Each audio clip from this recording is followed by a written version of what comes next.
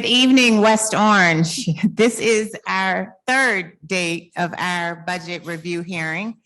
Today is May 31st, 2023, and welcome to our budget hearing.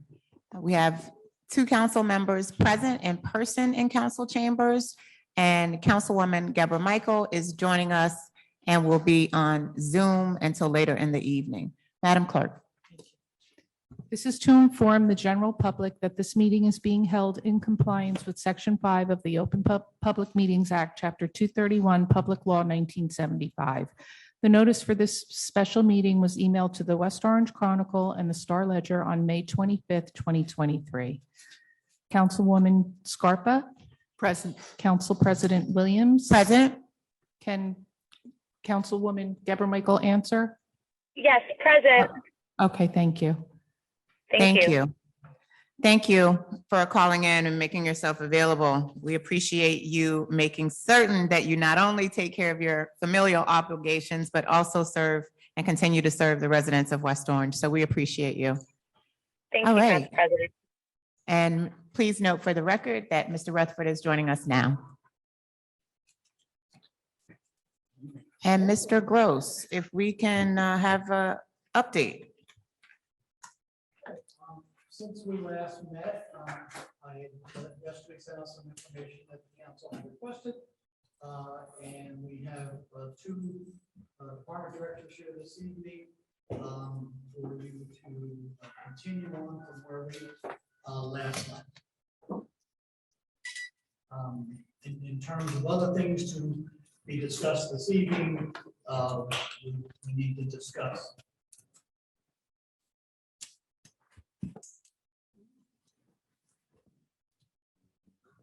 In terms of other items that need to be discussed this evening, we need to go back and discuss the alternative revenue suggestions that were presented to the council for hopefully approval.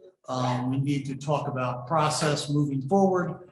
We also need to talk about some milestones that we at least need to be aware of. If not, trying to address. So, And I'm still getting messages. They just want you to pull your microphone just a little bit closer. Almost like you want to kiss it. there we go. Thank you. All right. So So take we it. should start with the health department this evening. So we'll ask health director to step forward.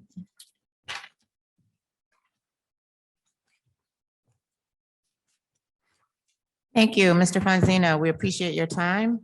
Good evening, everyone.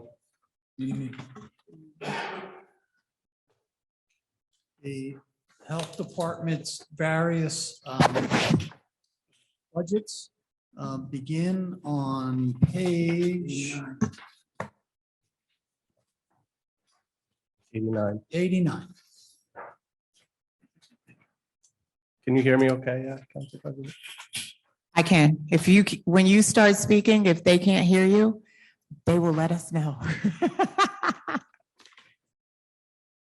Okay, thank you for allowing me the opportunity to be here before you this evening to kind of go over our proposed budget. The health department is made up of 5 divisions consisting of 18 full-time employees. Those divisions include our administration division, environmental, animal control, transportation, and public health nursing. The health department has been aggressively pursuing any available grants in order to bring in additional revenue to help offset our existing staff salaries and operating expenses.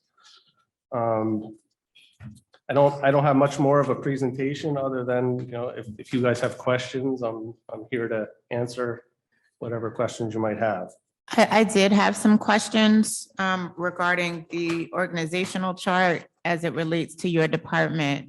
Noticing that under senior health division, all of those positions except for one keyboard and clerk, Marion Colino, are marked vacant. So We had 2 nurses retire. We had a retirement in 2021 and a retirement in 2022. 1 senior public health nurse and 1 public health nurse. So those positions were open, but are now filled. The senior one was recently filled. The other one is filled through a grant. And the hourly there's no hourly. So to be clear, there are two positions in the budget that were presented to the council for approval. One was filled, one of those 2 positions. The other position in the budget was not filled because we hired someone through a grant.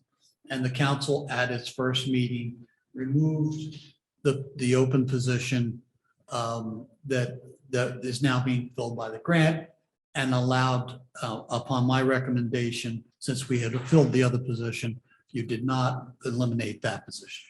Okay, so if we can go back to the org chart under the health department, just so that we can be current with our updates.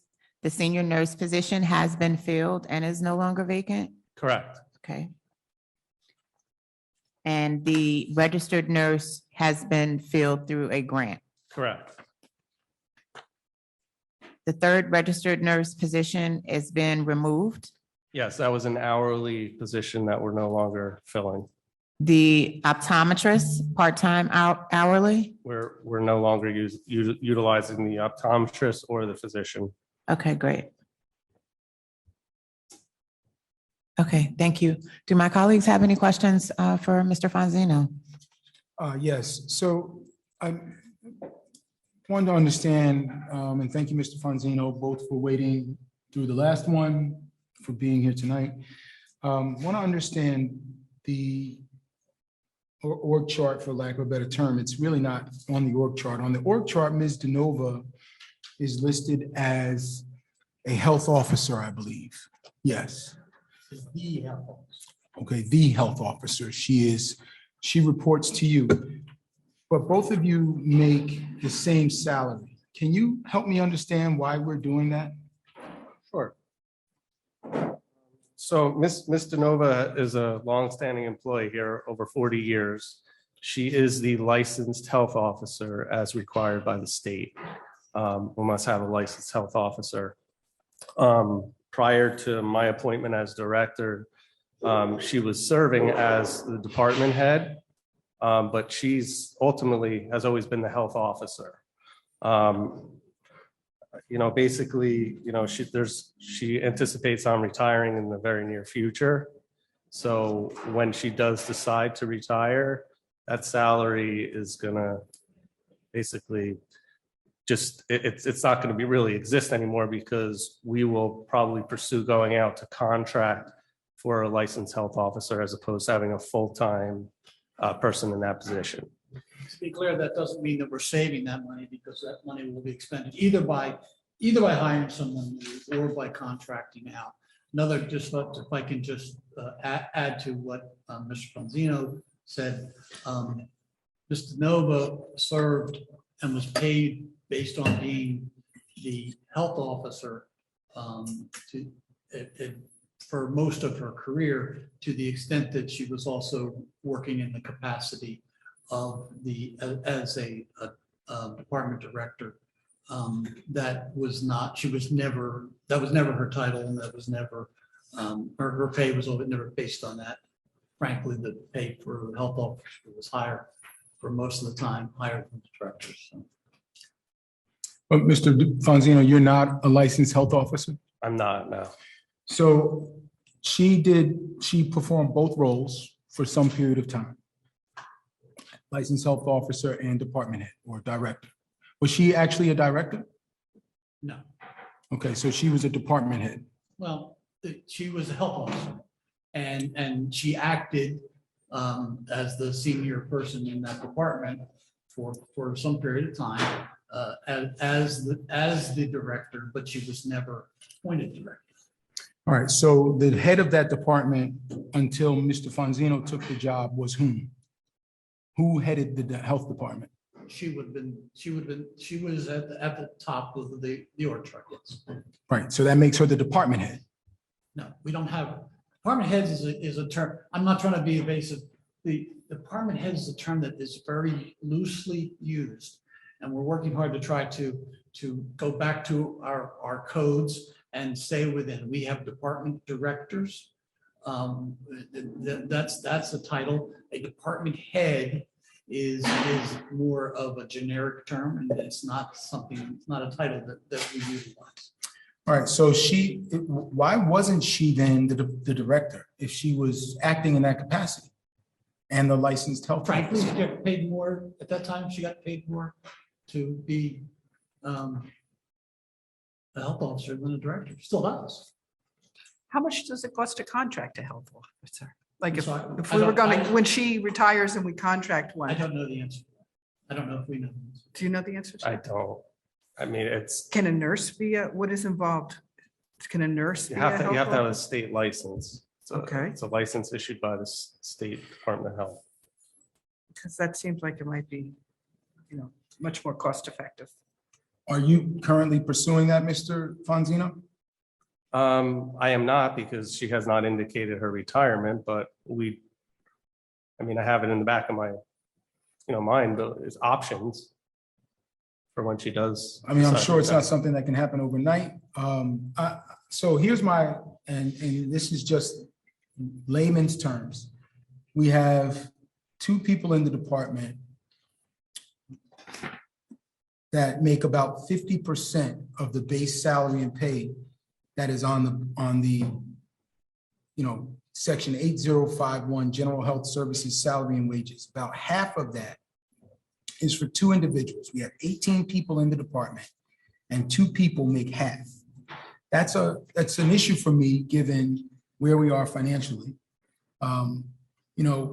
We came into this process with, a ridiculous potential property tax increase and an absolutely unacceptable number of potential layoffs. But in a department that has 18 people, two people are making half. So what can we do to stop that? And I don't know what we can do. I don't know what the rules are, but it seems to me that you are performing all of those functions. That's just how it looks to me. When I come into the department, when I talk to people that have had to interact with the health department, when I go to events around town where the health department is represented, it is always Mr. Fonzino. Whether it's in the morning, afternoon, evening, at night, it is always Mr. Fonzino. And yet we're paying someone an identical amount of money to Mr. Fonzino in a department that has, 18 employees, where the two of you make almost 50% of that amount, just about a little over 40. So what can we do there financially? Because it looks like the work is not being shared fairly, and we are responsible to these taxpayers. So do we have any recommendations of what we can do with the health department at the top to minimize this, the impact that we're having on the budget? I could say that, there was always a health officer and an assistant health officer. Now, we did away with the assistant health officer when the previous health officer retired, and it was just the health officer doing all this department head stuff. Now, in terms of her workload and everything, a lot of her work may go unseen, but she's a tremendous help to me, and we work a lot, together on things, contracts and meetings. There's a lot of things that happen behind the scenes that, that she's doing. It's not that she's not doing work or providing a service to us. She certainly is. No, I would hope that would be the case. Yeah, Right. absolutely. So the bottom line, health officer is a civil service position. She has civil service protections. And, and as long as we need a health officer, she's going to be our health officer by civil service. And so there's no turning around on that. So we're faced with just accepting this Yes, sir. current structure for the foreseeable future until she decides she wants to retire, or until Mr. Fonzino decides he wants to do something different. And that's acceptable to you. Well, let me ask a question. I was gonna, Mr. Gross, if I may, because what Mr. Gross just indicated is that these employees have some civil service protections based on government. And I don't know that whether or not it is fair to him is a question that really impacts the outcome of my budget. I understand your rationale and your reasoning. Certainly, it does seem that it is unfortunate that two people make the most of this budget. However, how we got here and how we remain and go forward, fairness isn't the issue. These are employees. So we have to be mindful that as employees, they are protected as civil service agents.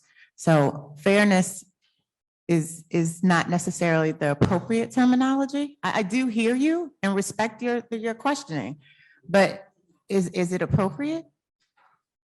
Is my question appropriate? Is that? No, I'm just saying for Mr. Gross to answer whether or not he believes it's fair. It's our budget and it's where we are right now. So again, unless someone retires, as you indicated, this is their salary that we have to work with.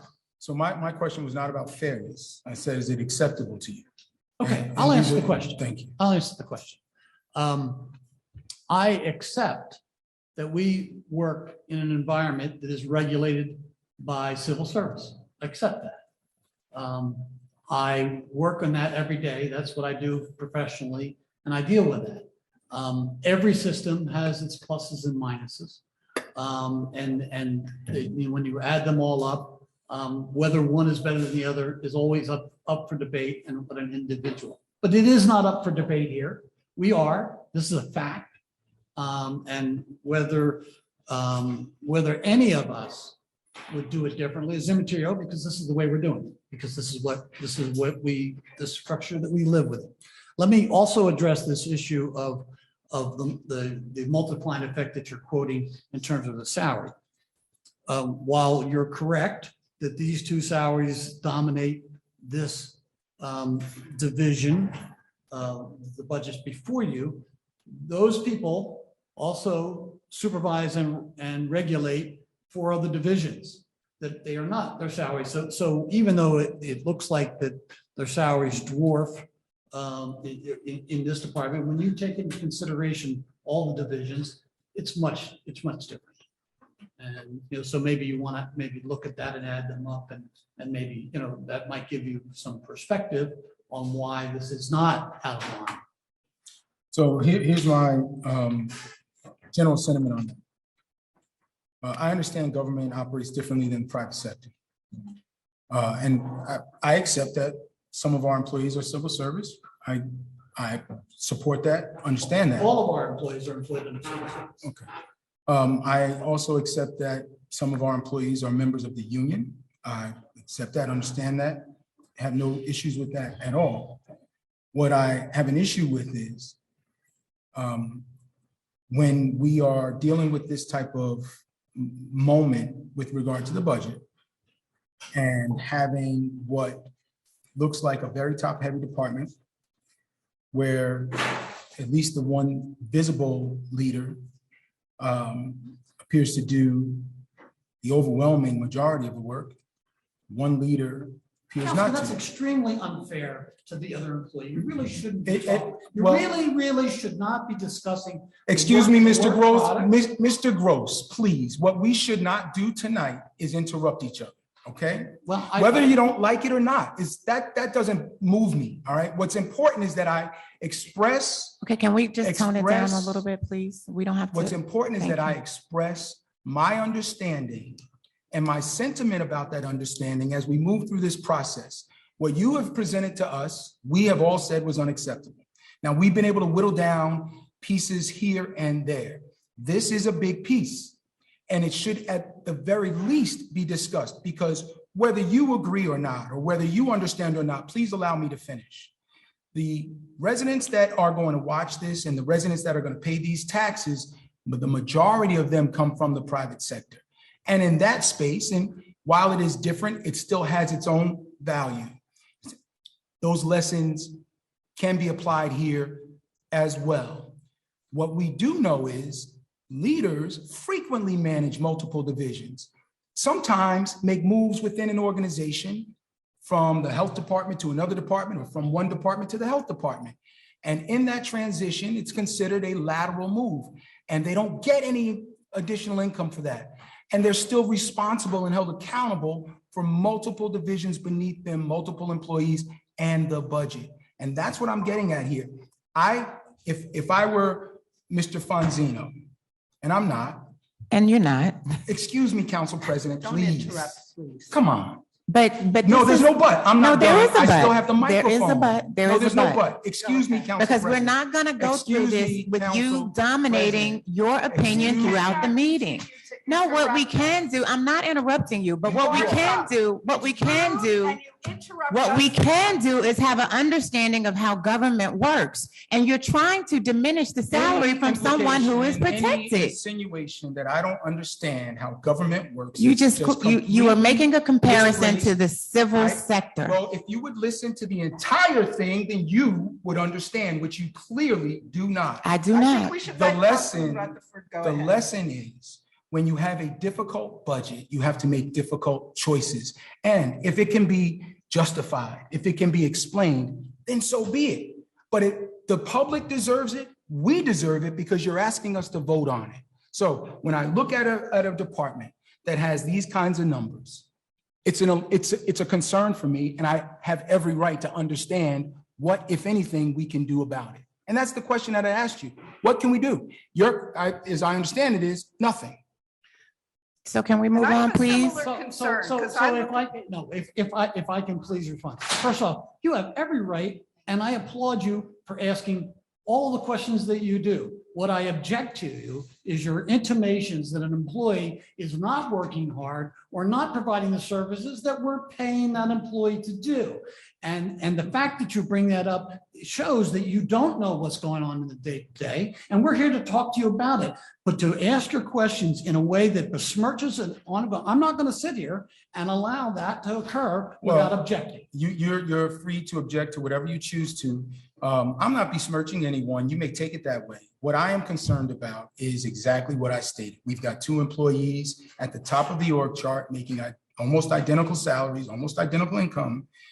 And the rest of these 16 employees are splitting 60% of that budget.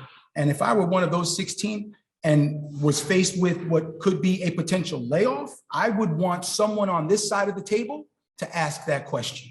And again, you're misrepresenting what I just explained to you before. So obviously, I didn't do a very good job of explaining it. There's 4 other divisions, salaries you have to add in there to talk about those 2 employees and the percentage share they have of the total budget. Okay. So. I mean, I'm just going by 8051. And 8051 I has, explained that there's 4 other divisions for you to go by. okay. 8051 has 717,000 budgeted last year, 2022. A little bit I more understand the than math. was spent, 725. This is also for the benefit of the public. Departmental request this year was 776. The mayor's recommendation is the same, 776, 503. Of that 776, 40% goes to 2 people. My concern is that we're not looking at this budget as a strategic process. I want to understand, okay, what a licensed health officer's job description is and plan for, as we move forward in the next 5 years, how are we going to bring this down? Can one of our other employees, our nurse, become a licensed health officer? What is the cost to subcontract it out? I just want to understand it more strategically. And if we did, first off, we would have to wait for an opening to occur. Well, can't we plan for that now? No, you can't do anything about it. You can't, we have a health officer, that is working for us and has civil service status and will continue to work for us until she decides to retire. Right, but can't we train someone or get them the credentials to move into her spot when she does retire? We certainly. I mean, we don't want to wait till that certainly day. can Encourage. Civil other service employees agents, what's and- their retirement notification process? I'm sorry. For a civil service agent, what is the retirement notification process? How does she have to, when does she tell you that she's going to retire? How much advance notice is required? minus 30 days, to be honest with you. You know, you can retire and withdraw it. You can retire very quickly, and then you can withdraw it up to 30 days afterwards. So if there are not a lot of requirements for that. So we do planning.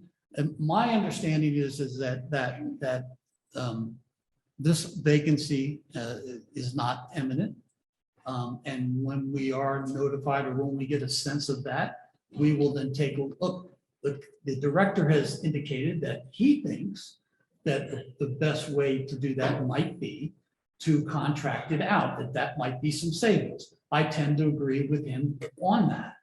And so therefore, we certainly, if that is the director's intention, and if that ends up being the correct path, we certainly would not dangle a carrot in front of our employees and say, why don't you go get this license? Because we're probably going to hire somebody. And since that's probably not what we're going to do, we wouldn't do that. Right. Okay. So what is the cost of subcontracting out? Can we? We don't know that till we negotiate that at that time.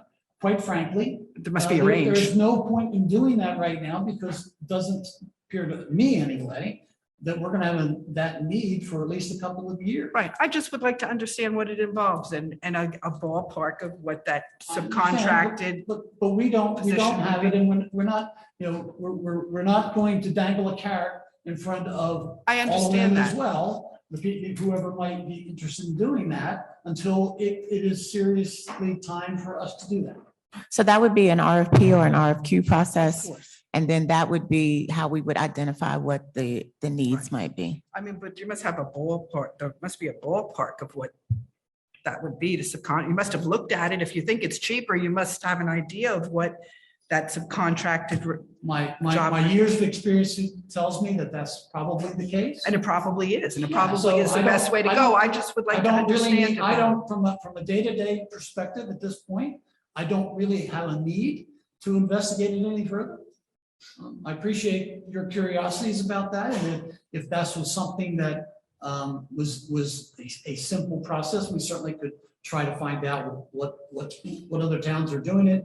However, it would have to be a town of similar size and nature, Right. and so. Well, if I were managing a department and I were looking at keeping my costs down and planning strategically over the next 5 years, I would know approximately what that would cost. That's all I'm saying.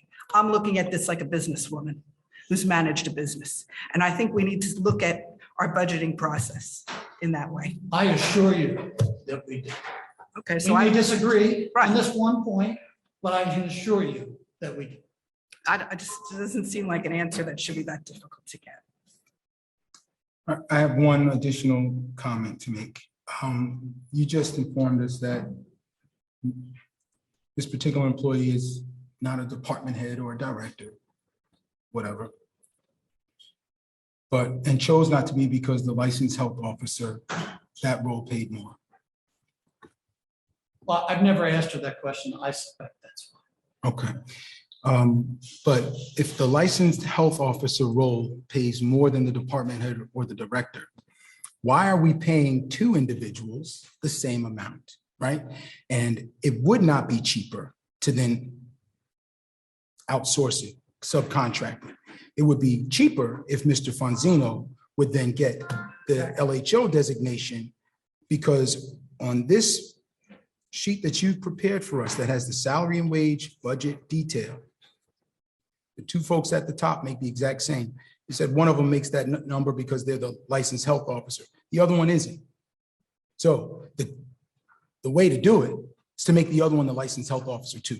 Whether he assumes that role now or 10 years from now, he should be preparing for that, because at some point she will go. And at some point, we're not gonna, if we can save that salary, we absolutely should, especially since we're paying two people at the same rate. And that's the kind of planning I feel we should be doing. So do we want to outline? Mr. Fonzino, are you not working towards that goal? I am, but that ultimately is my goal, but it's But not may I doesn't have- happen overnight. It seems course like not. there also was some type of reference to the work that this licensed health officer does. Can you give us a little detail about what those responsibilities Listen, we include? just came out of a pandemic.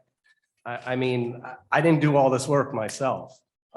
So maybe if you could explain it to you my know, colleagues, they might have we a better meetings with the understanding. State Department of Health. We have to oversee outbreak investigations in long-term care facilities, in schools. We're supervising the nurses that are doing that. We have, I mean, obviously the emergency has ended and things are calming down, but we're still following up on cases in New Jersey here. So it hasn't ended in New Jersey. So the health officer is very instrumental in supervising those activities, all the environmental health activities, the inspectors and inspect restaurants, or all our public pools, all our youth camps, our childcare centers. So, I mean, the work is tremendous, and it certainly cannot be done by one person. It has to be spread out and supervised by more than just myself. I mean, I obviously oversee all the divisions, but I'm not directly supervising every single employee. And Ms. DeNova does assist with that. We share that burden. I'm sure, well, okay, so that just gives me a different question then. When I look at the health department org chart, senior busing division, I don't know who manages, supervises that. All of these roles are omnibus operators. Who manages them? The bus dispatcher is the direct supervisor of the drivers. Where's that person listed here?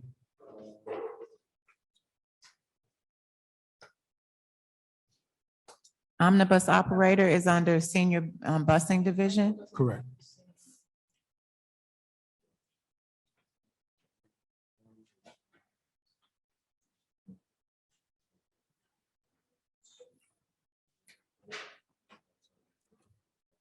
While he's looking for that, Mr. Gross, I understand the offset account at the bottom, 21,737. You've detailed that on the other sheet. I'm sorry, could you say that, start again? I didn't hear. Oh, yeah, so on the bottom of this page, general health services, salary and wages, I understand the offset account, how that was derived, the $21,737. What I'm curious about is the other funds earnings that was listed at $11,395 in 2022. Are we not getting that money, and what happened to that in 2023? Line 900 is the other funds earnings under general health services, salary and wages. On page 89.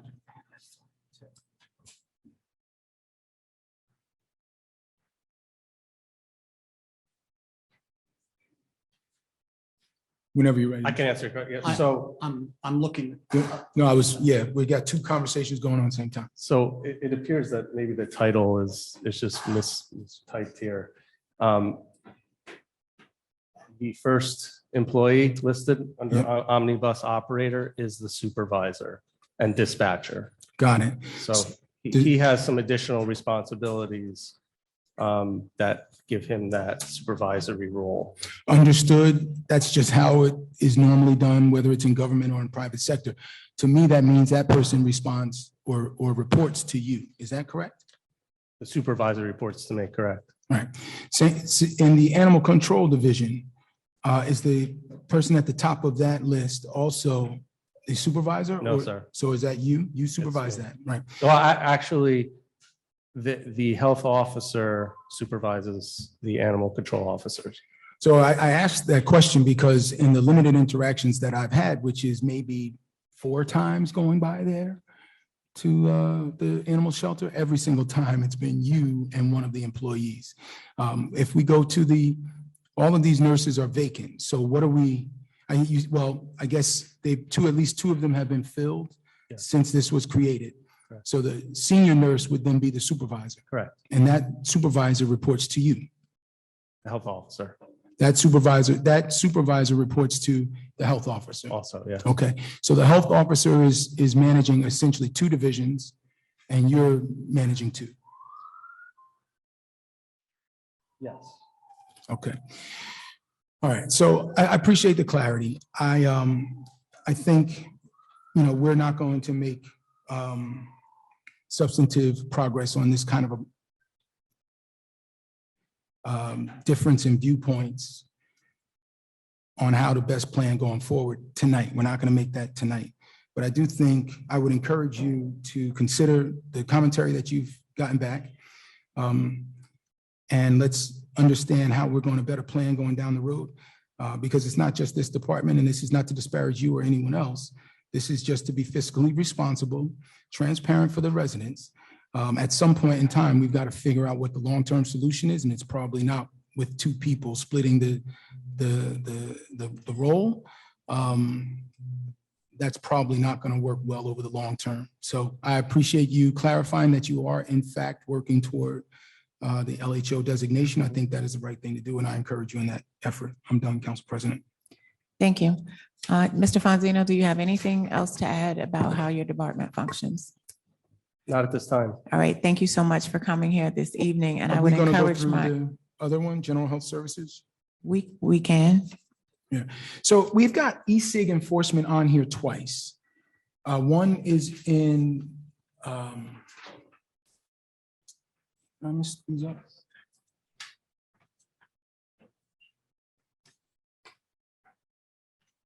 Maybe I'm wrong. Oh, yeah, e-cig inspections for salary and wages, 5,400 was budgeted, 855 spent last year, another 5,400 recommended by both the department and the mayor in this budget. And then on this second sheet, the other expenses, we've got it. I thought I saw it on, yeah, 3,600 was budgeted last year, 0 was spent. 6 was requested and 3,600 was recommended by the mayor. Does that include vaping? Yes, so I could speak to that. The salary and wage pays the overtime. Oh, okay. So the money in this account, and John, you correct me if I'm wrong, is from the licenses. We license any establishment that sells e-cigarettes or other vapes or nicotine delivery products. It's not exactly accurate, that it's not direct. The way it works is we collect funds from those operators, which we then allocate the following year based on that. So it's not a trust fund where we have that money set aside, but it is funded in the sense that we have offsetting revenues to offset our expenses. Right, but it's all in the general fund. It is not designated specifically for this. Okay, understood. Yeah, so the one is to pay the inspectors who go out to the inspection. The other line is for like supplies, for operating expenses. So am I to, by this budget, understand that we are not really doing those inspections? I mean, if we only did $855 for the entire year. No, we're doing them. All right, so where is it showing up? Because it's not showing up in the form of an individual being paid to, unless, is there a health officer of some sort or an inspector of some sort that goes and does that work on normal hours and not overtime? Or how is that accounted for? No, it's outside of their work schedule. It's outside of the work Yeah. schedule. This could be a coding issue where overtime is put in, is not, there's two different types of overtime. And so when payroll comes due around, it could be a coding issue that, the overtime is going to the other line. So the work that you're doing on e-cigs, which includes vapes, it could be captured in the overtime line, which is 100 on salary and wages. Is that right? Mr. Gross, am I understanding that right? Okay. So here's why I ask. We know we have a new industry in town. And some of those dispensaries are going to be selling vaping products. Is this sufficient to handle the inspections for those properties as well? There's at least 3 that we expect. 1 has committed to not do it. I don't know what the other 3 are. I think that they will. So I want to know if When this you is say accurate. inspect, are you talking about just the vape portion of those facilities or? So I'm not even exactly sure what's involved in the inspection. I don't know that, I think that's separately regulated. I don't know that the vaping products will be inspected in the same capacity as they are in cigarettes. Is that the case? Do you know, Mr. Fonzino? I mean, we license the e-cigarettes and the vapes. In terms of, if you're talking about the cannabis vapes, I don't know if I don't know where that falls. I don't know if that would be a separate, if that's something the council wanted to consider separately. I'm not sure that the state has certainly passed on to us the answers to those questions. Gotcha. And if it's, by the way, if it's not, any fees, if indeed that would cause additional fees to be raised for that, for the vape purpose, if the statutes allow that, any additional costs would be passed through by regulation. All right, so that's really what I'm getting at. I want to understand what you're doing with the e-cigs and if there's going to be a similar process done for cannabis-related properties. And if there is that properly situated with you? Or do we have to have some other portion of town hall involved in that? Or is there a state Keep individual? in that's mind, gonna be Councilman, involved? that the cannabis is completely separately regulated and the state inspectors come and regulate that. So at this particular time, it is my understanding that the local government will not go into the cannabis stores, entities and do that inspection. So I hope you're right, Council President. I'm saying, I am not saying it is my understanding. So I'm being very transparent and clear here. But it is my understanding that that is a completely separate regulation and that our local health directors will not be inspecting cannabis. So my concern is that it won't be done. I don't think there's any clarity on, I know that they are going to inspect dispensaries and they have a whole thing they laid out on how they're going to do that. I just wanted to make sure that if there were any local impact on us, since to me, it is not clear, that we are preparing for that. If we can't prepare for it now, at least we can get the heads up so that when we revisit this process, hopefully again in the fall for next year, that we can begin to plan for that too. There's no doubt in my mind that if you're asking me to make a decision today as to how we would handle, it would be handled through the health department. I suspect I'll believe the same thing in 6 months.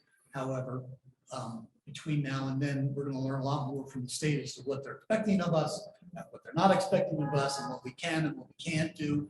And that will certainly have an impact on that decision making. But certainly, the health department is ready for that. I mean, it's the kind of thing they do, and it's what they do.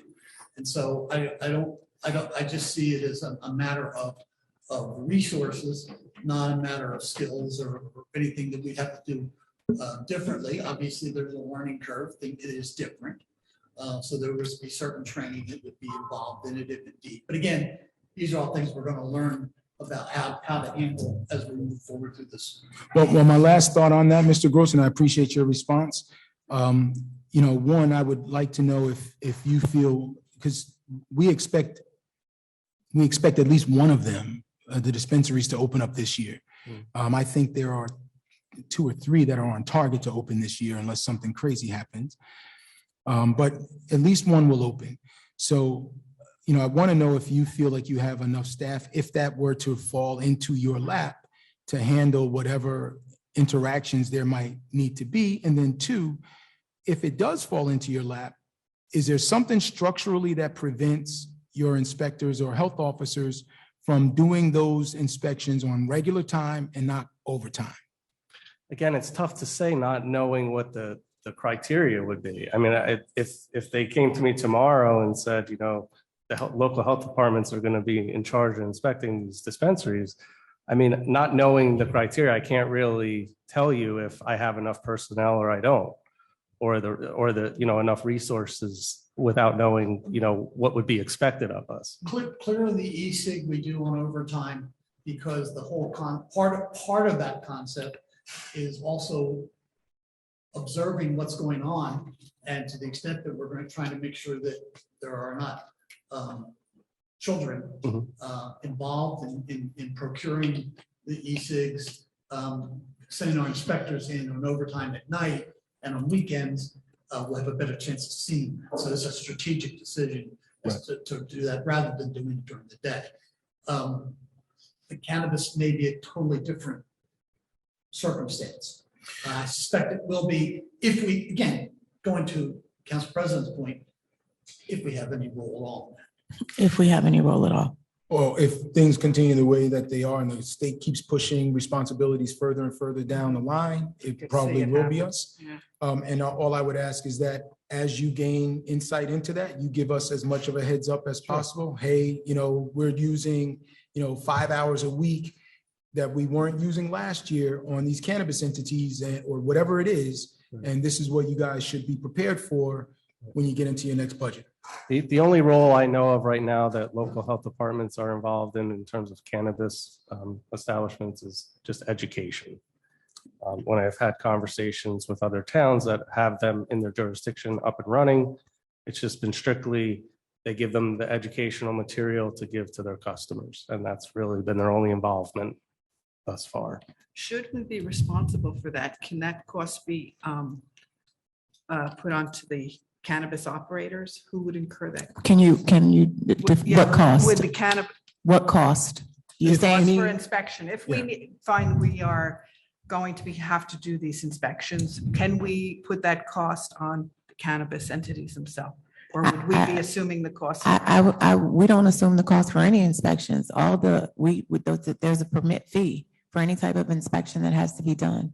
So when you're a business and you are a restaurant and you want to open your business, Mr. Fonzino, how does that inspection get tabulated? So we license the food establishments. So obviously some of that cost goes to offset the cost of having to have an inspector go and do those inspections. I'll give you for example, I don't know that it would ever be structured like this, but for tanning facilities, the state licenses tanning facilities and the local health department inspects them, but the state reimburses them a set fee per inspection. So maybe it might be structured like that. It's hard to say. I don't know how it's gonna, No, I just play out. wanted to give my council colleague an understanding that there are, whenever, Ways the- for us to do that. absolutely, there are ways, but even now, it's incurred by the business. When they want to come do business in West Orange, they have to pay those applicable fees. And at one point in time, the tobacco, the enforcement we're doing now, the tobacco age of sale, with the funding was reimbursed through a state grant. Like we would go out, do the inspections, and the state would reimburse us Okay, to do those inspections. So, Thank you. it could be set up. any like other that. questions? Yes, Okay. on the same 8052, general health services, other expense, line 90 is laboratory contract. Can you, what is that? Yes, so we're required by the state to have a contract with a laboratory.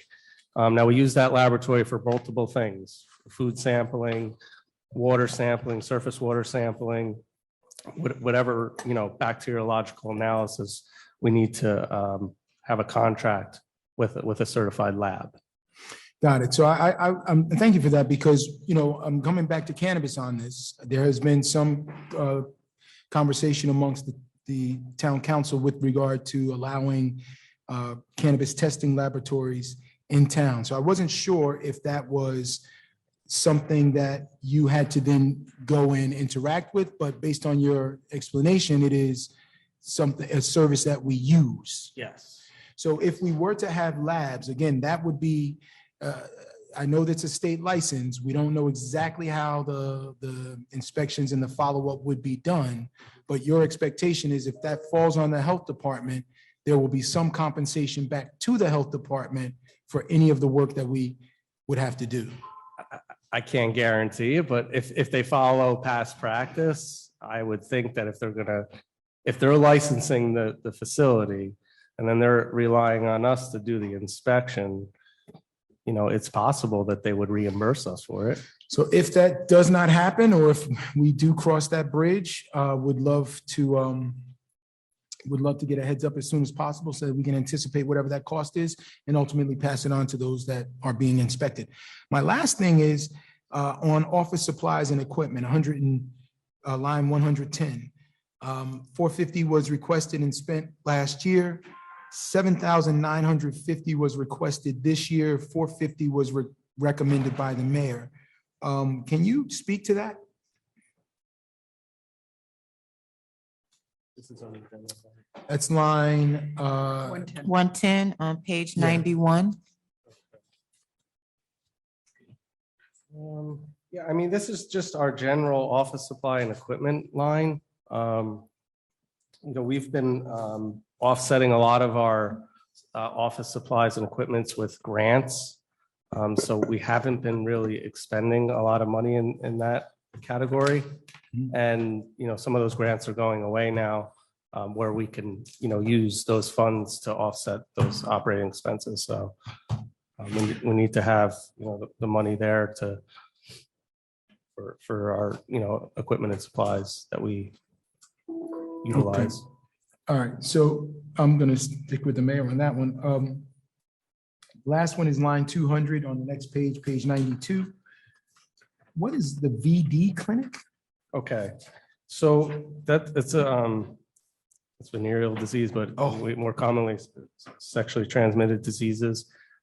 So that money hasn't been expended because currently the East Orange Health Department provides that service to us at no charge and has provided it for some time, but we don't know, that could go away at any time. And we need to have money there in case we have to start paying for those cases to be handled and investigated. All right, got it. I'm done on those pages. I don't know if you guys want to continue on through to the next ones. Or if there Are are other there, questions. colleagues, do you have any questions about the senior busing salary and wages? Page 93. I just wanted to make a comment about the busing in general. Do we have any usage studies on what kind of usage we have for the jitney services? Because I'd like to see. Like something. ridership? Yeah, like. how We many do. we've I got think, and- I believe they keep track of that. Because I've been talking for a long time about, I think that has to be an area where we have to break even. We have to start charging for that. For senior busing? Not for senior, for the jitney, Commuter. the Right. commuter But service. let's say, this is senior Right. busing, so that would be only for the seniors. So Right. let's So kind of what do we focus have? on the Do we have seniors. One bus a lot? Do we have a certain amount of buses? Have we looked at the cost? It's the same buses that we use for the jitney. We do the jitney in the morning and at night, and the senior busing is. Right, so there's not a lot of cost, obviously, for the seniors, because we already have the buses that we're using for other. It's just a matter of the operators. But Right, I'm saying, but. It's minimal But it is certainly more economical. Right. To run a busing, two busing programs with the same. Mhm. right. Could we get usage studies on those Or ridership or data. ridership data? I believe they have it, yes. Yeah. Can on you both. send that to us? Yeah. I'd like to see Sure, I'll that. try to track it down. What my colleague is trying to get at is we want to understand as we look at other revenue sources, which is some of what we'll discuss tonight. We want us to understand how many commuters are actually taking the jitney to the train. So But you're this is you're senior talking about. busing, so this is Yeah, two I know. separate conversations. So if we can stay focused on senior busing right now, and we'll get to the jitney. I just want when you we to- I get can there. tell you on average, and this is a rough number, on average per month, we transport about 650 seniors All right, to various different places. when you get a chance, send the ridership data for the commuters as well. We'd love to know that. And I want to number. take where I'm. That I don't have. I mean, that I believe engineering has, but. Can we get that certainly from try. engineering? Yeah, And let me tell you where I'm going with this. I've done some, homework, and I know that like Summit uses Ubers. and can you speak into your e-rides. microphone, Yeah, Councilwoman? Summit uses Ubers and E-rides. They found it's not feasible to be running their own. I know Montclair has done similar studies and, uses Ubers. And I think we just need to look at this whole thing in terms of the cost benefit analysis and think about whether we're doing this the most economical way or whether we should be looking at it differently. So I just want to take a strategic approach to looking at this whole operation. I think that's a valid recommendation, Councilwoman. However, my only concern would be looking at, we have the capacity, we have the product. So when we're talking in certain terms about outsourcing and doing it ourselves, we also have to look at the fact that how much would it cost for us to actually invest in the equipment, the hardware, In this instance, we have it, it's functional.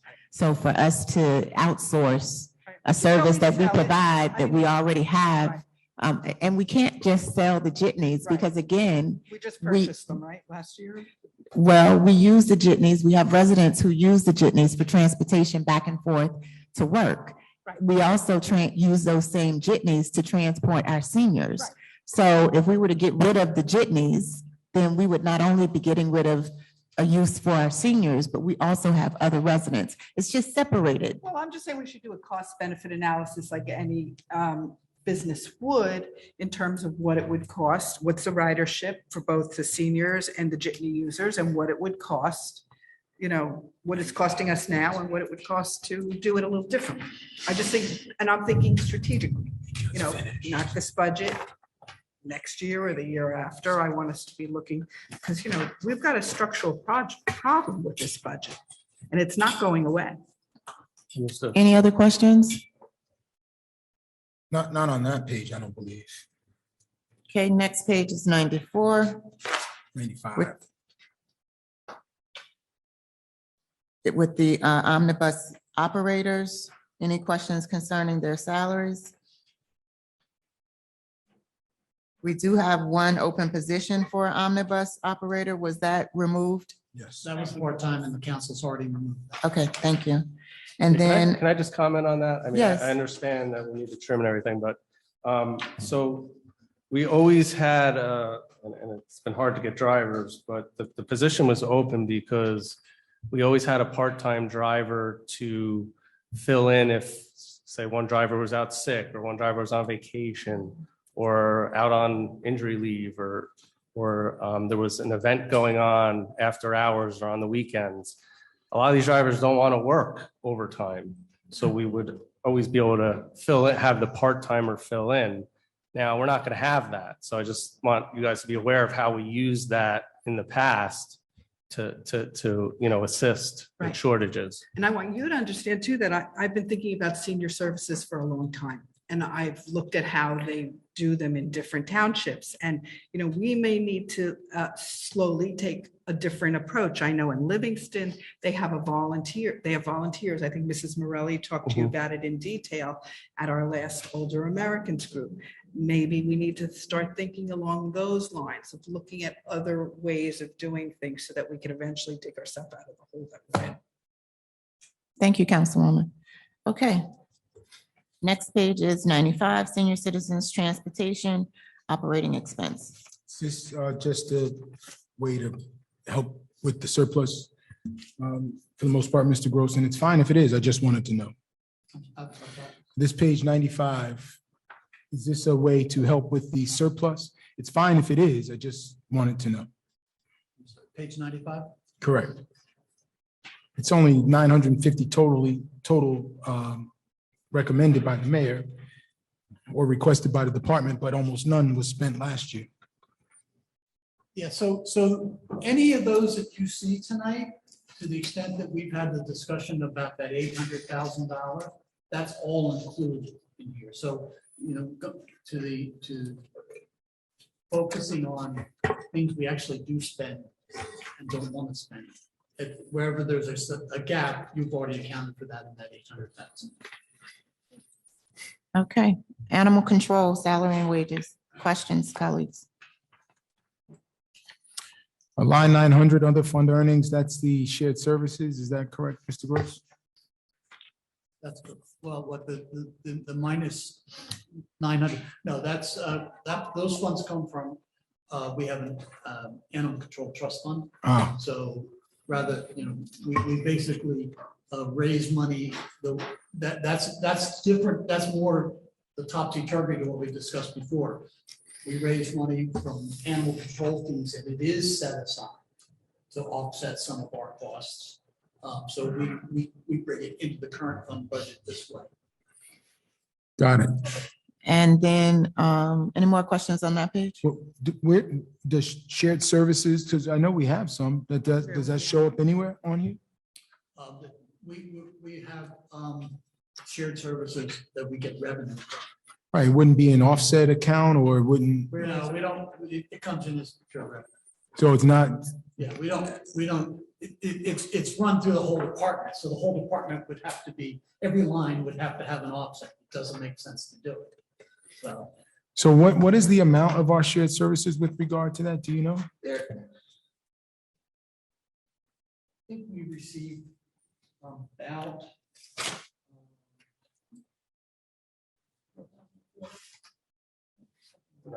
4,000 a quarter that we received. And then I think a third of that goes into the trust fund and the other goes in as revenue for us. Got it.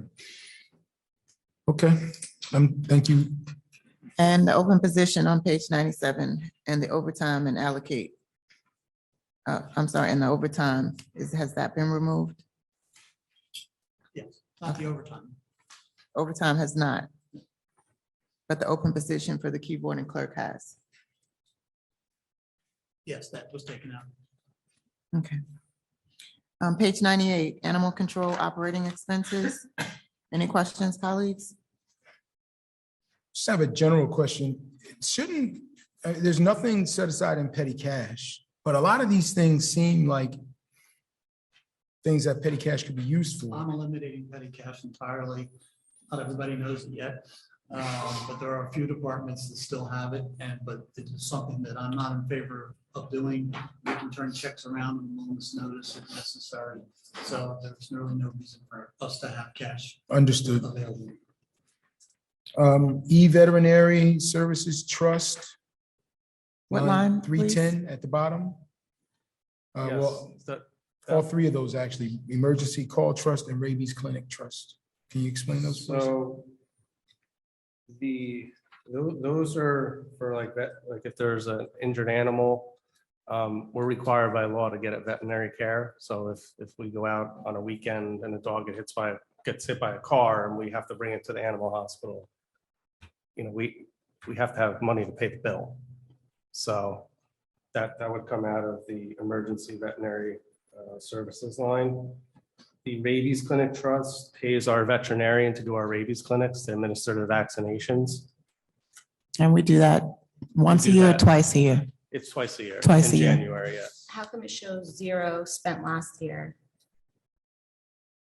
It shows that 500 was requested last year, but 0 was spent for the rabies. Same thing for the eVet and emergency call. 3,000 was requested, 9,000, nothing was spent last year.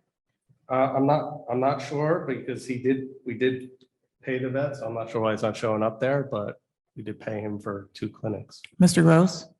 The book and see where it was charged off. I don't know. Top of my head.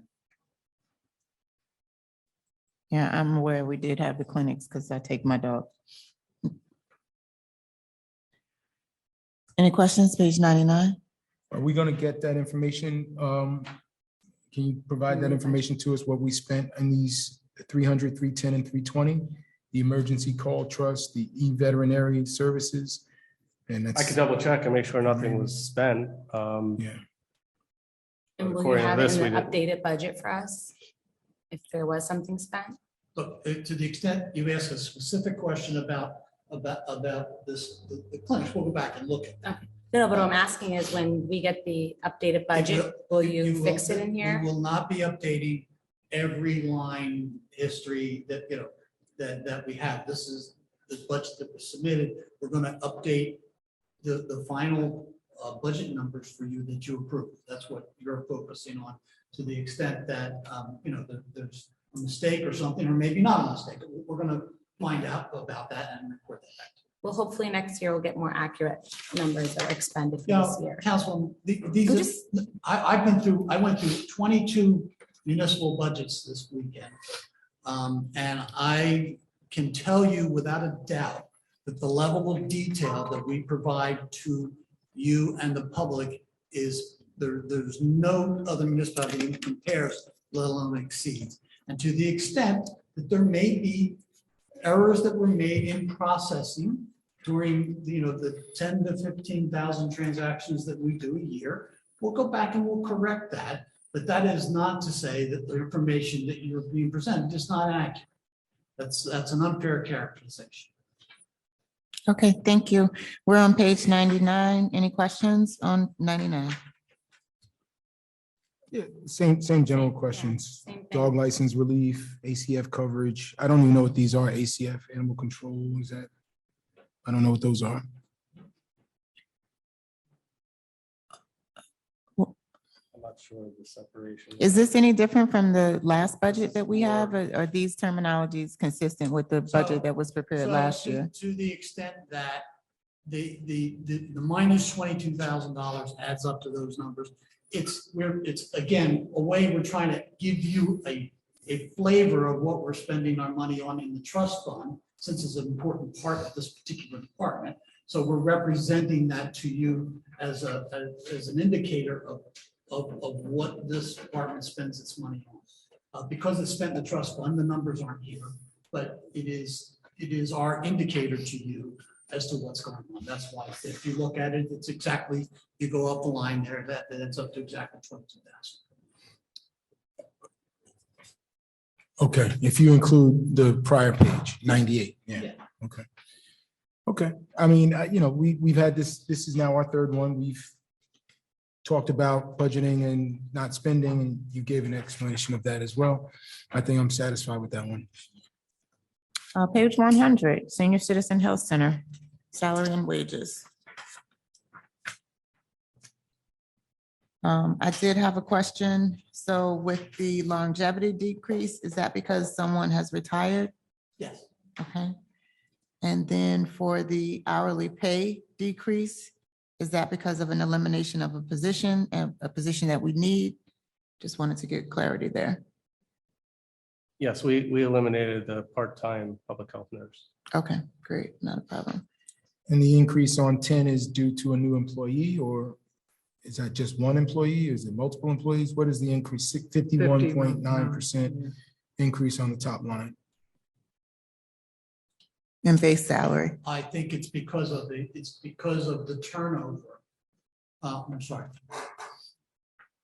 Into your microphone, Mr. Gross. It includes the open positions, promotions, as well as the overtime and other.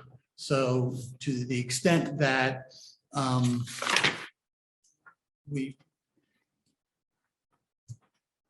But we've eliminated these positions. Yeah, Yes, we've eliminated these. So on this page, on the page with the salary and wages for the Senior Health Center, again, the bottom positions have all been eliminated. We do have the keyboard and clerk one, and we just recently filled the registered nurse. And I'm sorry, the senior nurse, 3 of those positions have been filled. We just discussed that, Yes. right? Page 102.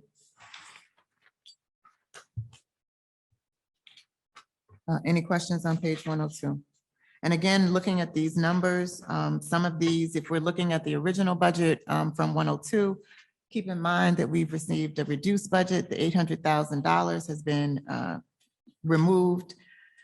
And so some of these line items are not accurate anymore. The majority of these line items are no longer accurate. Any questions on the Retired Citizens Program, salary and wages? So I did have a question regarding the Senior Livability Coordinator. One is showing an open position, and then one is saying where the grant.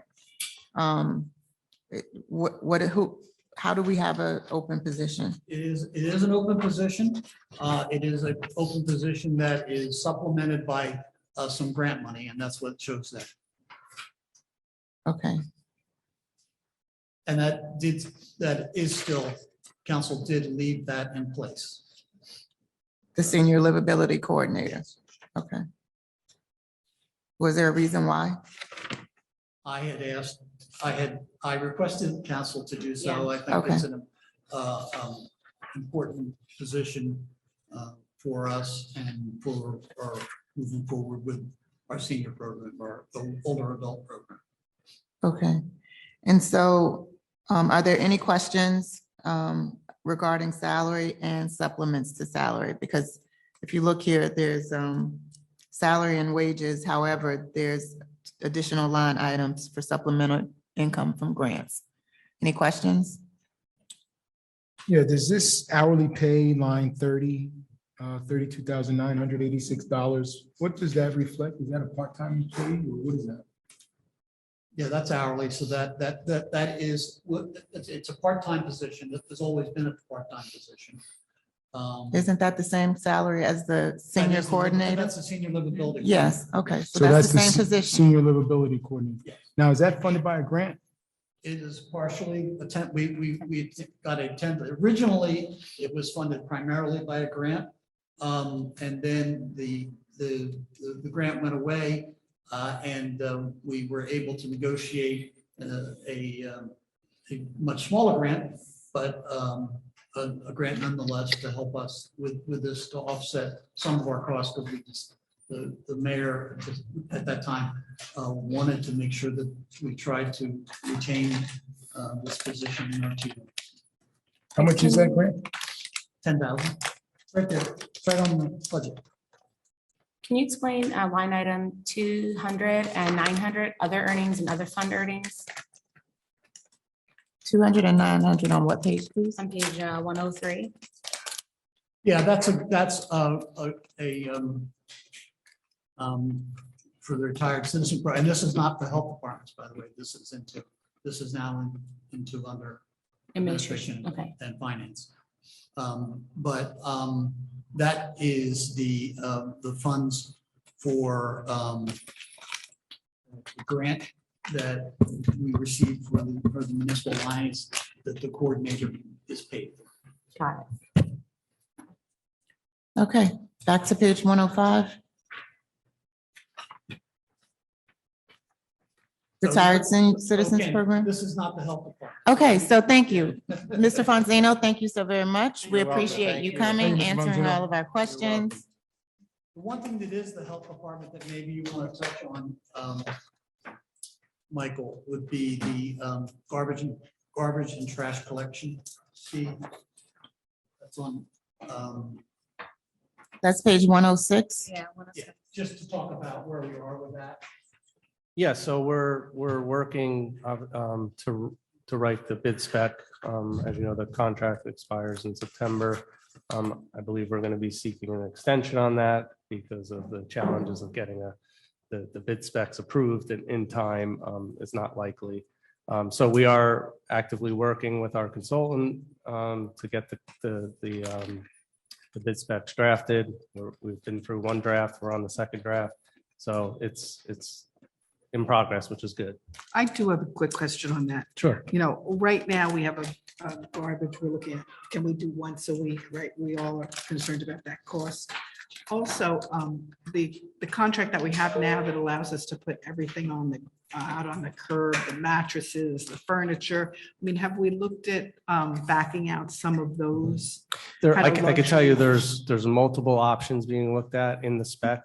So there's, well, If you recall, we had a presentation for you and where we talked about all the different options that we were going to be looking. So we're going to look at the And so bare that- bones that to we- the that we- catalog. That we brought to you. Right. And for your information, Mhm. we're budgeting here what we think, I don't want to say it's the worst case scenario, but it's certainly a likely scenario Mhm. because number one, we don't know where the bids are going to come in. Number two, because of the new process of having to get the state's office of the comptroller's approval for the bid beforehand, and we don't know how long they're going to take doing that review. We think it's not likely that we will get it out and done and back in time before the contract renews. So we will have to negotiate an extension. If that's the case, we'll have to negotiate an extension. And we think that negotiation is going to be a difficult one for us. So we're hopeful that these funds aren't necessary, but it's not responsible to budget, in my opinion, not responsible to budget without putting them in there because there's a high likelihood that we'll have to spend it. Okay, thank you. Anything else, Mr. Gross, that Mr. Fonzino might need to speak to? Okay, great. Thanks again. you're welcome. And now we will hear from Mr. Kehoe in the Recreation Department. As Mr. Keo comes, Mr. Gross, on that point you made about the bid specs for garbage, are we going to include, non-green comparisons or allow, companies that don't have, natural gas or other cleaner fuel sources to bid as well? While nothing has been finalized, I would be extremely surprised if we went out with that still in our bids.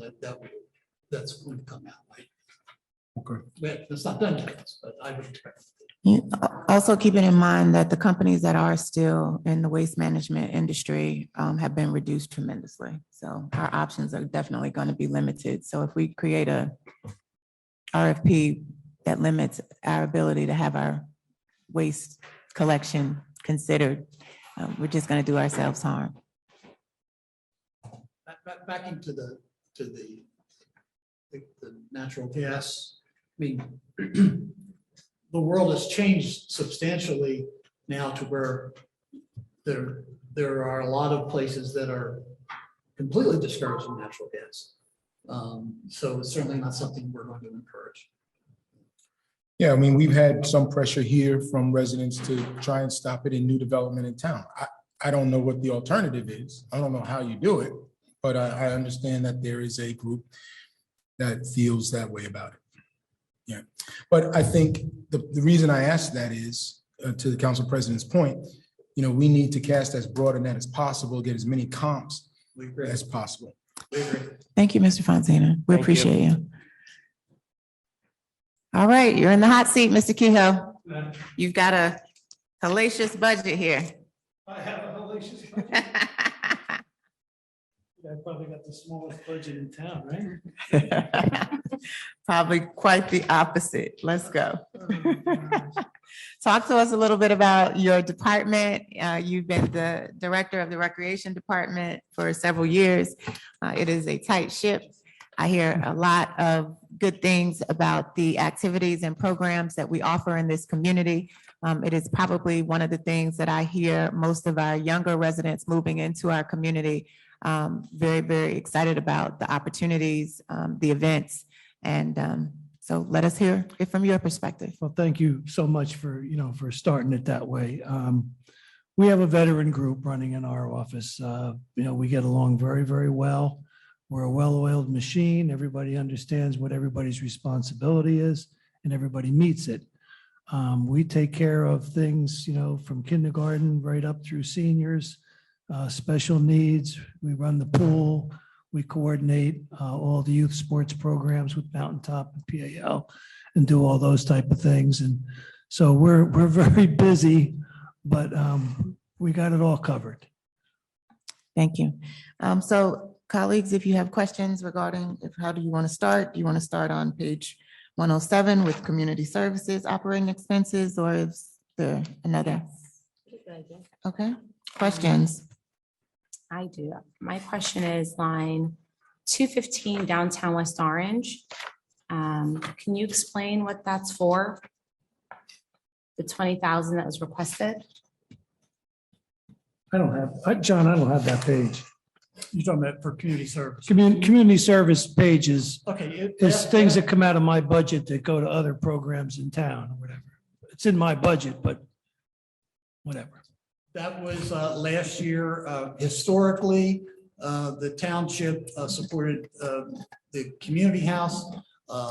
Last year, decision was made to take those funds that had been traditionally given to the community house and split them up between OSPAC and downtown West Orange for their efforts to work in the downtown. And because I wasn't here last year, why aren't we giving the community house any money? Can you I'm not speak gonna into your speculate- microphone? I'm not going to speculate on the council's motivations for that. I mean, clearly. Well, I can speak to it. I recall we were here. We voted to not provide the funding because they did not meet the requirements to receive the funding. Okay, Just that simple. thank you, Council Mhm. President. Any other questions regarding this page 107? So there are several items that weren't budgeted for. That were budgeted for but weren't spent last year. And, all of them have a level of concern. I'm trying to understand what happened with Luna Stage in particular? So it was 8,000 was budgeted, 0 was spent? I don't have to look at and find out why. I don't know the answer why. It was included last year. I believe it was a new, and it may have been ultimately they were only looking for 1 year. What about Chamber of Commerce and West Orange Elite Basketball Club? Again, money was approved. Chamber of Commerce was put in, I think 2 years ago for a specific project, same rationale. Weren't sure whether they were going to need it or not. So I personally haven't been involved in that, so I can't tell you why they didn't, it wasn't requested last year. In the basketball club? I think it's just very, very similar circumstance. The grant to the basketball club is a new one. It was felt that if we were providing funds for PAL, which runs football and baseball, and Mountaintop, which runs soccer, baseball, hockey and other things like that, and the basketball club was running an extensive 3-season basketball program, where originally it was a 1-season program. Then they became a 3-season program, and we felt it was our responsibility to help them to the same regard we did the other 2 organizations. That makes sense. It's just that it was requested, 9,500 was requested last year and 0 was spent. I can't imagine not spending it if they run such. My understanding is they got that, but I will check that. Okay. I have a question. Why are we giving money to the West Orange Chamber of Commerce? And it looks like the money wasn't even That spent. was a holiday program they had a couple of years ago. Can we scrap that? Can we make any cuts on this page? Council. Well, again, cuts have already been Oh, made, so so let's these not are- look at the page because he's already made some adjustments. Okay. So just because we see this line item, it doesn't mean we have to go back to the supplemental document that he provided to us. And then there's some additional cuts that he made so that he removed the $800,000 surplus. So again, when we're looking at these line items, this may not actually be the line How item. do we know? We have to go figure it out. No, there's a supplemental document that was provided for our last meeting, and you have to infuse those 2 documents together so that you can see where we are. Council Right, I made a know. decision of all of these differences to take $800,000. Right. So that's what you've already done. So again, those are accounted for in anywhere where you see the difference. It's really any difference between the actuals and whether it's a small difference or a big difference, all of those added up and were calculated as to what we would ultimately need in the budget for the year. And So I need to go back and find that document and see if any of these things were You cut. You have. I have it, yeah. And I have to go cross-reference it.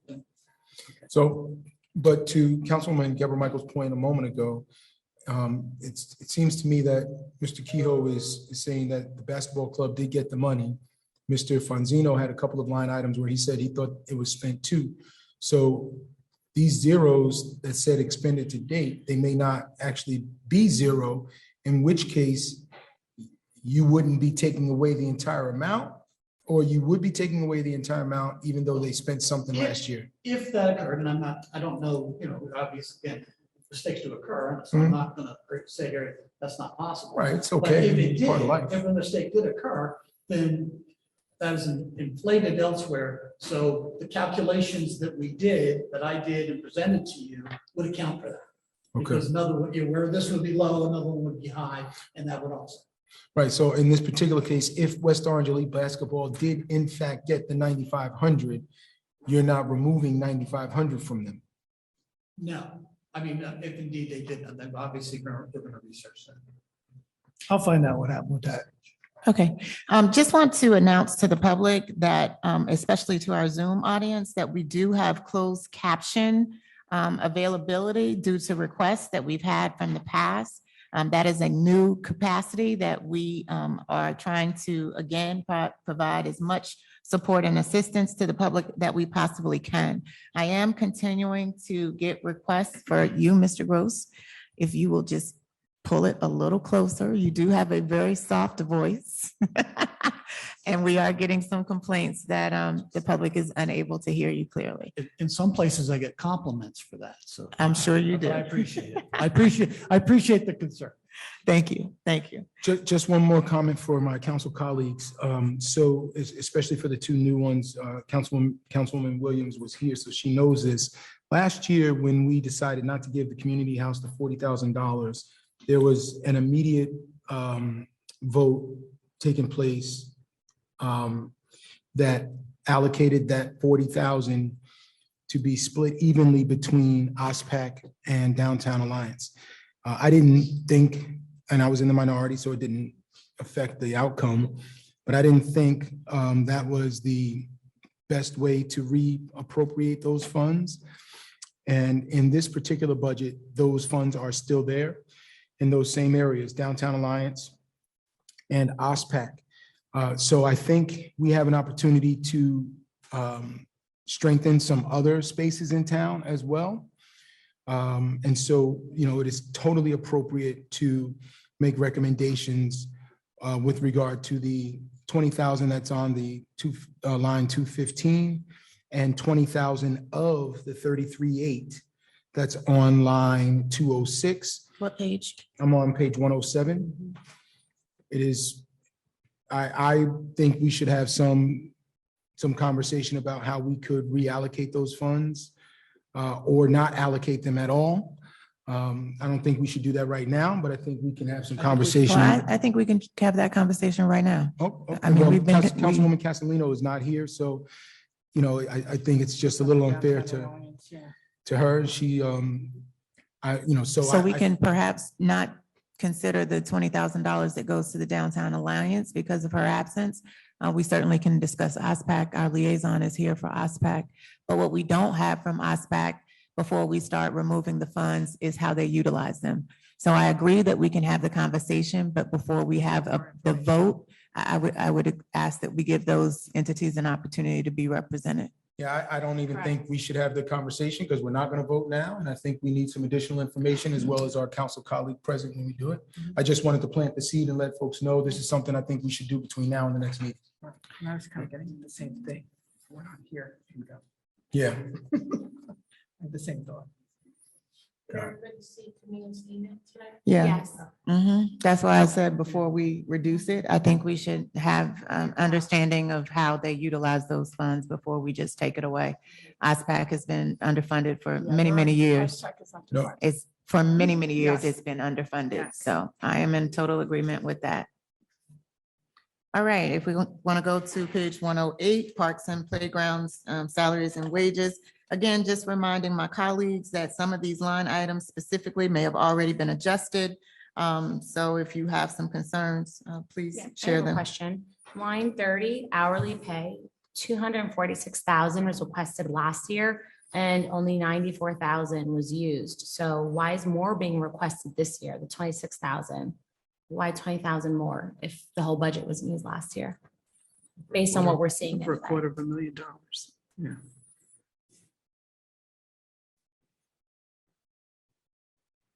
Mr. Gross, can you speak to what the hourly pay line represents? Hourly pay is based on the calculations of the funds, all the different programs that are anticipated to be run and basically extrapolation of all those programs. Now, Mr. Keo can speak to whether or not all those programs ran or didn't run or to the extent they ran with less staffing or, what the impact of that is. But that is what this particular line is, how it's calculated. So it looks like on page 109, there are about 15 hourly positions. And most of, so I guess the question would be, are those positions actually filled or have they been removed? Because then that would, That's the difference. I- Yeah, I mean, because those positions are not filled, but the money is budgeted. Okay. So it's not that we And had so, that money and didn't use it. We didn't use it because the person wasn't there to use it on. Mr. Gross, because of that, have those positions been removed from the budget or are they still in this budget? There, or this is the backbone of the summer recreation programs. So that was not, the council has not acted on those as of yet, and that's certainly why we're here tonight. So we may need to remove. Yeah, our schedule as far as hourly people and all that is based on the season. And when the summer comes along and you're talking about camp counselors and different gym programs, basketball leagues and all that kind of stuff, different things, everything kind of kicks up a notch. So if you look at it seasonally, you may get some wrong impressions. Having said that, calculations that we did have already accounted for that. Okay, So thank you for to the explaining that. extent that when we actually apply that $800,000, we're going to have to look at see where we are getting to Councilman Rutherford's point, where we actually apply that will based on where we're actually going to be. Okay, thank you. All right, next But page. even with them, when you add all of those up, I'm sorry? so, all right, I think we beat that enough. I think we beat that enough. I'm good. I think there could be an adjustment made to the hourly pay. But it will require some further conversation. Is the hourly wage minimum wage or is it different? It is. It's minimum wage? And right now, the state of New Jersey minimum wage is. Not all. I mean, There's exemptions. The rec department, if you come back from a previous year, you come back at an slightly increased rate. So there is a spectrum of salaries in those part-time positions for people that return. And depending on your level of responsibility, there are also differences in the hourly rates. Okay. Mr. Keough, have all your employees been paid? Is the payroll up to date for everybody? Do we owe anyone, any of these part-time employees? No, sir. No. Well, we did because we Well, we did. but we paid them did, now. But as far as I know, everything has been rectified in that Okay. area. Is that correct? That's what I was led to believe. Okay. Yeah, I mean, there were some tense moments, but. Yeah, when we Yeah, pulled the they're bills, behind that us. meant people didn't get paid who were these hourly employees. Yeah. Okay. Well, we just want to be transparent. All right, and then just on that top line, number 496 requested last year, 534 spent. 421 requested and recommended this year. So is that due to departures? What is that due to? It's 110,000, 113,000 less. Well, I'm going to think that maybe some of that is maybe where we anticipated an hourly pay, and maybe it was the work was done by a temporary full-time person. When I say temporary, someone who's working a full-time schedule, and maybe we anticipated. So that I'll have to go back and check that, because that is significantly, that would be certainly make that difference. Make up that difference. Right, and what we don't want is to get down the road and then realize, oh, we do need the 500,000. Yeah, well, that's not the case. I mean, in terms of where we are with now full-time people.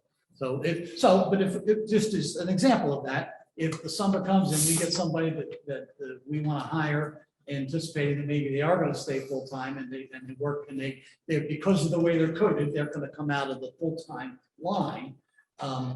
We're not going to spend the part-time money. So that money is there to prop us up. So it's not a matter of whether we're going to run out of money. It's a matter of, based on their classification, where are they charged? So because everybody gets a classification, and what that classification is determines what line your salaries are taken from. It's all automated. It's not, we don't sit down with a ledger and say, well, he goes there. And he goes, it's done as part of our total process.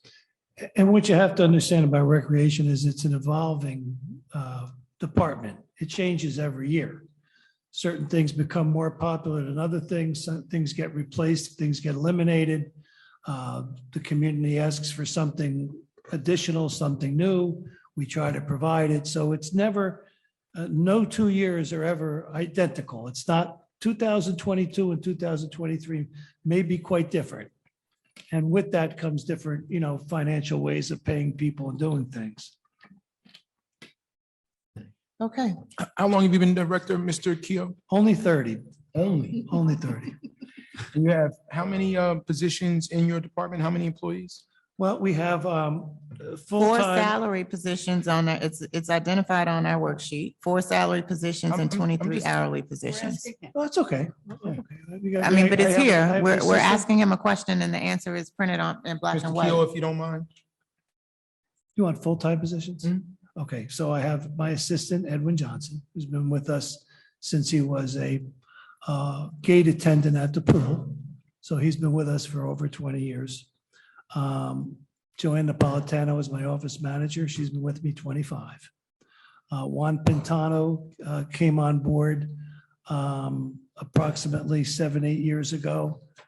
He brings the ability to speak Spanish with him and has been invaluable addition to our office. And I believe everybody else is just, hourly. And it's 23 hourly positions according to our documents. Yeah, and some of these, like Lynn Westwood, Candy Myrick, who probably most of you know, they're in the office all the time. They might as well be full-time people. They're doing all sorts of things, so. So the reason I ask, I wanted to get a sense, you've been the director for 30 years. When you became director, did you have just 4 full-time employees? Were there more? Were there less?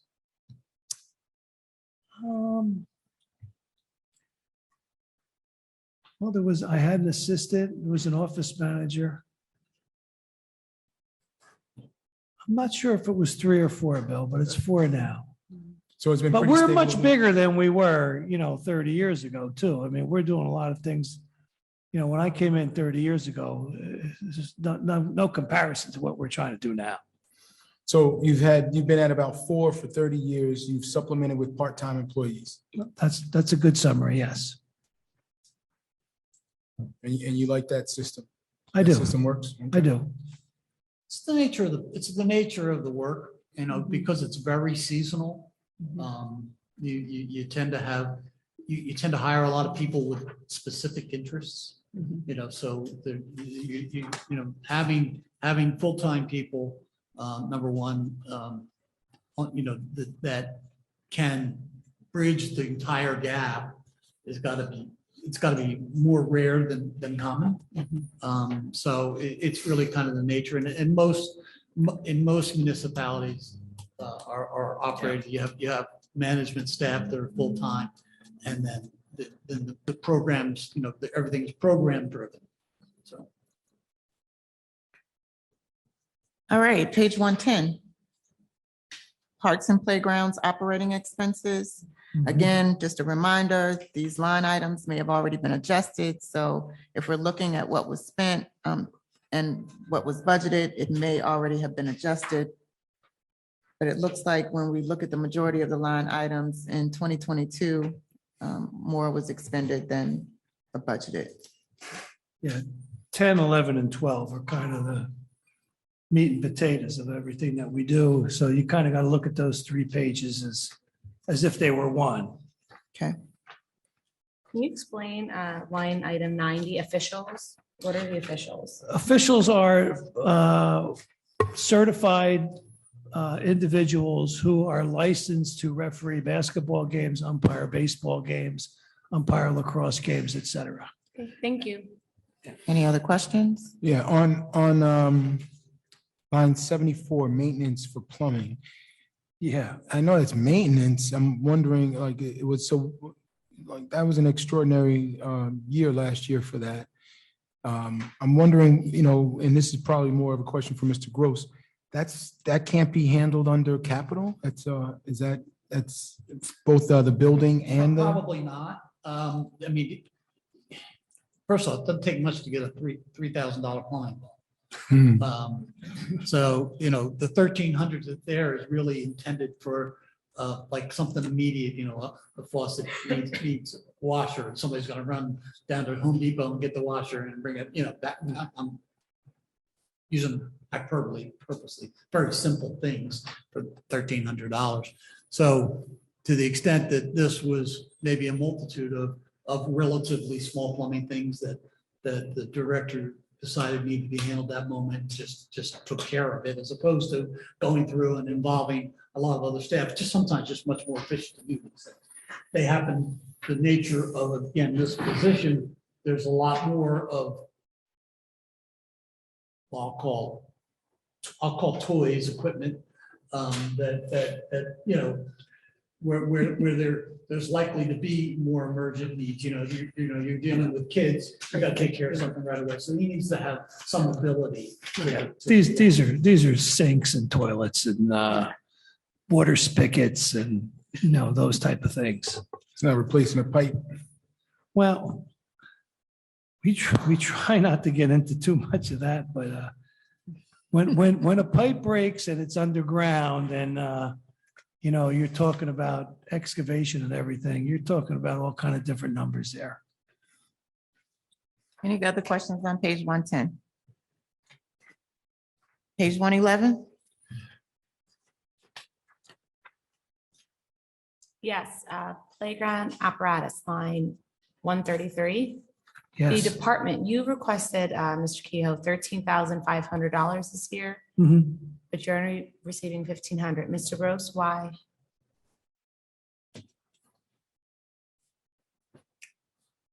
Well, he only spent We- 208.95. We made a decision to keep every department limited to whatever they previously had. Okay, So we had to make decisions about that the departments weren't necessarily happy about. Mr. Keough and I had these discussions. But Most of the time, we're not friends, by the way, just so you know. Not true, but here's a for instance, folks. I mean, we had one swing, one slide broken on a big toy. One slide, one part of, you all know what a big toy is? Yes. It's got swings, it's got slides. One slide, taking it off, replacing it, putting back on $7,200. So these things can really, And- really catch up to you very, very quickly. And so I have a The question. other That side of doesn't that show for you. me is things that we can do with capital, the larger things. Right. We can do that. Right. So rather than put it in here, and again, with, you know, have today's taxpayer pay for it, whether they use it or not, Mhm. spread it out over a period of years so everyone gets a chance to use it and pay for it. That's another reason why we do this. I mean, these are, In addition to the improvements when things are broken or have to be repaired, this equipment also has to meet state regulations. And sometimes those repairs require that the state come back out and certify that they are installed correctly. We have two licensed playground inspectors on staff. Okay. One full-time in my office and one full-time at DPW. So they'll go out and they know the age of the equipment.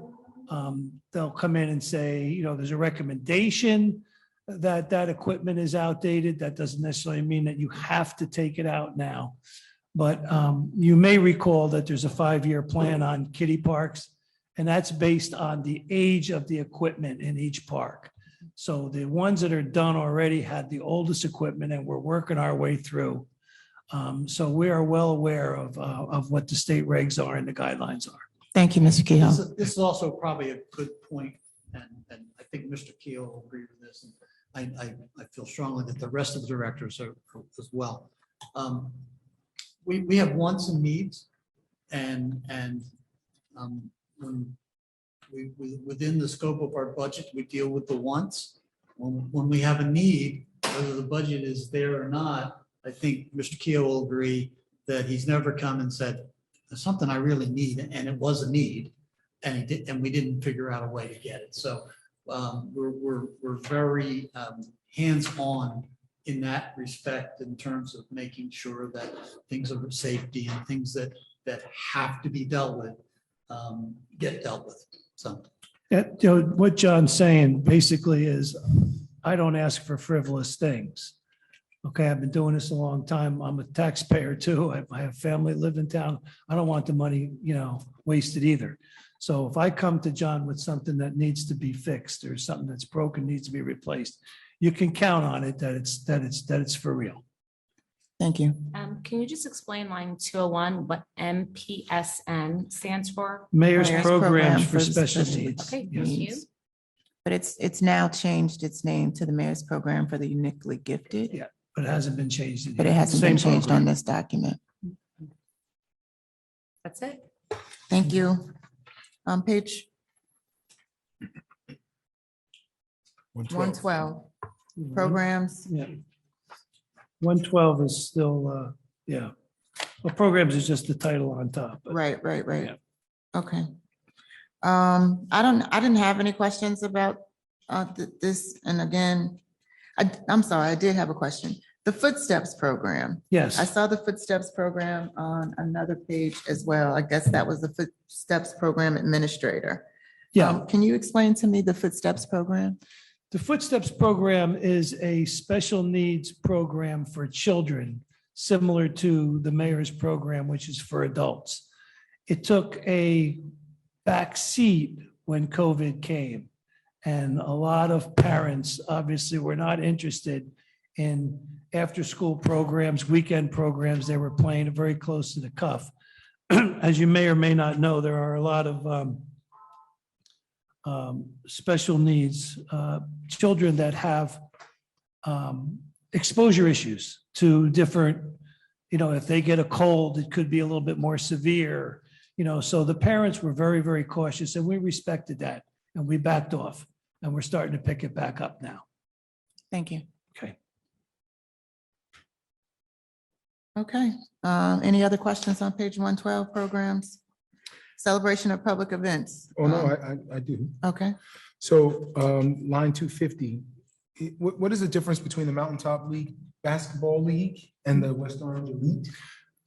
So basketball has two levels. It has what we call in-house basketball, which means everybody from West Orange playing against each other in a more or less recreational setting. Mountaintop handles that.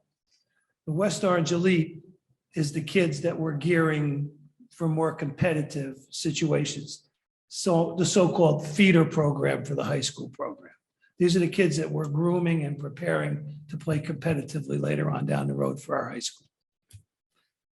So the rec league, Mr. Gross, 7920 budgeted, 1850 spent, another 7920 requested and mayor recommended 7920 as well.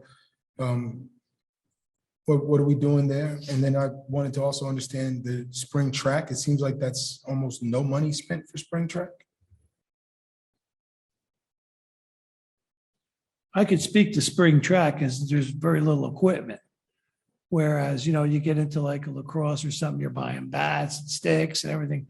Track, the kids have, a pair of shorts and a shirt. So they don't require a lot of equipment compared to some other sports. But the spring track program has exploded under Coach Jackson. He's doing a fantastic job. So that doesn't include the field portion of track? It does, but I think a lot of times they're just using what they already have. It's just our youth coach is the same as our high school coach, same coach. Okay, so he has not expressed to you. Not to the, he's expressed the need to do something outside and he's actively trying to pursue other entities. I have had a conversation with him. So he's actually trying to do something outside of depending on the municipal budget. All right, so preschool special needs program, will that be absorbed into the new? All of these, all these variances. No, not the, get calculated into that 800,000. no, not that. Will this be absorbed, this preschool special needs program, will that be a part of the new free pre-K program through the school? The $100,000 grant. I don't know that we know the answer to that. That's not free. Well, There's a you lot of know, it's free to $1,500 the is- people. What we're doing for $1,500, Mr. Keo, I suspect would have been part of a summer program. It was more or less a one-shot deal program. In other words, a little assembly here, a little assembly there, bring like a, like the reptiles in and have the kids, touch the reptiles and stuff like that. It was more or less along those lines. So back to the basketball, this almost $8,000, line 250. We only spent less than 2. Why do we need so much money for that? Where is that money going? What line is that? I'm sorry. 250. The basketball. I know there was, at some point, there was some discussion with the Mountaintop League that they were going to absorb one of the aspects of their program that we were subsidizing for a long time. Have they done that? Based on this line, it looks like they have, but let me So- go back and double check. Because that. that might be this Okay. area for savings. But then again, keep in mind that he may have already removed Yep. some of this. Well, no, this would have been a It's not met. zero. It's not met. Yeah. You have already cut $800,000 from all these lines. Right, Right, so anywhere you see a variance, there's nothing more for you to cut because you've already made that. exactly. That's what I'm trying to remind my colleagues. Okay. Okay, Noted. thank you. Page 113, celebration of public events. So there has been some discussion by some of my colleagues of eliminating the 4th of July for this year. And is there any further discussion? Well, I don't think we can eliminate the No, 4th of July I don't think we should celebration. eliminate the 4th of July. Okay, well, let's have some discussion because I've heard some of my colleagues complain about the consumption of cannabis at the field. Well, that's just an enforcement issue. That's no reason to eliminate the whole event. Well, how are you going to enforce? Well, we did a proactive discussion with the superintendent Okay, and asked him if the 7 security guards, some semblance of them, would assist us that night with the idea that a lot of the young kids would know them and they would be more comfortable, interacting with them to augment the police department to try to address the obvious things that you're alluding to. And okay. maybe making some firm announcements that, this is not going to be tolerated. Well, there's a lot of Well- announcements made that are not being tolerated, Exactly. that are being tolerated. so that I think that's an untenable position to put the security guard in. Yeah. I am concerned about that. I would say, Yeah. we know what happened last year. I'm concerned Have a too. repeat of that. Well, what you can't, I'm sorry, go ahead. What I think we should be sensitive to is if someone is under the influence of something, or it doesn't have to be cannabis, it could be alcohol, and responds to a non-police security officer in a hostile fashion, it could put them in some level of jeopardy. And I Yeah. would hate to do that. I don't know what the solution is. I Yeah. don't know. I mean, I don't know that that's a tenable one because the way that I understand the setup, the police are on the perimeter. The consumption of these things, including alcohol, is on the interior. And unless we have some way of staging or have a police security presence on the interior, you're asking security guards to interact with people who may or may not be respectful. It could escalate before the police get there. And like last year, we had that little run, then you don't even know who did what when. Nope. So like, I think that takes some, like the security plan Yep. requires. Needs to be serious. We had a discussion. Well, money. it costs money to do that. And so that's why I wanted to have this discussion. In addition to it costing money, there are some regulations and some prohibitions about enforceability of cannabis in spaces. So we have to be mindful of that. The only, yeah, I mean, This is the, ridiculous. Can you please speak? in the Yeah, mic? I mean, Thanks. I think we can enforce the laws on school properties and with minors, right? There's Well- nothing. Well, I think smoking that, of any kind, smoking, Any let's forget the word cannabis. Okay. Let's just talk about the smoking regulation that is in effect. You can't smoke anything on public school property or public park property. That's right. Case closed. Now, Enforce it. do we want to, in the middle of, Yes. 5,500 people start getting into that? Is that the place Yeah, and time ask to people to go leave, out to make the do that? announcement from the beginning. I think it needs to be enforced. Why should people with young children have to breathe other people's Councilwoman, into the microphone. secondhand smoke? I No agree matter with you. what kind, it's a health hazard. We've got kids with asthma in our schools. We have seniors with breathing problems. These people have to realize that what they're doing is affecting the people around them and cannot be tolerated on school property.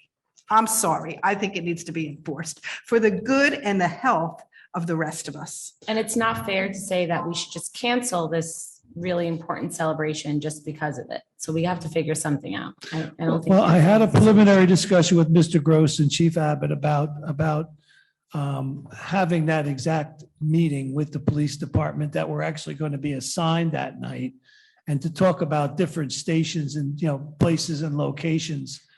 And the most of the time when the teenagers are, and they're having fun, 90% of them are having fun. They're not, you get a couple bad apples, but the idea is that they're usually not the ones that are inside the enclosure. They're running around outside and, doing all that kind of stuff, out by the parking lot or over by the bubble or whatever. Most of the people that come inside the baseball enclosure are families sitting on blankets. And to be quite honest with you, a lot of the cannabis consumption that was going on in Was there from was not adults. kids. It was from adults. That's It was my adults. point. It That's was my younger point. adults, but adults. Adults. Well, they should observe the Can we rules have too. smoking signs, no smoking signs all around the area with We can put, other signs are already up like there, but I mean, we literate, could. like extra? Right. And I think we need to make a clear announcement that if you are smoking on school grounds, you will be asked to leave. So I hear you on that, and I don't think you get pushback from folks on the principle of it, right? Because I think all of us have heard the same concerns and complaints you heard. All this is coming from the community. We're sitting here, but Mothers, No, people have reached I'm out. with you. I got the same comments Seniors. by the dozens. Right. right. So, but the security plan, so I don't know if we can use firefighters to walk with the security guards. I'm hesitant to have security guards by themselves unless you have a significant number of them. If you look at any of these other events that are done outdoors where there is the ability to have unfettered access to the event, meaning you don't go through screening, there's no screening for weapons, there's no screening for drugs or alcohol. Right. When you have unfettered access, you don't generally have 1 or 2 security guards trying to enforce anything because you No. don't know what you're dealing with. No. And so it's an unsafe situation for them. Right. So the security plan is going to have to address that. But to your point, Councilwoman, that's going to cost money. And that is where we are, right? Like to have proper security so we can avoid the potential of what happened last year. And even if we have proper security, doesn't mean we won't. We could still That's have correct. a crazy event. Right. But to have a lower likelihood of something like that or worse happening is going to require an investment. And if we're going to make that investment, we've got to find where we're going to take money from in order to make that investment. And because every one of these line items, we got to figure it out. Well, how about We're talking fines? about- We're talking about fines here, getting money from fines. How about we start putting hefty fines on people who smoke on school properties, Or pay public property, on public property? parks. There we go, $100, and your parents are responsible. Again, it's an enforcement issue and we don't have the manpower to walk around and enforce it. So. So go And we deeper get into parking that. tickets. Well, so then it would require someone probably from the health department, I would assume, maybe, I don't know, maybe the Parks Department auxiliary For the police. parks, If we get to a schools, for point the schools. that the only people that are going to be able to do that are people who are properly trained in enforcement. In order to do that, you can't just hire people to do that. So it is something that would have to be done. I suspect all of this is going to settle out over the next, not in time for this July 4th, but by the next July 4th in terms of what the police can and can't do. And, you know, everything has been really put on, as we talked about many times, put on, Please. turned over Right. because of some of the things that have come from the Attorney General's about how to handle this new world with cannabis. So are we saying that the attorney generals have given the police a directive that they can't police cannabis on school property? No, that's not the, They can't police cannabis. that's exactly right. Okay, Right, okay. at all. So there's our dilemma. We can't send police to do it right now. So who does it? Well, so the best we can do is talk about, we're talking, and your point is well taken, Councilman, but not that nonetheless, those folks at least are familiar with the kids that go to those schools and likely are gonna have A a better level of respect for them. Certainly don't want to put them in the situation where they're dealing with people that come from, that aren't. Which is part of our challenge. Which So- is part- yeah, yeah, absolutely. yeah. So we're gonna function by using a little of all the different things that we have. You know, beefing up police to the extent that we can. Obviously trying to use these other officers that, and people that can deal with the folks we know, and strategies to deal with the people we don't know. And, you know, I will tell you that a lot of other towns have made different decisions. I mean, I think, you know, to the extent that we're into this, I mean, we've already, you know, we're committed to pay for fireworks. You're not, you know, this is an industry where you can't walk away at the last minute. So we're gonna, whether we have it or not. We're Have buying we, fireworks. I'm sorry. have we done the resolution to pay for, we haven't done the No, you don't do resolution. a resolution for this. No, we, The resolutions you do for third parties. You don't do them for the. no, we do it for the township. We have approved it for the past years that I've been on the council. Well, Well, we've got a contract. we have to contract with, you know, in order. Well, it does to come make sure before that us. we Let's, I just want to be So- clear. so- It does no, come so before us. You may have you may have the ability, what the towns have done. They've moved their celebrations to different days where the rest of the world is not looking for fireworks that day and they've had some success with that. Although with social media now, that concept may not be as effective very long. So, and some towns have decided that to change their celebrations entirely and not do fireworks. Well, could we And- make it and like, do other things. could we make it more of a revenue generator too, to offset the cost, like have it at Rock Spring and have people pay to come? I don't. Why know not who's pay? paying I don't know who's gonna pay to come to fireworks. Fireworks in most places are free. So, Yeah, but part of some of these other towns, I mean, if it- well, then you've got, how do you control the flow to make people pay? But part of what we're dealing with is because other towns have stopped doing it. I just suggested. No, I'm not saying that we should stop. What I'm saying is, But we because the other eliminate that towns aren't problem doing with it, this discussion. we're there. Absolutely. We're the show. they come over They here. come to us. And so our security guards from the high school don't know those kids, Right. don't know those families. Right. And, you know, I don't know what's true or what wasn't true. I was fortunate enough to be traveling last year for July 4th, so I did not see the Can you show. take me with you this 4th of July? I'm not traveling this July 4th, so I'll be here. But I was told from multiple people that the problem was not our kids, was not kids It that was go to adults. our school. It was They adults. were kids from outside and adults And adults. from outside. And so all I'm saying is, we've got on here budgeted $40,000, right? Right. Now, if we're gonna have it, we're gonna have to have That's the tip of the iceberg. That does not include police security, doesn't include any. I know that's in the overtime and all of that, but that security plan, whatever it was last year, it is going to be significantly greater this year if we're going to maintain an orderly event. And And that's what we're really considering. I'd And like to thankfully, suggest what we that do not- have is a police department that kind of oversees that. So we as council members don't really have to dictate how it unfolds. We just are mindful that we want to make sure we don't have, thank you for not interrupting me because you always call me out for interrupting you when I am talking. Thank you. So what we do have to be mindful of is that we do have a chief of police and a police officer department that is going to put together a security plan. I don't know that that's ever something that the council members are involved in. I think what's important for us to iterate is that we want something different from what we saw last year. We want an improvement from what we saw last year.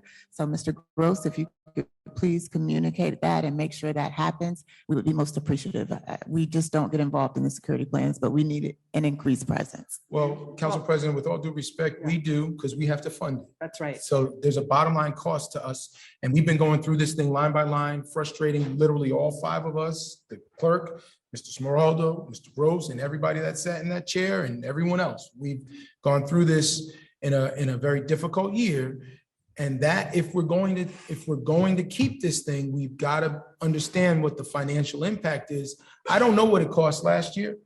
Whatever it is, it's going to be, 30, 40, 50, 60% more, because the majority of the cost is with uniformed officers of some sort, right? That is going to be a real expense for us this year. And our budget for overtime, I think, was $967,000 or something like that. It was some crazy number for police. And we are already, hopefully we'll have new ones on by July. I don't know that we will. No, We won't? Yeah, No. so we're gonna be dealing with the 83 that we have, which is going to be stressful for them. So we do have some constraints that this council has to consider. And it would be helpful for us, I think, in making the decision, if we can get some information on the expense for Yeah. the security We plan need that. before we take a final decision on I this. was going to suggest that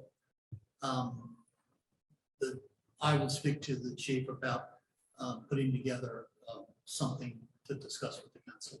And then please make a recommendation of where we could cut elsewhere to accommodate or to kind of offset the increased expense for security. I'm hearing two things, though. One, the police really cannot police cannabis. And two, that we have a lot of people who are not even West Orange residents attending this. So why don't we look at a different type of venue where we can have just West Orange residents? They can pay a small fee, have it somewhere at Rock Spring, so it's not a free-for-all at the high school. well, that can't be done for You'll ruin the this. field. Yeah, it can't be done. So we did have fireworks at Rock Spring for Juneteenth last year with a much, much smaller crowd. Rock Spring doesn't have the capacity to accommodate 5,500 people on the lawn, and it's not controlled. We have 5,500 residents who come. There's, We have residents we just only. heard his There's no way to estimation. really do that effectively that I can think of. But I mean, maybe if We we need to had think a, about that for the future, I think. And I don't recommend charging for an event. That's sponsored by the township. But yeah, that's not right. and then I think you're gonna move the location of the disturbance from interior to wherever people are being checked for ID or whatever the thing is. And I mean, so there's a lot of, Yeah. as people say, the crap rolls downhill. There's a long hill, once you start making those kind of changes. Not that we shouldn't. Because what I'm hearing is I'm thinking of just scrapping it. I don't like the sound of any of this. Well, here was our thought. I'll be perfectly honest with you. Our thought was, let's get an intensive review of the security that was in place last year, come up with a better plan for this year. And if it falls flat on its face, Then we don't do then it we've done again. the best we can. Nothing lasts forever. There you go. Yeah. But this year, keep it in mind, the 4th of July is 30 days away, almost. It's almost 30 days So away. just give us the data as much as you can with regard to the security plan and the impact financially. And if you can recommend what else of the celebration of public events or somewhere else where we could either use a little less money or cut it out altogether. Well, as you can see, we've used almost every last penny. So any change, anything we're going to increase of our costs on this is going to come off of something else. Well, it would help me if you would make some recommendations. I'm happy to make my own, but I would love to hear what your thoughts are. All right, any other, I think that's it for the recreation budget. Thank you very much, Mr. Kehoe. We appreciate you taking the time to be here this evening Thank you. and continue to do well for the residents of West Orange. Thank you. I'm going to ask that we take a 5-minute recess. Sure.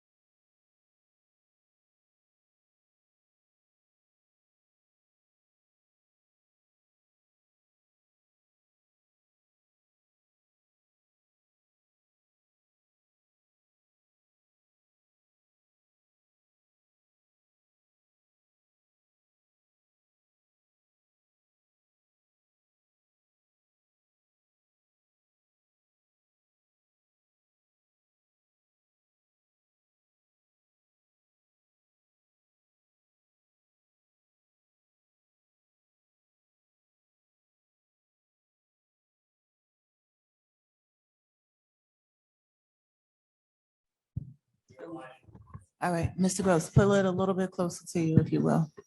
Almost like You're gonna swallow it. Well, that won't. All right, so we've gone through the directors. I think now we are at administration and finance. So perhaps before we do that, and while it's early, before we start getting tired, can we go back and start discussing and maybe make some perhaps decisions about the revenue side and talk about process moving forward and just some, some housekeeping items, budget housekeeping items that we need to attend to. If you wouldn't mind, we can, if we did that, and then after that, then we can go back in and tear apart the rest of the budget. I don't have a problem with I don't that. have a problem with that. Okay. So when we last met, we were discussing the recommended or the suggested fee changes that I submitted to you. And there's miscellaneous, there were basically two areas, miscellaneous fees and then the sewer fee. And in the miscellaneous fees, I had outlined a what I'll call moderate to high perhaps fee structure for the miscellaneous revenues, and then a one that is very aggressive, and you were debating between those. And so it's important in moving forward that we start to solidify these areas of savings, taxpayer savings, so that as we move forward, we can reach towards the finish line, which is where the ultimate, which would be an adopted budget. So that, and also with the sewer fees, we started debating what I'll call tweaking the concept that I put forward of some type of a discount structure or rating structure based on the number of bedrooms in a particular property. And when we left it, I think Councilwoman Garber-Michael had suggested making certain changes, and it was coming from different angles. And I had asked that I would put together a model, which I can and have done. And I had asked that you submit to me the different categories, which I didn't receive an email on. So if you sent it, I apologize, I didn't see it, but I'm prepared tonight to do that analysis on the fly if when we get into that discussion, if that's the desire to do. Yeah, I want Yeah. to talk about sewer because I have a lot to say about that. And I've gotten a lot of calls. That's on my list of things to talk about tonight. Okay.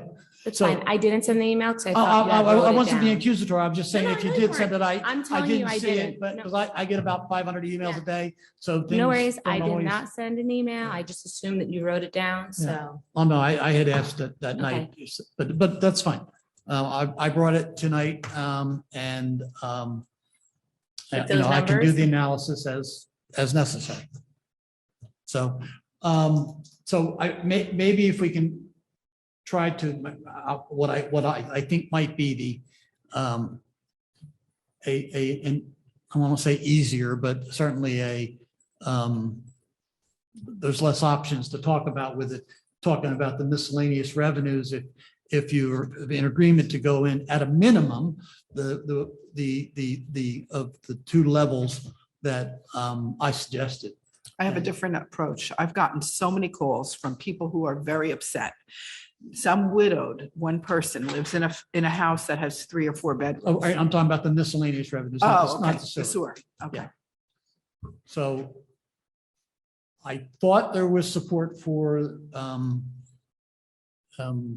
it sounded like there was support for the highest one. I know Councilwoman Garber-Michael sent me an email saying that she supported the moderate one, the the more moderate, yeah, moderate one. the moderate. But I think that in terms of, I get calls from individual council people from time to time saying, have we made any progress on the 10.1? And the answer is, we're not to 10.1 yet.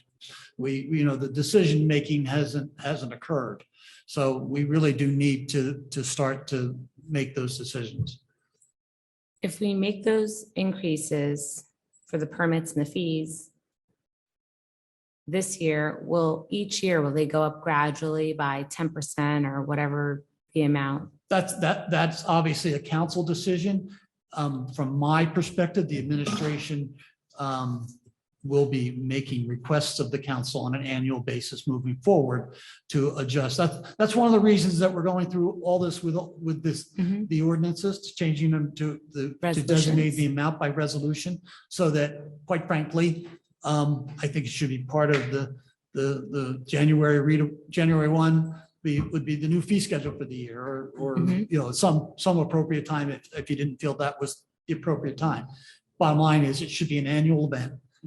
It should happen all together, and it should be one time and one set of votes to get it done. So, in my opinion,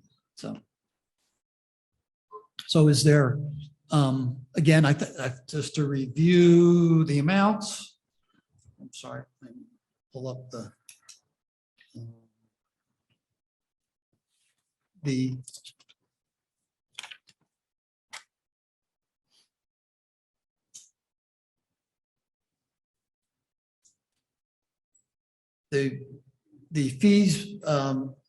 with the fee factor based on an average to moderate change, would it help $282,437, and the factor based on the highest or aggressive was $443,943.99. And for frame of reference, when we were talking about the 10.1, at that point, that included the highest. What is that number again for the highest? $443,943 that we would realize this year. You release more next year. And this is if we increase, I'm sorry. this is if we increase what revenues? Items? That whole list of revenues of miscellaneous, there's a list that we provided. Yeah.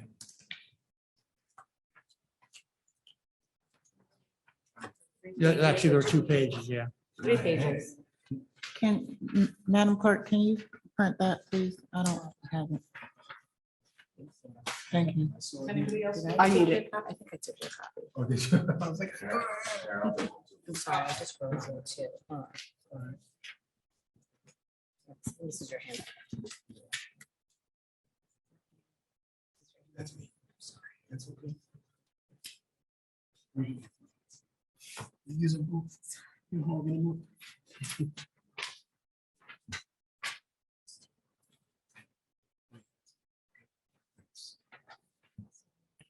okay.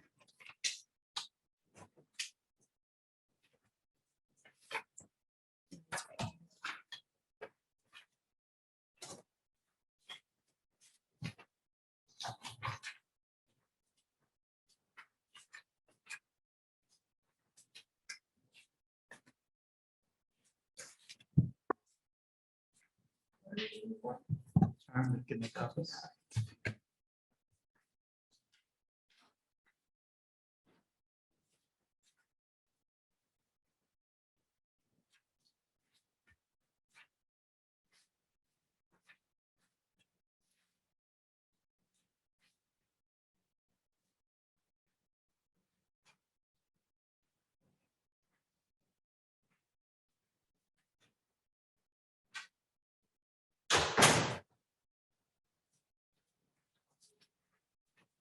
Thank you.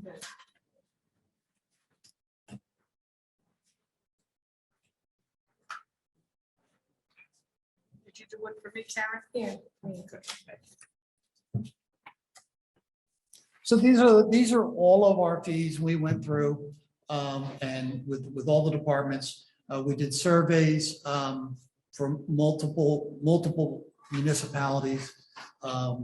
We were able to collect some things we were able to match up exactly, we did not. From that, doing the surveys, we basically looked at averaging out the results of the surveys, or if we didn't have surveys, estimating a number that looked feasible as a moderate. Same thing with the highest one. We took whatever town had the highest fee, or again, we projected our own high fee based on what we thought was reasonable expectation of that fee in order to set, and then compared those fees to our actuals and computed out what it would look like if we had those fees in last year. And then I took the percentage, roughly a third of the annual amount, because by the time we get this implemented, we'll certainly be halfway through the year. And then there's opportunities that we won't get because they've already occurred earlier in the year. So a third is a reasonable estimate for this year. That will follow through substantially more in the following year, because they'll be for a full year.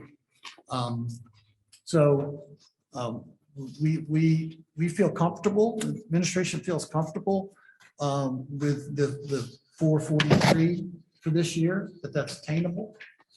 And will go a long way towards bridging the budget gap as it exists today. Are there any questions regarding the fees? I just have one comment Mhm. for the person-to-person transfer and the place-to-place transfer for the ABC licenses. I'm mandated by the state to only charge 10% of the fee, their license fee. Yeah, we spoke about that at the last Yes. meeting, and I did look at that. Obviously, that didn't change the document, but and we're not asking you to approve those fees tonight, but we are asking you to reflect the impact of that in the budget, so that moving forward, we would then present the fee structure to you formally by resolution. But we will have, the fees are proposed to be accepted by resolution at the next council meeting on June 13th, if I'm not mistaken. There's a group that's on consider, and then there's one more tranche that we have to do. Okay. So, yeah. Which if we accept it tonight, we cannot vote against them then. Well, I have a question about the tree permits. Yeah. We're in the process of revising our tree ordinance and the permits, so I don't think that's going to reflect accurately of what's in here. But that's the beauty of doing this, Okay, because if we approve something today, or, at the next meeting on the 13th, for argument's sake, and think better of it, or decide to make a change that makes it, that we need to do something, the following meeting, it can be changed. So Without going to first and second reading, what just I the did resolution. was not take into consideration changes and doing this calculation. I'm just looking apples to apples. If we did this, this is what it would look like. This does not restrain you from any other actions that you want to take. Mhm. In fact, we would encourage, one of the things we talked about the last meeting was that some of you had felt that some of the fees were too low, and that you were going to make suggestions of that, and we still will accept those suggestions if you have them.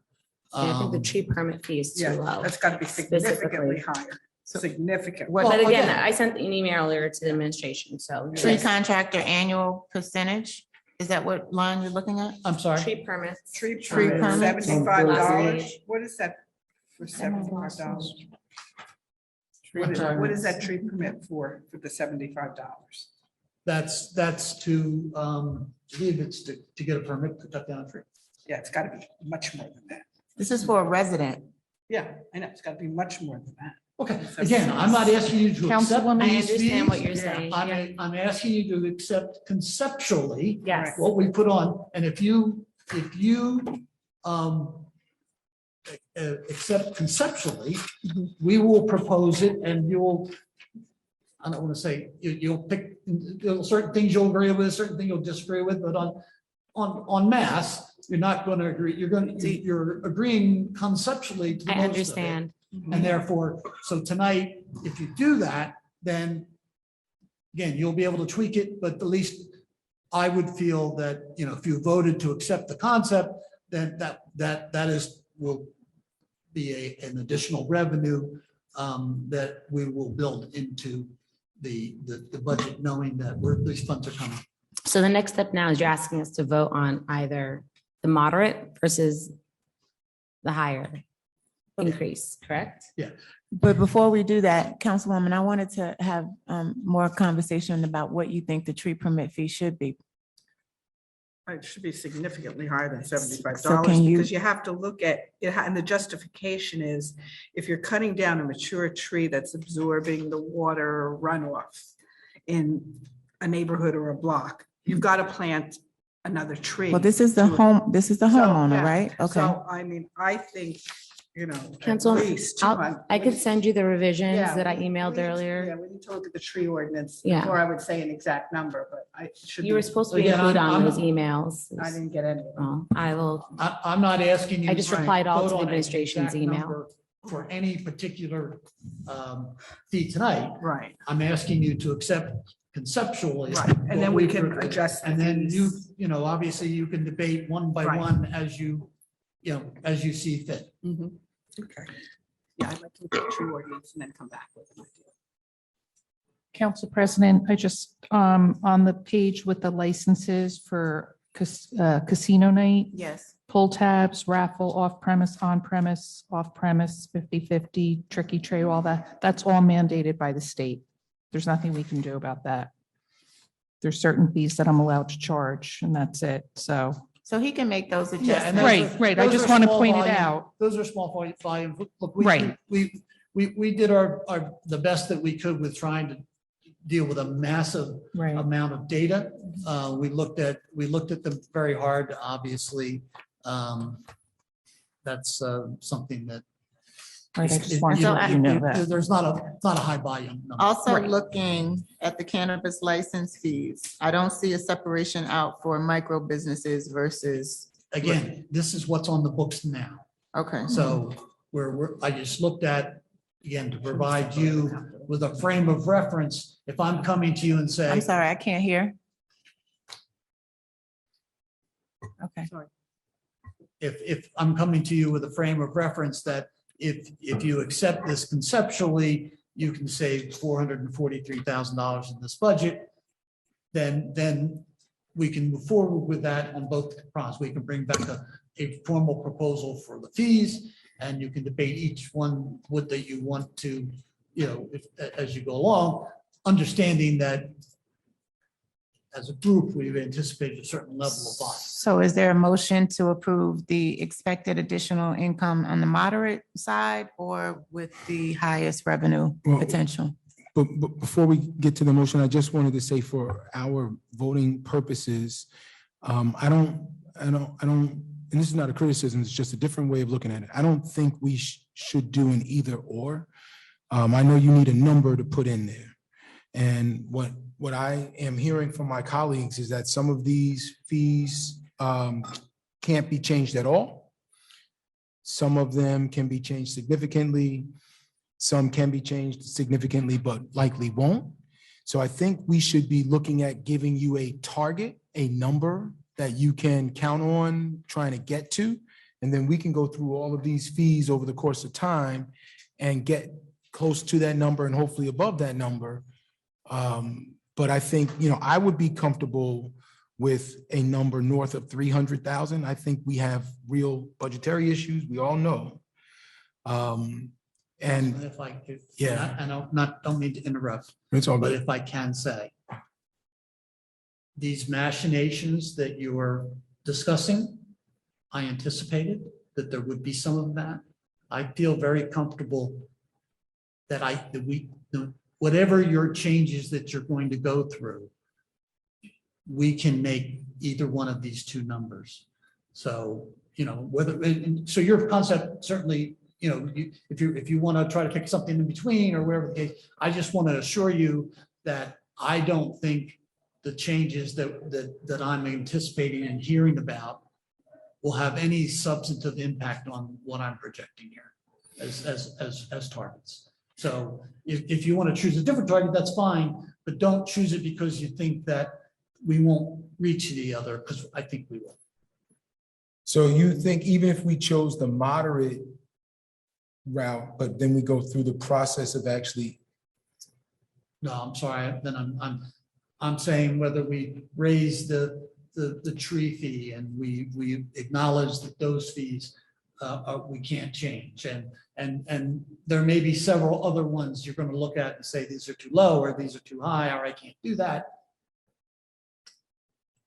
That aside, if you chose the moderate, we'll hit this moderate number. If you choose the high, we'll hit the high number, including whatever changes you make.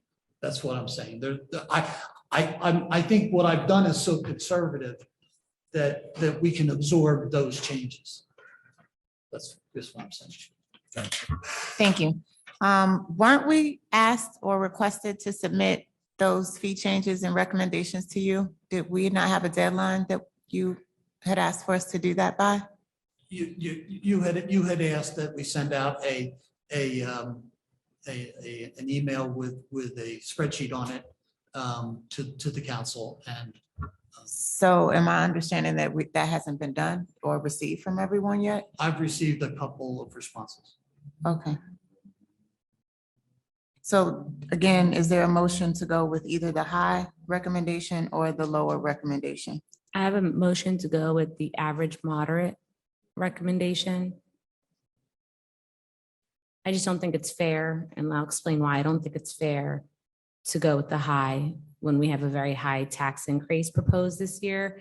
And, you know, if we're going to increase it gradually each year, then we'll get there. But to increase the taxes by double digits and then ask residents who are hardworking taxpayers to pay these fees, I don't think it's fair. So do we know whether or not these will impact residents, or what is the majority of these fees? Who are the applicants? It's a mixed bag. You know, these are user fees. So based on what one wants to do, you know, we'll make a choice about whether the fee is equitable or not. It is, frankly, our fees have been so low for so long. It is something that is long overdue. There are a lot of the fees here that are on, will just be on commercial businesses. There will be fees that will be on residential, you know, residents doing construction projects. Most likely those fees get passed on from a contractor in some form or fashion. It may not, in the sense that if a contractor is anticipating a certain fee level that they're used to in other towns, and they've already built that into their costs, it may not cost our residents anything, but we won't know. There's no way to know the answer to that.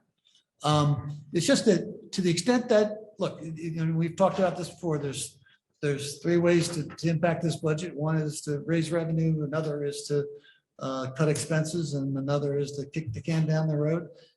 You know, we've come to a limit of kicking the can down the road of, at least at this point, of 800,000. These are revenue alternatives that keep you from having to make further, frankly, more drastic cuts in the current fund budget. Councilwoman? What if we take the average of the average moderate and the highest? Would that help? Because it will be slightly higher more- than the average moderate change. The closer you get to it, the better it is. Well, I think that the one thing that we have to keep in mind, and this has been communicated, and if you haven't spoken to some of our department directors, especially from the planning and building department, personally, the fees in that particular department are exceptionally low. So if you are comparing any of our building fees to other municipalities, we're at rock bottom. So we're giving things away here. So I would be remiss to not increase fees that I know departmentally bring in a tremendous amount of revenue. And for us to still say, well, we don't want to increase it because this is hitting our homeowners because they're exceptionally low. You can't go to Newark and get a C of O for less than $200 on a single family home, period. Can't go to East Orange and get a certificate of occupancy on a single family home for less than 200. And in some cases in Irvington, it's per unit, $200 per unit.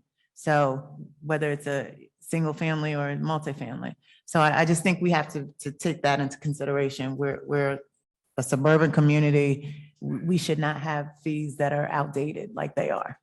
Council President, if I can interject, just so you know, from the building department perspective, we had last year the most permits ever issued in the last 8 years or so, and prior to COVID. They were increasing from 15, 16, I believe it was, up to 19. But last year, I think we issued close to 3,000 permits. And had we had the fees increased last year, it may have been something that could have helped us out significantly. And, you know, we can't always guarantee how much building's gonna come in, but as an example, you know, we've given out, there was a particular project in town, a housing project that this individual paid, I think it was like $60,000 in permit fees for this particular residential project. And left money on the table. Now, we're going to be less this year. We're not going to reach Right. that number this year with the old fees. With the new fees, we might break even. And we still have to keep it in consideration that we still designated West Orange as a community area in need of rehabilitation. Thank you. So over that 5-year period, homeowners are incentivized to do improvements to their homes because they don't receive the initial impact of the tax burden or increase. So we will have a lot of, I mean, I see it all the time. People are not selling, they're adding onto their homes, they're renovating, they're expanding. So this is an opportunity for us to at least get to what is normal in other communities. Mr. Smeraldo, those permit fees are about $100 each, is that right? That It all 3,000. depends on what you're talking about. Because in the construction field, the plumbing field, it's all based out on the particular job, and each subcode official has to price them out based on the job. If a job is just say a room, a family room, it may not be as much as something that's including a bathroom, a bathtub, sinks, electrical, things of that nature. So it all depends on the actual project, which drives the prices up. Okay. But they're calculated based on square feet. Yeah, square footage, yeah. So every project is different. Got it. I think one of the things we should consider is when we have a property tax increase, that only hits West Orange property owners. When we raise these fees, it is a mix of West Orange property owners and others. So the impact from the fees is less on West Orange residents than the property taxes. So the more we can get here, This is a revenue, the less it impacts homeowners. homeowners. Absolutely. Absolutely. So I would I'd like go to with the recommend that max. we go with the higher Yeah. revenue as opposed to the lower revenue. Is there a second? Okay, A well, we second. already have one motion on the Well, floor. it I wasn't, rescind my and motion. it wasn't Seconded. seconded, so it wasn't on the floor. Well, we had a motion, but That we didn't wasn't have a seconded, second. right, Right, but it was so- still out there. No, it's not out It there. was hanging. No, it's not. Well, it was because you were discussing, so it could have been, I could have gotten, Someone could have got a second. right. Okay. But now we have a motion that's been properly moved and seconded. We've had a tremendous amount of discussion. However, if there's further discussion, we can continue to do so. So conceptually, it appears that we are ready for a vote. I'm sorry, it was, the request was for the Higher. higher. Okay, and it was moved by you, and who was it seconded by? Councilwoman Scarpa. Okay. Okay, thank you. Councilwoman Geber Michael, Yes. Councilman Rutherford. Yes. Councilwoman Scarpa, Yes. Council President Williams. Yes, thank you.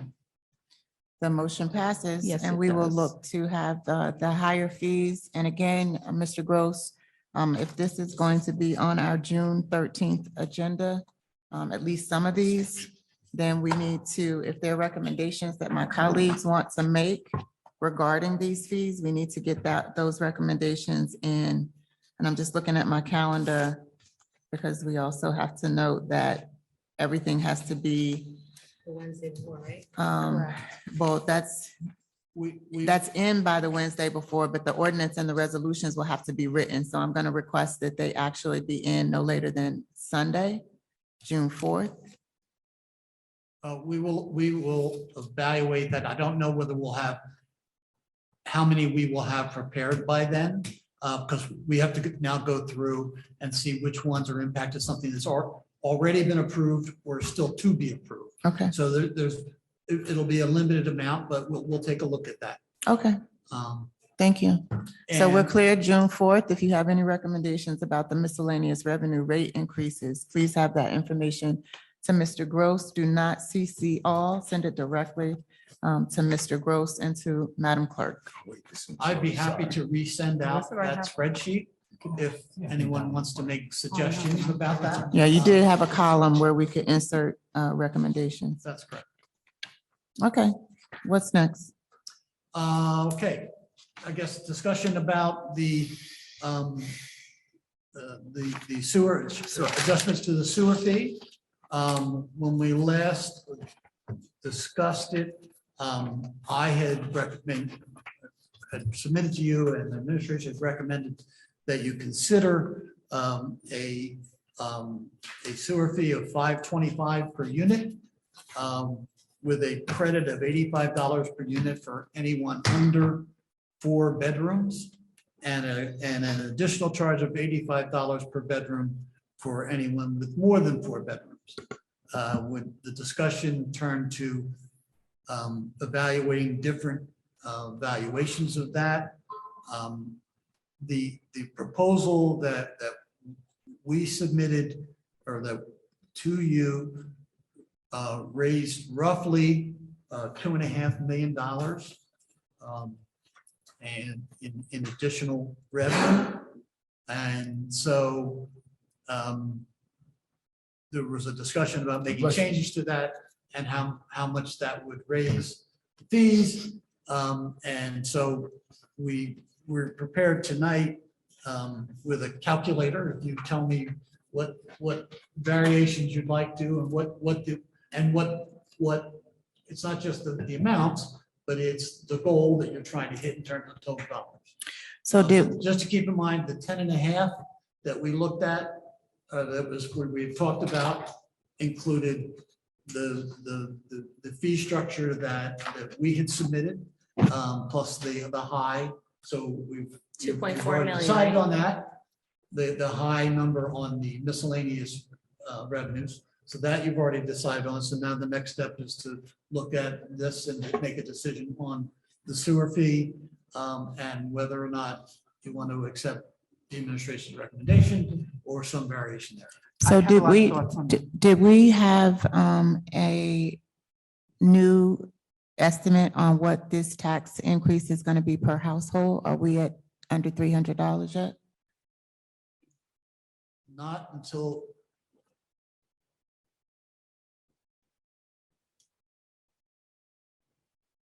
you are not there because you haven't approved this. Right, but potentially, are we at because before with the budget, we were at $350 per household as an increase, just the projection. So if we're under 300, You're not under 300 without this. That's what I'm saying. When we talked about going, there was talk about going from the 10.1 down to 8.5% to get to under $300. So the 10.1 presumed that you approved what. right, but my concern is even if we, so to me, it's what comes first, the chicken or the egg, and how do you split them? Because if we do a sewer increase, at the same time, we're doing a double-digit tax increase, even if we reduce it, we're still at the same amount that's coming from the homeowners' coffers. So Well, there's a slight difference there with the sewer fee, if I may, Council President, Mr. Gross.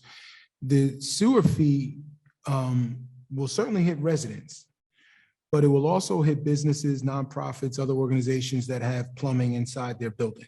So it will not be solely borne by residents.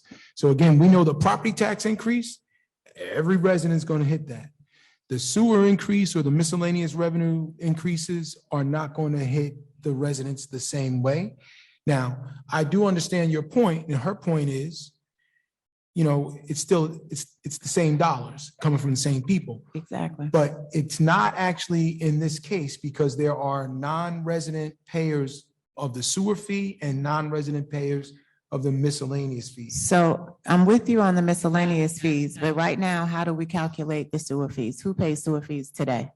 I'm sorry. Who paid sewer fees? Who pays them today? Like, I know that the bill is delayed, but who do those bills go to? Just residents, just homeowners, no businesses? No, every Entity in West Orange? property, Yeah, That has indoor plumbing. every property. right. So I mean, I hear you, but Mr. Rutherford is correct that non-residents have disproportionately more units than residents compared to the tax distribution. then is it possible for us to do what I suggested initially, was to split that increase up over 2 years?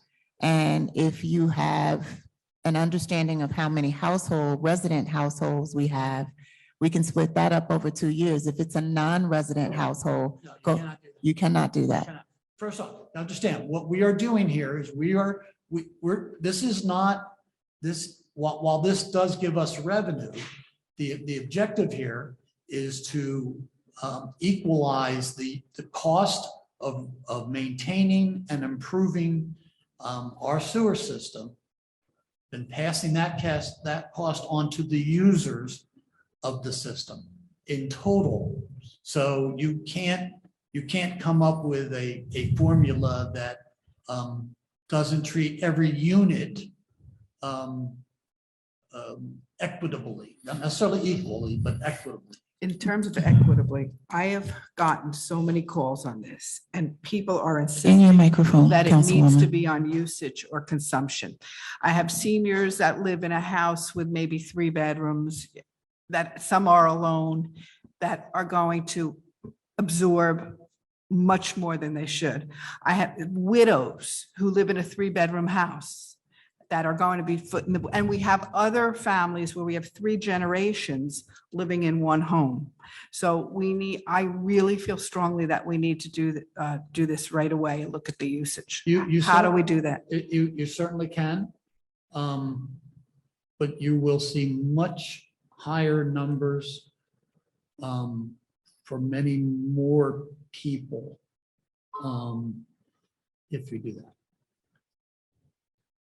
I think we And should. there's be careful. There's a lot of things we don't know about the distribution of water usage that we certainly should not be rushing into that without doing the due diligence. I've already started that process. How long will it take? Realistically, it won't be done before you finish this budget. That's okay. It's We need to do it though. It's something that if whatever you decide for this budget certainly could be investigated, the investigation should be able to be in place to do something different in the next budget, if possible. Well, are you saying you think it'll be Because less? There's a lot of data that we would need to analyze Mhm. before we would make the recommendation. Again, I tried to get it. I tried to get it Right, quickly. I know, it's hard. And the water company ran into their own obstacles in getting me access to West Orange data. Okay. So they promised me that they will get it for me. Is your thinking that we're not going to get that 2.5 million, that we're going to get significantly less if we did it by usage?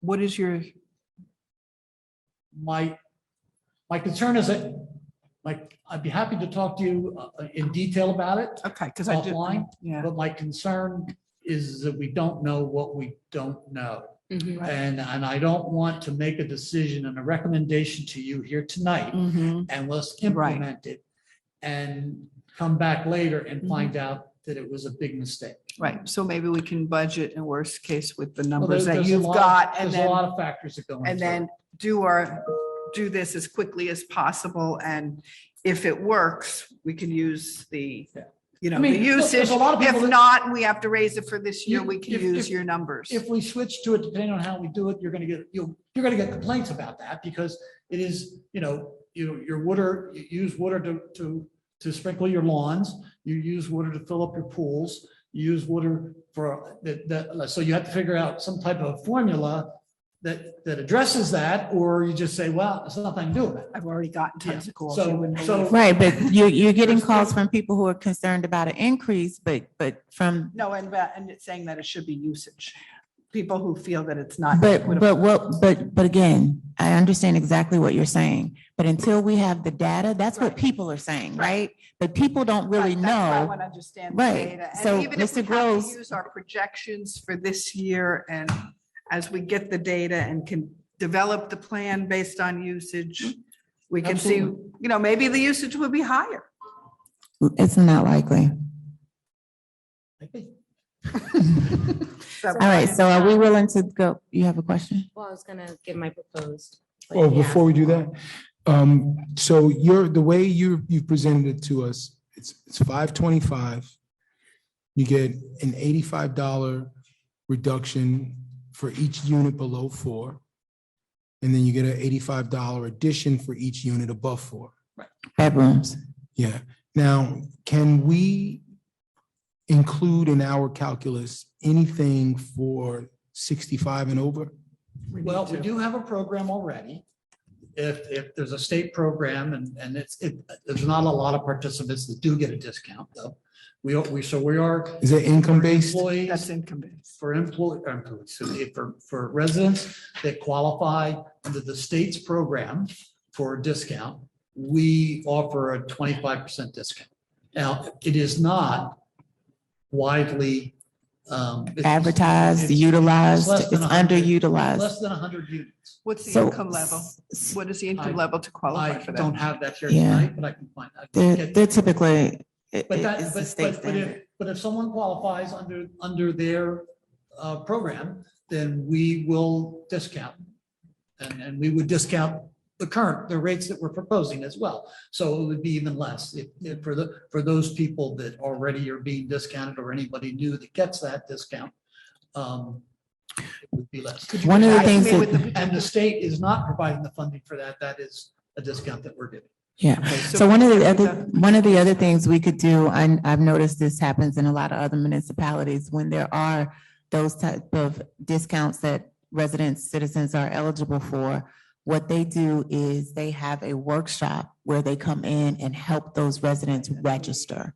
And so if we were going to implement something like that, then, we might have to consider taking the onus of getting people registered. And so again, that's something that's sponsored by different council people in different communities. They'll have a day where you go in and they help, seniors do X, Y, or Z. So again, that's some things that we can consider because we can't necessarily say that the administration is going to have to, which is why people don't know about it, because the administration doesn't or has not taken an opportunity to get people in to apply. We do a lot of tax revenue breaks for our veterans after the fact, because they're not applying for it before. Mr. Groves, I've received communication from a resident who would not qualify because they make over 100,000 between himself and his wife, but they're barely over 100,000. We have a lot of They're those. what? They're barely over 100,000. And the question I have is there some level of discretion or review that we could implement for folks that are, in that particular situation? They don't actually qualify based on the state's numbers, but, it's a unique situation. So in this particular case, Without creating a bureaucracy of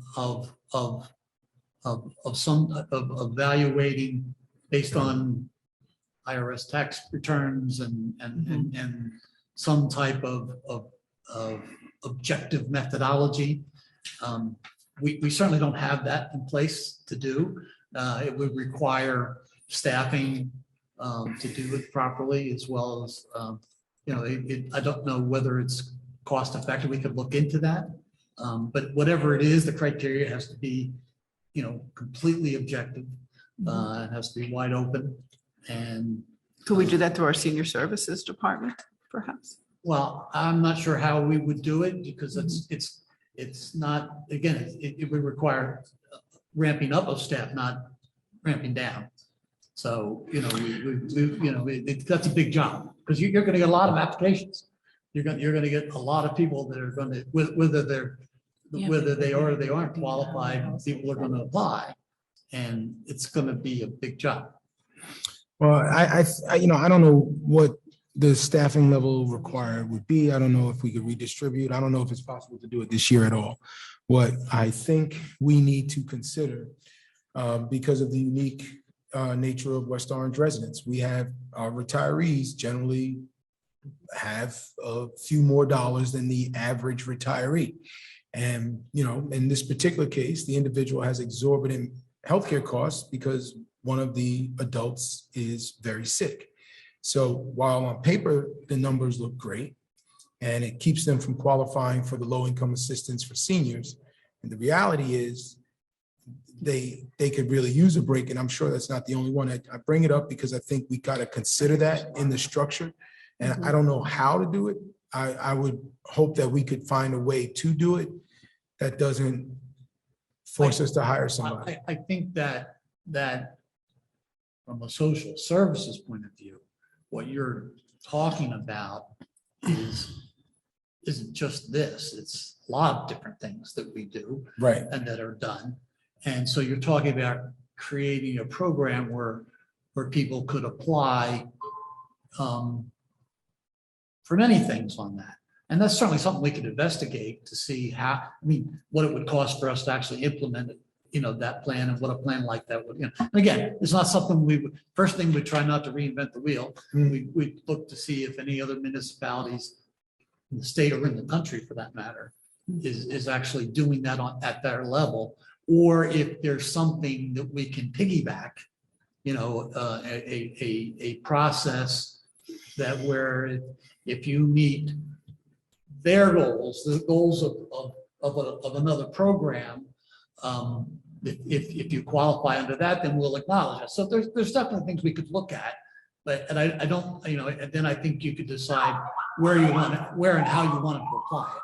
But that's definitely something that I'm certain that that we have staff that would be excited to look at something like that. It's certainly not something we've ever done before. Do we have any stats on the income levels of our seniors? I mean, they're probably 23% of our population. Do we what? Do we have any stats on the income levels of our senior The population? US Census provides that. Nothing other than what is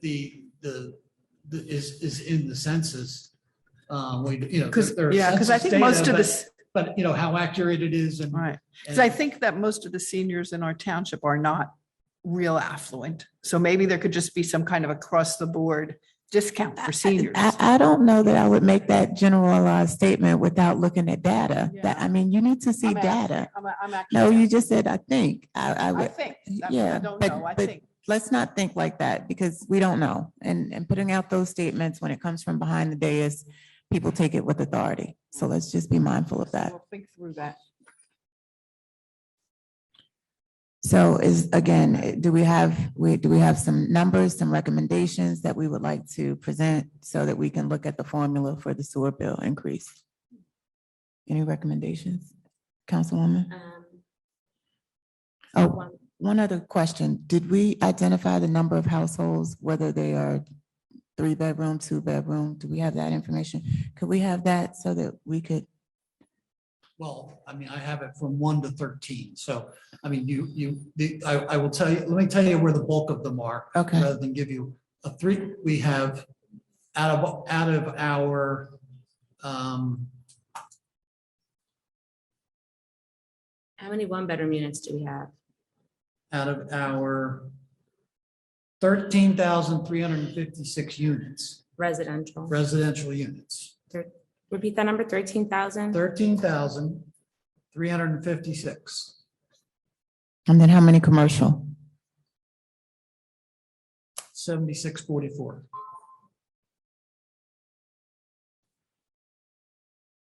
Our 3-bedroom units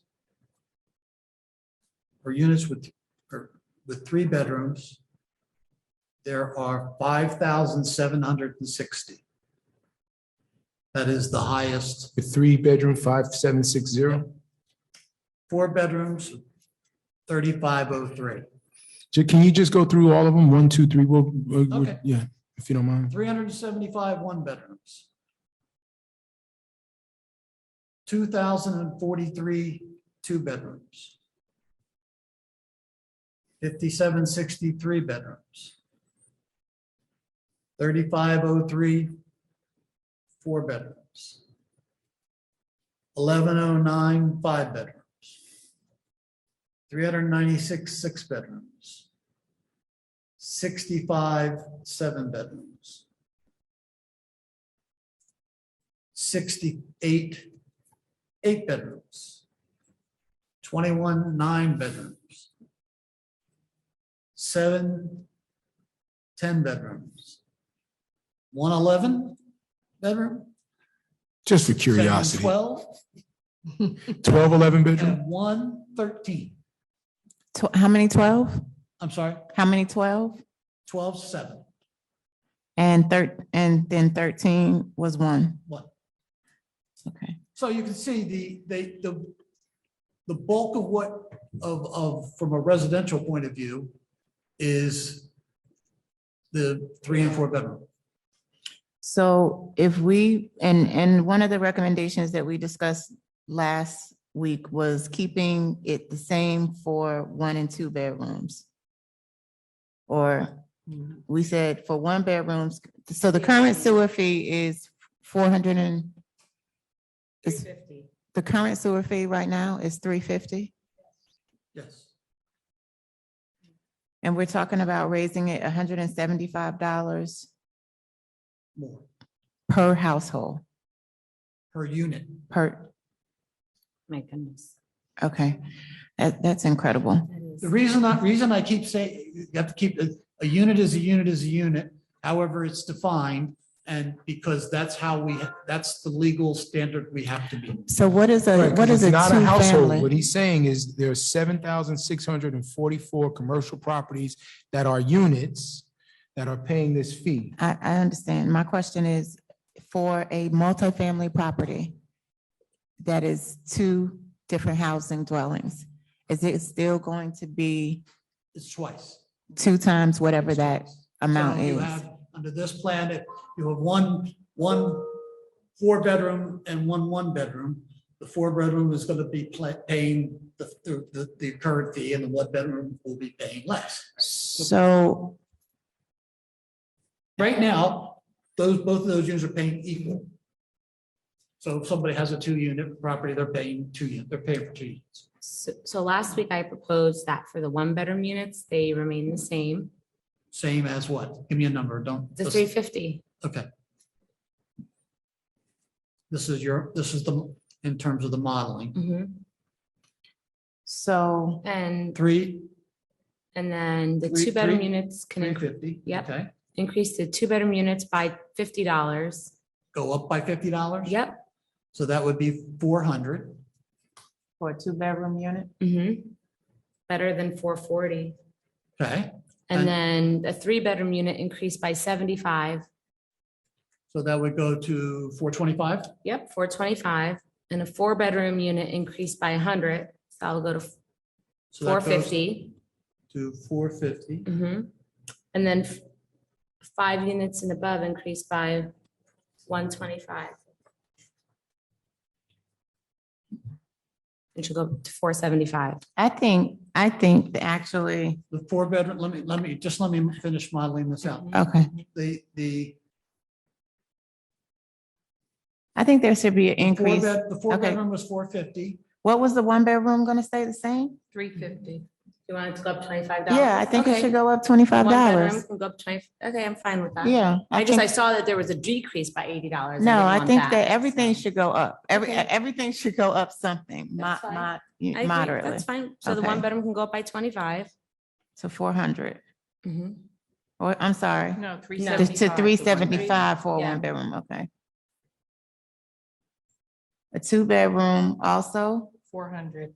Okay, can we start at the beginning? Because Yes. I've got. Okay, I'm I taking- apologize. I'm So the- taking. It's a good thing. I we did apologize. this early. I need to Okay, understand. so the one bedroom will increase by $25 per To council. 375. Correct. Yes.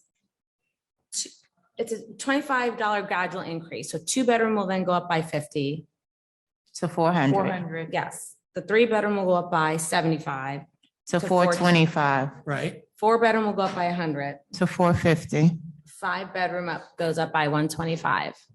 And then six bedroom and above should go up by $200. Of how much? 200. That's a lot. Give me a number. Councilwoman said 5 and above, 525. I mean, I need a number for each bedroom. So you're going 50, you're going Well, up. the issue with the math, 396. as it is It's not gonna now, work. yeah, we're at 760. about a $1.5 million out of the 2.4 that he recommended. So then our numbers aren't high So enough. we're gonna have to figure that out.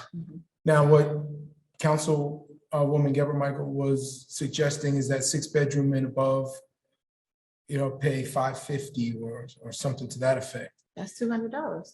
Yeah, That's what I said, that- $200. No, I didn't suggest that. I did.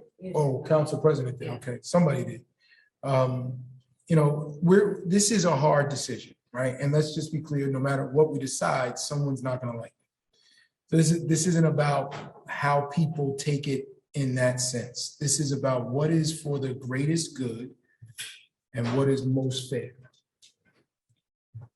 So, one bedroom units, we already know we have a shortage of affordable housing. I understood the logic for lowering it there. I also understand the logic for keeping it the same or a moderate increase. To Mr. Gross's original point, the majority of our units are 3 and 4 bedrooms. And whatever we do there is going to have the largest impact. So if we're in his model to get us to 2.4 million, the 3 and 4 bedroom units, roughly 9,000 units, had to pay $525. So if we're going to probably have to be at about 525 or 500 for 3 bedroom, maybe 525 for 4. And then we can decide what we want to do with these others. But That's the majority of our residents. And I am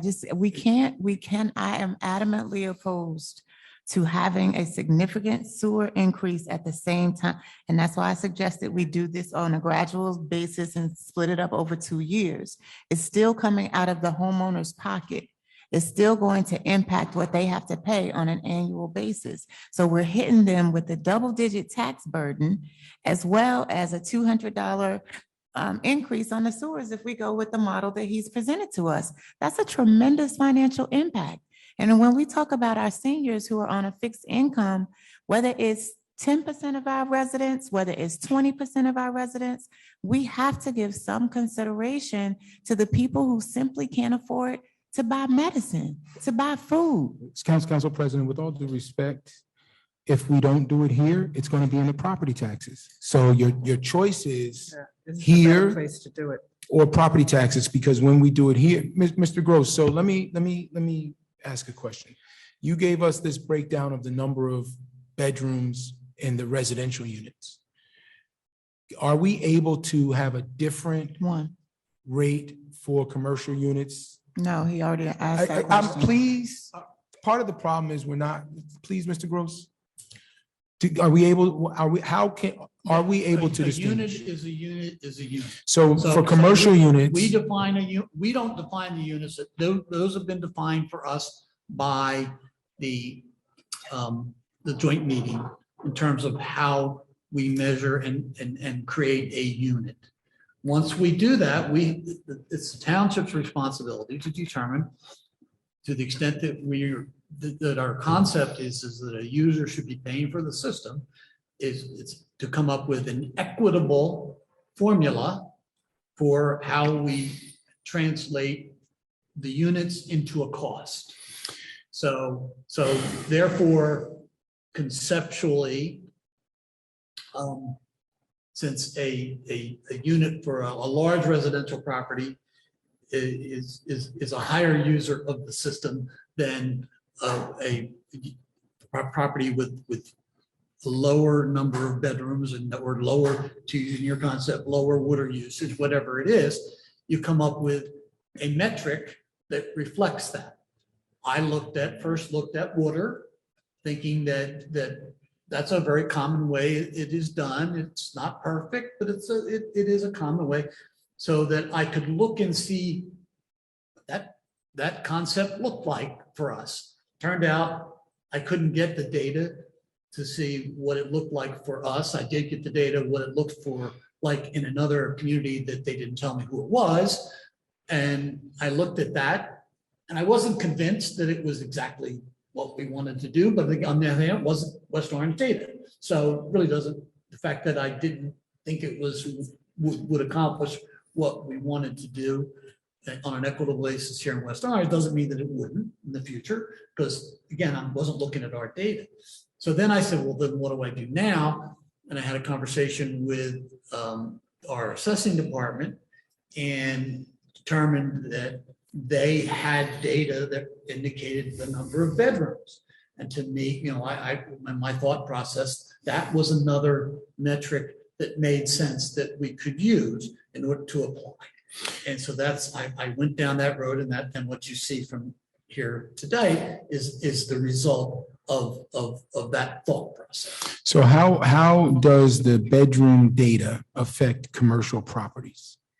Well, commercial properties don't have bedrooms. So they have their units are their units, and they're, it is not perfect there either, but, presumably. Well, what would they pay then? Well, I'm sorry. What would the commercial properties pay for the sewer bill? They pay $350, right now they pay $350. No, on your projection. If we made the changes based on the number of bedrooms, what is there a change to the commercial properties? Can we increase the commercial properties by 175? Okay, we should not have a discussion about dumping money from residential to commercial, because we have an obligation to come up with a equitable formula that everyone's paying their fair share. So what That's is, what we're trying to do. what would be, I understand. what would be the new So I want fee? to make sure that we don't have a discussion on the record here today that would indicate that we're doing anything inadvertently, Yeah. doing anything other than that. So what would be the So- residential so fee? We need to come up I'm with sorry, the a commercial. price per unit that gets applied to all the units equally, or not a price, a formula that a price. We do not have any data that would allow us to adjust the commercials, because the commercials are presumed to be at 100% usage by virtue of the fact that, on a business basis, they wouldn't be maintaining a system unless they were utilizing it from a business perspective. So it's fair to say a unit is a unit, and that's the case. But in this and- calculation, how do we do that? Because we're breaking down 1 bedrooms by increasing by 25, 2 bedrooms 50, 3 bedrooms 75. So how do we then increase the commercial in a fair and equitable way? Well, again, that's what I was just saying. The presumption is because it's commercial. They're not using In it. your homes, you don't, if you don't make so much money next year, you don't eliminate a bedroom, right? If commercial, if in a commercial property, if they don't make money, their use changes, and their use changes to reflect the business that they're anticipating. So it's fair and equitable to say that a unit, there's no variation, because if they don't use it, they will eliminate a bathroom, or they'll change their use entirely, and they won't, and we'll have to adjust our billing to them based on their changes. That doesn't happen. Aren't bathrooms required in most commercial Well, but properties? if they have 5 and they don't need 5, So then would the commercial units remain at the same unit price as a 1 bedroom? Is that how we're looking at a commercial property? So if What I proposed to you was a unit cost of $525 per unit. And that will be across the board, with the exception of the residential units, which will either get credits or additions depending on how many bedrooms they have. Yes, and if we're not comfortable with 525, Don't worry about the numbers. Right, no, because what he's saying, so I understand, let me see if I can help move it forward.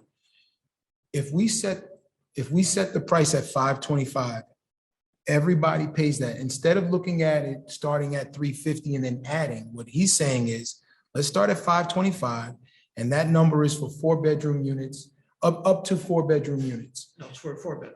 Or for a 4-bedroom unit. 525 is the price per unit, but you get a break if you have less than 4, and you get an additional charge if you have more than 4. And that's what makes it equitable. okay, So if we start at 525, or just, Whatever it's the number is. 550, it's 600, 500, whatever the number is, what we should be looking at in this conversation is how much of a discount do we want to give to smaller residential units? And how much of an increase do we want to give to larger ones? okay, so this And that allows us process to might not then work. charge The commercial properties 525 and everybody else is the 5, whatever. number. I'm still not But you comfortable need with for 5, 2.4 million, right? right, That's but what you're saying. but I'm not, If you cut that down $100, you're talking about cutting, you're basically cutting. $900. Yeah. If we cut it down Even though some will be $100. higher and some will be, the numbers on the extremes don't impact dramatically. right, but the 525 is my pushback. The 525 is extreme. The 525 is going to be most in the majority of the households that. are No, it would not. Based on his formula, the 525 would be for, 3,503 households. correct, which is roughly And so then, 17.5% of the population. so then what is going, if we set this as a basis of 525, then if you are a 3-bedroom, what is the discount we're gonna propose? We can discuss it. We That's what can, I'm asking. What is the discount? If you're a 3-bedroom, if we have a base price of 525, what are we gonna discount for a 3-bedroom? I'd tell you, Goes down to 440 in our model, the model that I presented to you. A 3-bedroom would pay 440. And I still think 400 for a 3-bedroom. Well, we would, Well, no, we we said said 425. We said 425 for a 3-bedroom. Okay, well, then you're gonna have to, because So that's, then so let's just play this out. Yes. Because we have to do this, if a bedroom is worth $100, okay. right, then, But we don't wanna, well, I want you to understand the math. And then once you understand the math, then you can figure I out. what understand the number you math. want to put in there. Yeah. So if you're saying that if 525 is the first number and you're gonna go down to 425, that's right? $75 per bedroom. And, I'm sorry, That's it, just the $75 per bedroom. that's $100 per bedroom.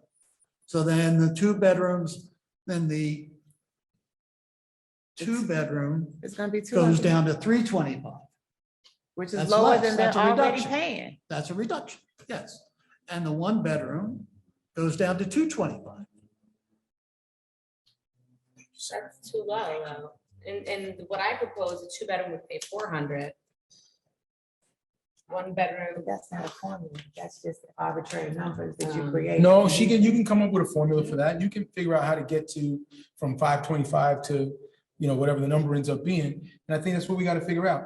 Like, and as we're figuring it out though, like that 3-bedroom number is 5,760 units. So a big discount there literally is going to outweigh all of the other units. We don't have 5,000 units, residential units in 1, 2, 5, 6, 7, 8, 9, 10, 11, 12, 13 units. So whatever discount is given to the 3-bedroom will outweigh any additional revenue we could possibly get. Anything below the 440, which is Mr. Gross's recommendation. Not that we can't do it, we just need to understand it. Any reduction below the 440 for 3-bedroom units is going to outweigh any addition we could do. So if we raised it above 440 for 2 bedrooms, 1 bedrooms, 5, 6, 7, 8, 9, 10, 11, 12, 13, it would still be outweighed by the deduction on the 3-bedroom because there are more 3-bedrooms than all of the others combined with the exception of 4. Using what we just did, Yeah. we lost $162,000. I'm comfortable with losing a little bit because this is a tremendous burden it's a tremendous burden. It's a tremendous burden. It's a tremendous burden. I agree. The issue is every year, this is what the sewer bill will be, right?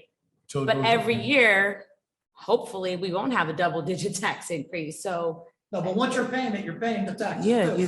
So don't, it's not about. the taxes aren't increase. going back down. It's not about the increase. Once the taxes go up, those taxes stay the same, even if it goes up, so it's exactly the same thing. So in this model, what we're doing here is we are transferring the cost of operating the system from all of the taxpayers, including residential, to the users, which by definition is a different. wait, I'm sorry. Group. I want to make sure I heard you right. So you're saying that next year when we do this again, we're going to be looking at a 16% increase again? No, but whatever you settle it on in terms of taxes. Your it's gonna taxes it's are going to gonna be the repeat. same. We're not, the tax burden next year, look, to take the step further. Let's say whatever you approve for the sewer fee this year. Next year, if there's a $5 increase, that's compared to the percent increase, but you're still paying what you approved last year, to your point. Same thing is the same with taxes. Whatever tax you end up this year, they're paying then, those taxes are gonna go on forever. And the increase of next year is the increase of next year. That's a So if we different. could, I know we need the income. I understand that completely. But if we could do one or the other, just doing both at the same time is just, The difference though, Council President, again, just the difference is 35% of the people that are paying the sewer fee are not residential property tax. Well, that's not true. They pay commercial property taxes too, which are, Yeah, but again, Yeah. keep it in mind, because I want to make sure the record is clear here. What we're trying to do is to transfer the cost of operating and maintaining our sewer system from the general taxpayer, which has a different percentage breakup of entities, to transfer that cost to users. actual users who do have their own, that those users have its own demographic shift. There's a difference in the demographics, as Councilman said. The commercial is roughly a third of the total, whereas our taxpayers' commercial is 10%. Right. 12% of the, so you have a different mix of that. That alone is not a good reason to do this. The good reason to do this is because the users should be paying for the operation, the maintenance, and the cost of operating and the cost of improving and. I just What argue if we that did it should this have way? been done. Here's a suggestion. What if we did it, if we put the fee, and let me finish the entire thought before you guys start yelling at me. What if we put the fee at $600, and that's the flat fee, but you get the discount, not starting at the 3-bedroom, you get the discount starting at the 4-bedroom. So that it's a $600 fee. And then you get $100 off if you have a 4-bedroom unit, which puts it at $500. It's $25 less than what he's currently recommending for them. $400 for the 3, $200, or whatever. However we figure it out going down, maybe we go down by some other number. And then that way you would capture the majority of the units, 5, 4, 3, and commercial, at almost the fee, or at least almost the average fee of what Mr. Gross is trying to project. So in his current thing, it's $525 for 4, $440 for 3. What is it for 2? $85 less. So $385? No, $85 less than $350, what they're currently 3. paying. I don't think we should do that. Yeah, that's what I'm So, saying. so the only way to get there though, is you're gonna have to, if you guys want to give a break to the 3-bedroom, and I'm not, this is math. This is agnostic to people. What I'm just saying is if we're gonna give a break for the 3-bedroom, which I think is where the sticking point is, Because that's for most of the population. So. we're gonna have to start with a higher So number. I really thought that was gonna work out pretty well. Yeah, It doesn't. so You lose is that half, you lose, what you suggested was. So maybe we don't go down Was by a as half a much. million. So maybe we go by $75. We start at 600. We bring 4 bedrooms down to 525, bring 3 bedrooms down to 450, 2 bedrooms to 375, 1 bedroom to 300, or maybe go down by $75. And then you can add something minor on the other side, which is like, 500 units. Who would have thought? But I hit- but you have Who to would have have the thought I same hit the number sweet spot? consistently for each That's bedroom. going down by $75. And then what happens here? It says units with more than 4 bedrooms will pay an additional 85 per bedroom. You can't do that for 13 bedroom. I mean, they're paying. It's only one. I know, but you're talking about $85 per It- bedroom it- annually. I'm just giving an it's- example, even the 9-bedroom, A 8-bedroom, a 75 4-bed, bedroom. a 4-bedroom home in most communities pay about $1,200. That's what they pay. A year? Yeah. And what Yeah. community It's very are you low. going to? Yeah. Well, what- well- Ask Chief Where, what Abbott. town? Ask Chief Abbott. In Sewerville, they pay Chief Abbott 1,200. doesn't live close to us. What town does he live in? Whippany. Right, that's a whole different county. Let's look at Essex County. Let's look at And their Essex taxes are County. much lower than ours. There are some Exactly. towns that- I think Go that's, ahead, there's some towns that so, what? no, There are towns in this, I'm telling you, when they go to the Wooder model, this is where the rates go. It's what, Again, if we would have done this last year when we didn't have a 16% proposed municipal tax increase, then we could have all. but this swallowed it. lowers that proposed tax increase. Like and now it is Revenue. coming Right. from a different mix of payers, It's more equitable. which alleviates some pressure on residential property tax rates. That's like, Okay, let's go through the numbers again. So if we started at, do we? if we start at 600 with Okay. 5 bedrooms, Okay, or do you want to start at, say, 650 no, I don't want to go, no. with No. 5 bedrooms?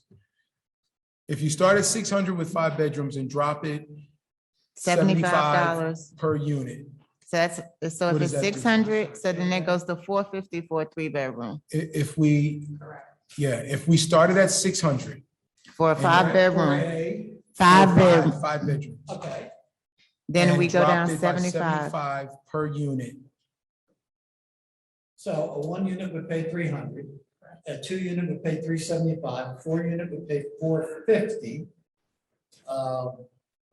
The 5 unit would be 525. No, he said. 4 unit would be 4 520. unit would be. 4 unit is Yeah, the 525. 3 unit would be 450. Oh, I'm sorry, a 4 unit is 525?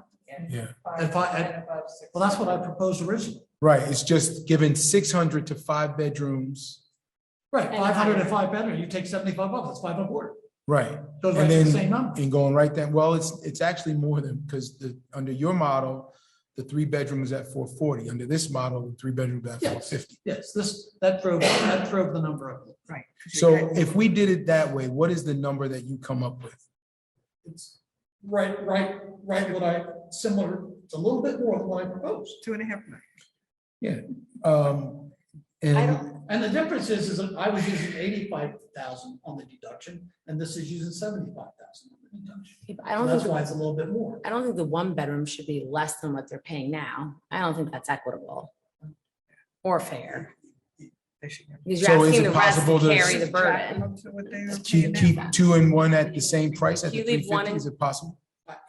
How can you leave one at 350 if we have a We're formula? building an equitable. A formula where we're charging a We need to bedroom. stick to a formula instead of definitions that are defensible. So, I mean, if. So let's do it the other way then. Instead of the starting at a difference higher between- number. If you start them at 350 and go to 525, I can calculate the difference and see what that looks like over, So no matter what, like if we have, either we're gonna start at a higher number and do a deduction, or we're gonna start at the lower number and do an addition for everybody above that. We're not gonna be able to have lump I 1 and think 2 we have bedroom to together. We have to define a unit. an equitable way to define a unit somewhere in the middle, which is what I tried to do. And then create the discount, that type. So, I think because the unit's got to match what a unit is paid everywhere else in commercial. So that's an equitable way to do this. Right, so then that's. So if a 4-bedroom is the equitable, is it gonna be the equitable, or a 5 is gonna be the equitable, that can work. But I see what you're saying. So there's no way to start at the bottom and work it up unless, because in that scenario, whatever the unit is, that would be what would be charged for the commercial properties as well as 1 bedroom, and then you're gonna add on for 2, 3, 4. Right, So, we have to so start commercial would be higher. at 350 in that scenario for lack of a better, okay. So, yeah, so I think we should start at 5 bedrooms. If you guys want to drop it by $85 and start at 600, I think that still gets you to your number. like 75. But then some of those units are going to pay more than what he's currently paying, what he's currently suggesting, recommending. well, They're gonna pay no more, one, they're no gonna pay one. less. I mean, there are people that pay more than what we're suggesting. The 1, 2, and on the 75, the 1, 2, and the 3-bedroom pay more. And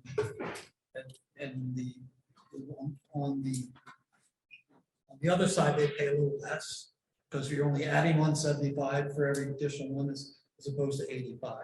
I don't think there's. Wait, we're You guys adding an heard that? additional $75 per bedroom after 4 bedrooms? Yes, How is that fair? So hold on. How about we just. because we're look at using a ours, bedroom or- model to define what a unit is. The cost of it. We're basically. So wait, I just bathroom want to What? say something. Can we use a bathroom model? The what? model? Bathroom model. The number of bathrooms in the Difference house is we don't have that data. So you're asking until someone, after we do the next reeval. 2025, sure. Right, but when we have the Yeah. next reeval, then we'll have that data. so you're asking someone with a 6-bedroom to pay an additional $150. If No. it's $75 I'm- additional per bedroom, an I'm- additional whatever I'm saying under this model, they would pay. they would. No, but it's actually more than that, because the current fee is 350. No, in addition to that, is what I'm saying. So in this Can you model, 6 speak in- bedrooms would pay 6. Microphone. In this, and if we went with what I just recommended, 600 for 5-bedroom, calling that a unit. A 6-bedroom would pay 675, which is 300, and almost double what they're paying now. It's going to affect almost 400 homeowners. The other thing you could do But- is you could go to 475 across the board. And that's another option. What does that leave us if we do That's the 475? 2.4 million, that's the other That's the scenario. other side. In other Yeah. words, it's even, everybody pays the extra. But then you have to the. From argument- 350 to 475. Yeah, and so for smaller units, so that will hurt them, that will hurt them more. 2 bedrooms. 1, 2, and 1 1 bedroom. bedroom, Well, I'm 3 looking bedrooms. online to see what another town is paying. Trying to figure it out. I can give you a list of towns that don't charge at all. Well, we know we can't go from not charging. We don't have revenue to not My charge. point is But what towns around us don't charge? If towns looked at us to say, what are they charging, right? And they saw we were charging 350, they're not gonna say, oh, okay, that's the right amount. Because what's relevant is what does it cost you to operate the system? But to your point, what towns around us don't charge a sewer bill? What towns don't charge a sewer bill? Some towns do it by cubic feet. That's right. because they're using a usage model, but we can't convert to that because we don't have the data. Well, we can, We it just can. can't do it in time for this budget. And once we change it now, it's gonna be, we can't change it again until next year. Right, so Yeah. we can't We change it. we can move to a usage model. We need to The- think about. Now, and that is an argument that has some level of equity in it. It also That could hurt some residents is too. for poorer residents who have more people per unit, that's gonna hurt them. Because they're using more water. And we also have to keep in mind that we have probably, based on the census data from the last census, not 2020, but we have about 30% of our households that are tenancies. So in those households, you might have more residents living in those than you would a family of four. And you also have some of these, I don't even know what they're called, but they're like assisted, well, you have those, but you have assisted living or that So kind of with stuff. the, so how would a senior facility go with this? How would it be rated? Is it rated as a commercial unit, one unit? What's that? As one of our senior buildings, any of our senior buildings, how will they be utilized under this system? Is that gonna be $600? If they're paying it all, and I have to go back and check and see who's paying what. But if they're paying at all, they will pay based on the rate that you set, the unit rate. But I don't know whether they're paying. We I'm will sorry, definitely know that. Yeah, Deg, maybe I know. Can you please explain to me, maybe you've been saying this, I'm just not understanding, or Mr. Gross? Some municipalities pay a residential fee versus a non-residential fee, a commercial fee. So why can't we charge For what? for sewer? Why can't we charge a separate rate for commercial Well, we properties? have an agreement with the joint meeting. I talked to Okay. them. They don't care. Well, we have an agreement with them Okay. that a unit is defined in a certain way. Okay, Now, what we're talking about is how to modify the distribution of those units. That's what we're doing right here, we're using this method to do that. So when I spoke with them, they said, we don't care what you do, as long as you pay us, we're gonna send you a bill. And however you figure out how you want to come up with that number is up to you. You can pay it all. You can have other folks pay it. But we have to be concerned about the users and making sure that we put together something that is fair and equitable across the board. well, the reason why. So giving, whether we can give and what level of discount and how we model that is an issue. In terms of a discount, we're not talking about necessarily, it doesn't sound to me like we're talking about a 5 or 10% discount. We're talking about some type of a major, if you're gonna use age as a factor on this. That we're talking about something that will have a significant impact on the bottom line we're trying to project, because we won't know the answer to those questions of how many of our units are going to be impacted by that discount. Can't tell you. I would think we would have to plan for a quarter of them. But, we don't know. I think we could plan for it, but we don't know. If we're doing that in combination with the bedroom mix. Right. We don't know how that's going to play out. We sure don't. You're right. It's a little easier to project that if we do, Pull up the fees for Orange and look at their. a flat fee across the board. Right, and then give a discount to You're just giving seniors. A senior discount Right. of some sort on that, but it's gonna be a sizable income increase if you do that, because not only, it's not 475, because whatever discount you're giving up, if you're giving up 25% of that difference. Right, for 25% of the town. Gotta go higher in order to cover your costs. Right. So in that scenario, if we gave a 25% discount for 25% of the town, which is what we would have to plan on, and it could even be more than that, but let's just say it's 25, then that 475 would have to probably be about, And that's 600. That's a discount. well, maybe about That's a discount on what we're already getting too. So. Right. So. you're Right. not This is, using we're talking about the 25% additional of revenue. This No, I difference, get it. you're talking about 25% Of of the total. Yeah. Of the total. I mean, Yeah. you could end up losing money. Yeah, no, I get it. And I can't project it. I mean, I can make a guess, Right, and but we won't know. but I won't know. Yeah, no, this is a real issue. Well, for one, I know y'all don't like this stuff. I like this stuff. So I think maybe, so again, just playing with the numbers. So where are we gonna start? Maybe we don't start at 5. Well, maybe we have to start at and make. Let's start at 600 for a 5-bedroom and above. For where? For a five-bedroom, let's start at 600. So we're looking at that's like. Well, at 75, and this is the number. Well, that gets us more than the 2.4. So, but it allows us to discount. If we were to discount $75 per bedroom, Mhm. that keeps us closer. That brings you down for one bedroom at 300, That's too low.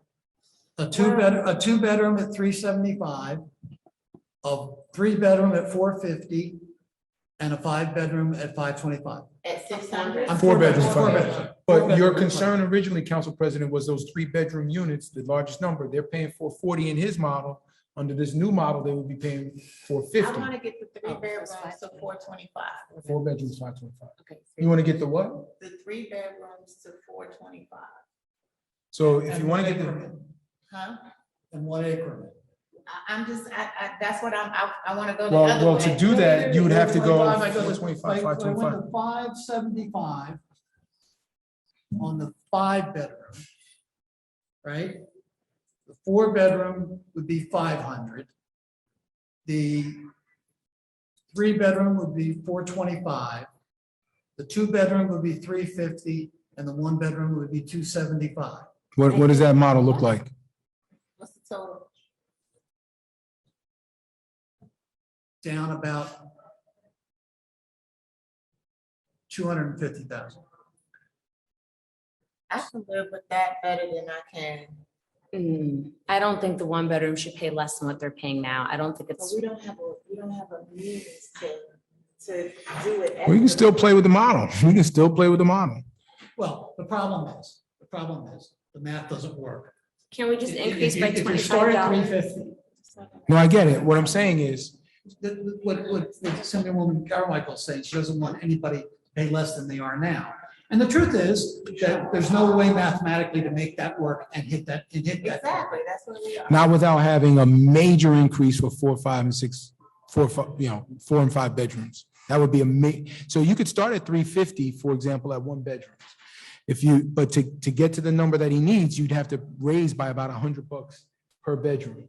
So 350 for 1 would be, 450 for 2, 550 for 3. I mean, even if you did 75, 350 for 1 bedrooms, 425 for 2, like you're still looking at 500 for 3, right? Like you're gonna have to, if we start at that way, or we could start at 625 instead of 600.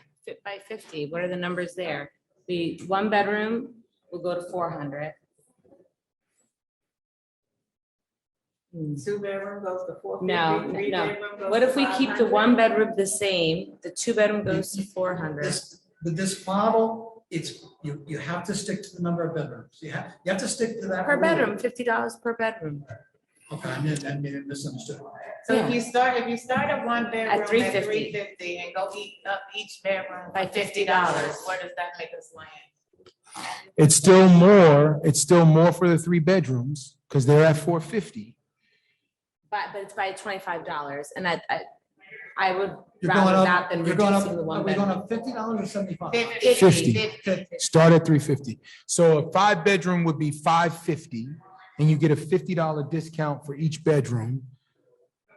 And that would get you at 350 for a 1 bedroom, 450 for a 3 bedroom, which is still more than the 440 under his math.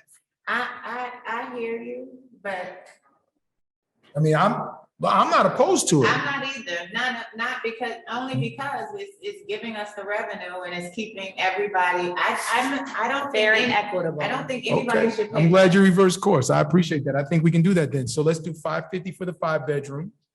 And that'll give us all of the 1,100 units there. So a unit will be 5 bedrooms At 550. at 550.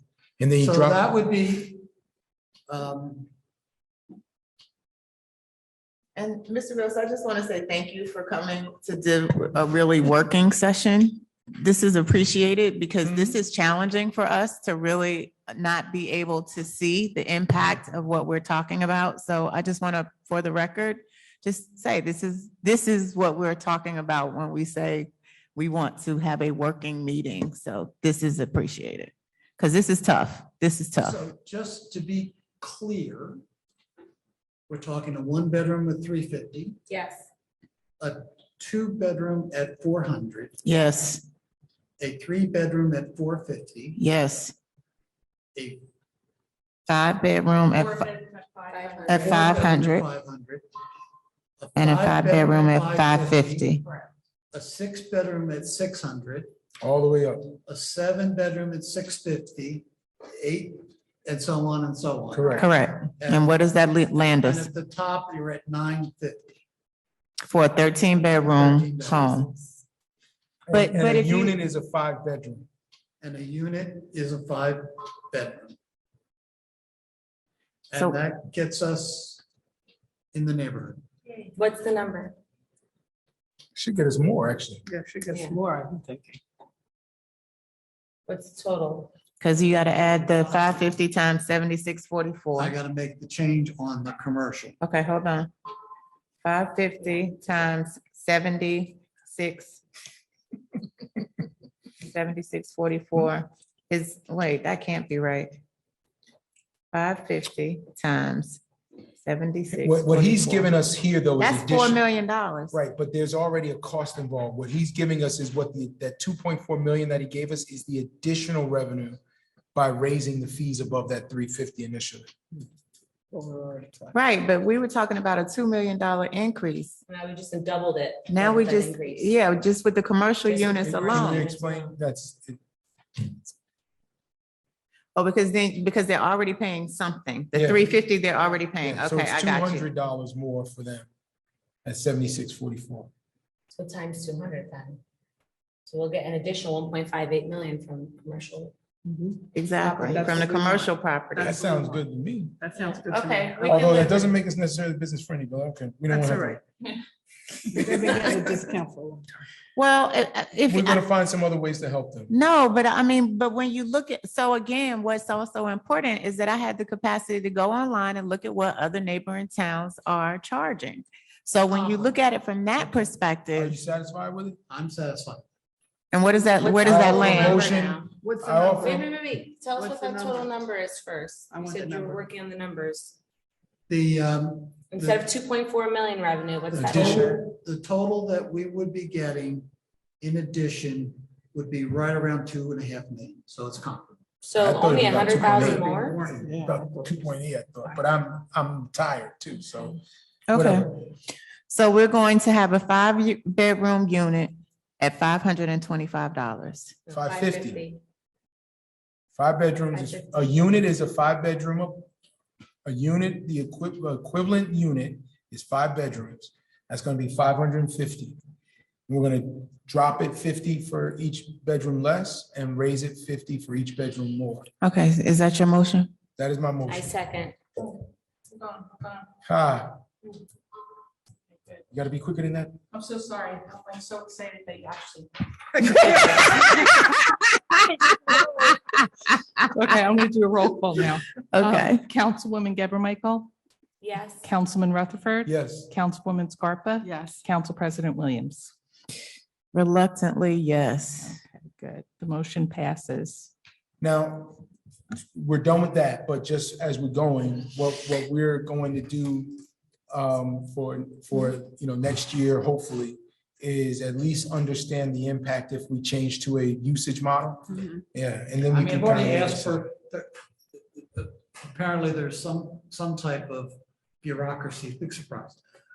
Bureaucracy in getting someone who doesn't have legal access to the, legal in the sense that I'm not a user, so not getting me access to to the data for our town. So they've just got some hoops they gotta go through in order to get to. They've assured me that we'll get it. Okay. All right, Yeah, what's so next? We'll look to do that, and then hopefully we can get to an even more equitable. Yes, we'll move there. If the numbers make sense, if the numbers make sense. If the numbers make sense. All right, what else do we have tonight? So I'm gonna put an ordinance on the meeting for the 14th, 13. the 13th, excuse me.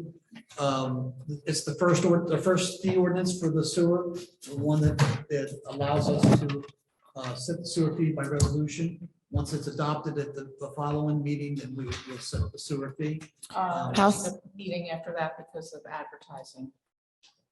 We're not going to be able to advertise it in time. Because Because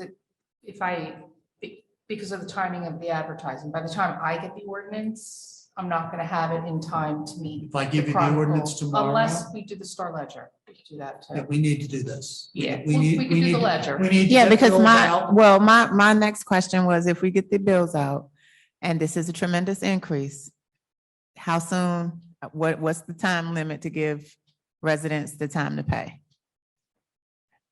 I understand that they were supposed to be out months ago, but they haven't. So what's our normal practice to give residents an opportunity to pay? It's nearly doubled for some residents, if not more.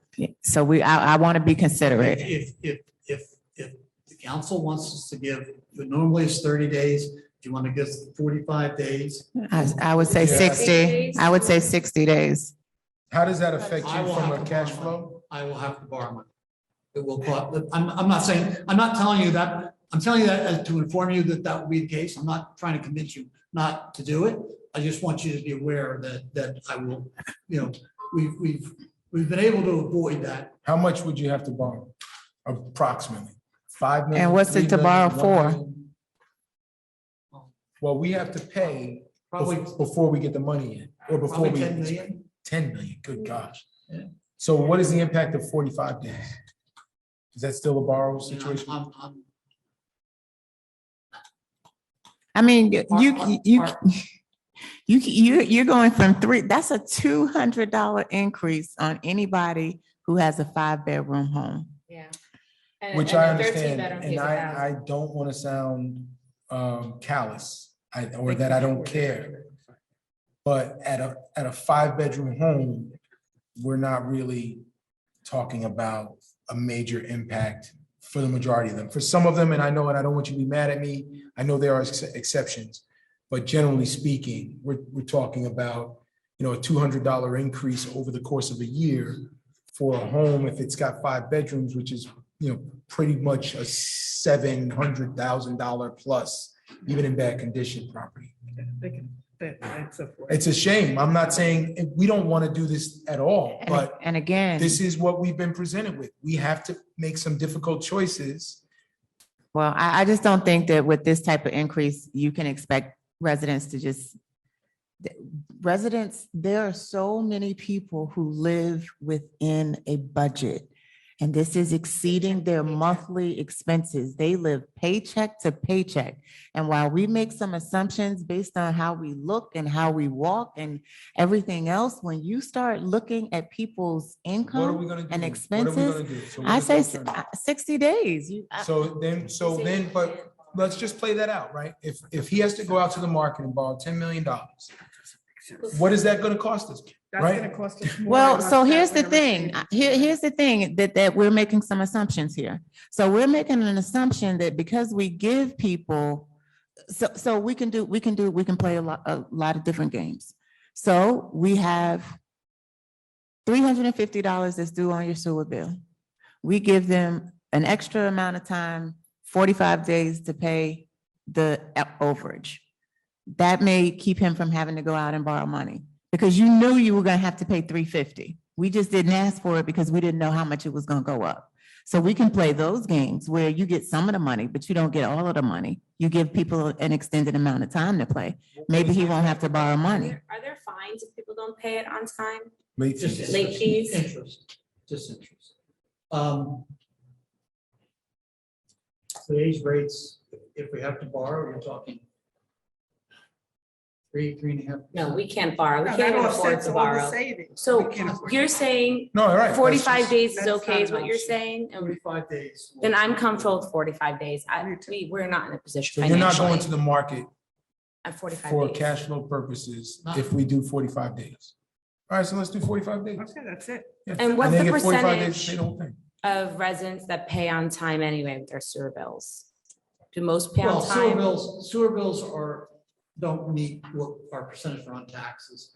It's probably 90%. Okay. Well, then can we do something a little different? which is ordinarily, if you paid late, you would pay the interest. Can we waive the interest if you have to pay late? I spend entirely too much time talking to people who are at their wits' end financially. And this is not something that was anticipated. It's not something that was expected. Everybody knew that they were going to have to pay a $350 sewer bill. So how can we, as a body, help our residents who now are going to be burdened by this? Because it's just a fact. No, I hear you. It's a I think the fact. bigger burden is the property tax increase. Because we're not talking about $200 for a five bedroom. So, and under the model, we were talking about a $300,000 assessed value. I'm willing to bet, I'm not a betting man, I don't gamble at all. I'm willing to bet you don't have a five bedroom home assessed at $300,000. They're going to see much more of a property tax increase than that $350 or so that we've been talking about. We're trying to get it down under $300. They're going to see much more of a property tax increase than that. They're going to see a $200 difference in their sewer bill. But if we don't do this, or if we are forced to then make up some holes with borrowing, ultimately property tax is going to pay that borrowing cost at some point. They're going to see a much larger percentage of that themselves. But can we just play it out? If we have the 30-day, if we do the 45 days and you have to pay the $350 and give them an extra whatever, for the additional, how would that play out financially? Will we still have to borrow money? How about this? The administration will commit. Mr. Gross. I'm sorry.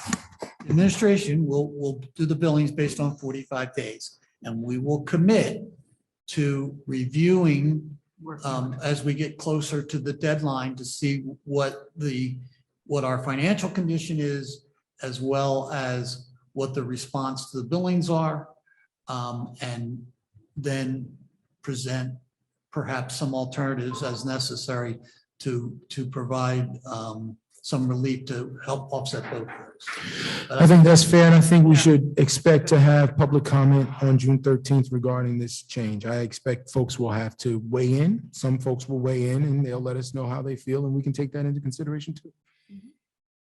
Is I'm that fine fair, with Council that. President? The I'm fine administration with that. agrees with your concerns. We do too, all of us. What I don't want to do is I don't want to set us up to fail. And- So again, somebody's gonna fail. Well, no, not necessarily. Not necessarily. I mean, if we set things up that en masse, people don't pay because they just don't pay, not because necessarily they can avoid it, because the deadline is. Okay, so I'm comfortable with 45 days. That if we can figure out a way to help the people that need the help, Mhm. then I want to try to do that. That's Same what we here. want to do. Right, so again, that's why I was considering waiving the penalty of some sort, doing something. We just might have to take this year on a case-by-case basis and do some things differently that we've never been willing to do Well, Council before. President, I think that's what he's committed to. I think as we get closer to that 45-day deadline, he'll know what the percentage of payment is, or at least have an idea. I'll know what our financial condition is, so and whether it matters and whether maybe, I don't want to talk Yeah, no, about. We don't have to I get it. speculate at this I- point. I understand. I get it. All right, I think we're all on the same page. Thank you. This is tough. Next thing, I need to calculate what all this means in terms of the bottom line. But I'm going to ask you whether you would consider introducing a budget based on everything we've done so far, understanding that it's not done yet, but to have what you've done memorialized. It doesn't mean that we're spending it. It doesn't mean that anything other than we're meeting our statutory obligations in terms of process. The laws are very specific about getting budgets introduced, not so specific on when you actually adopt them. Anything that you introduce can be Amended. amended downward. Does it take 4 or 3 votes to do it? 3. You only need 3 to go down. You need 4 to go up. Right. You need 3 to go down. So. Can I ask a question? What is the state cap on property taxes before a referendum is required? Isn't there a number? I thought it was like 3.5 or something. Oh, no, that's not on taxes. That's on expenditure. There's a 3.5 spending on certain categories. And that changes every year. So that's a moving target, and it kind of leads the public to believe that those percentages are something they can calculate, but I mean, not that they can't calculate it, but it is not like they don't go to the bottom line and it's 3.5%. Or in the case of taxes, you don't go to the bottom line and it's 2%. It's because of all the exceptions to it. So. Any other questions? So So the question- Suggesting we not finish going through this tonight. I mean, we're almost done. A lot of this stuff. No, I'm not. No, he's suggesting- suggesting that we I just propose wanted to get some- adopt. Before we got too late, I wanted to get some of the issues, the nuts and bolts issues done, and we can go back to going through whatever you want to do. I'm not comfortable with the 10% increase because again, to my point that I made at our last budget hearing, that's the highest increase that we've had in over a 12-year period. No. I think we have to seriously consider getting this budget at least comparable to the highest increase that we've had over the last 12 years. And we just need to figure out some more ways to whether we increase revenue, whether we reduce expenses. I mean, we've already diminished the $800,000 shortfall or reserves, but And this is over 3 million with the sewers alone, just so you know, I'm calculating the costs. okay. That should help bring it down more, another percent. And then we have the 400,000 that we are gonna have anticipated revenue from the actual fees. Mhm. But does that get us down to, It should bring us down closer to like 7. So you did I did a quick one in my head. I came up with about 2.8 million from the suit. Way over 3 million. And I'm just calculating what it is over, not. The total increase. amount. Yeah, what the Yeah. increase is. Well, you have to keep in mind that you don't get 100% collections. So I'm again, I tend to be conservative on my estimates to make sure that we meet, I want to make sure that, because what we do, we need to make sure that we meet. So. I mean, I did a quick, but I looked at the majority of these units, 5, 4, 3, 2. So, but anyway, the point is, it's going to be north of. I will do a calculation where I think we are, based on what you've approved already. I just need some time to do that. Yeah, we don't have to do that right now. Having said that, I'm looking to talk about the concept of doing it. Generally what towns do is if they know what their budget is going to be, they introduce it and they adopt it within 30 days. If they don't know what they're doing, they have work to do on it, they will take some time to do it. And if they don't get it to where they're going to adopt it, they'll introduce it as it is and announce to the public, we're introducing it. It's not going to be a surprise to anybody because everybody pretty much knows where we started. That you introduce it, we meet our statutory obligations, and then we move forward and continue to work on the budget to get it to where you're finalized. So I think the question on my colleagues on my left are asking is, based on the changes that we've made so far with regard to open positions, promotions, so on and so forth, the fees, we should be somewhere, and again, it's quick in the head, so I could be totally wrong, but around 9.5% right now. Is that not right?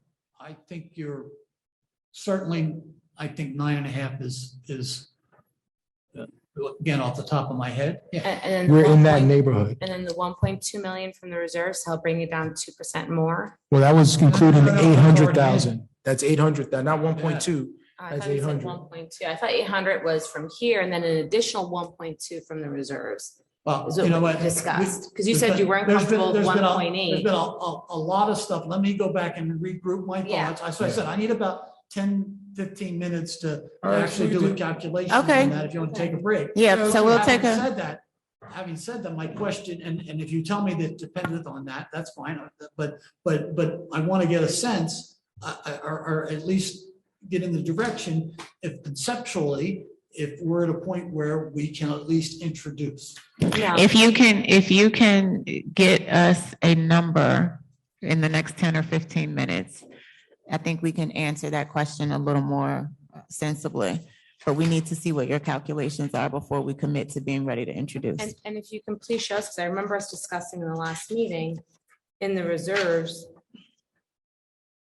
we discussed the current reserves, not from the fluff in this budget. We're taking 1.2 million to help offset the taxes No, I didn't for understand that. 2%. Oh, Because remember I 800,000 said, plus wait, 400,000. hold on. Because I at first had said 1.8 to bring it down by 3%, and you said, no, that would definitely impact No, I our. understand that. Yes. But I was including the 800,000 in that number. No. Well, I was. Oh, we So weren't. my That's why I said. my position Let is, him recalculate. yeah. So Can you we'll give you an calculate both opportunity, numbers? we'll give you an opportunity to recalculate. Okay. We'll come back in about 10 minutes or 15, however much time you need. And again, we appreciate you even doing this for us in real time With so us. that we can really have the information that's important. With regard to the surplus though, we're right now at about 7 million or so. Is that fair? Of all of our reserves, yes.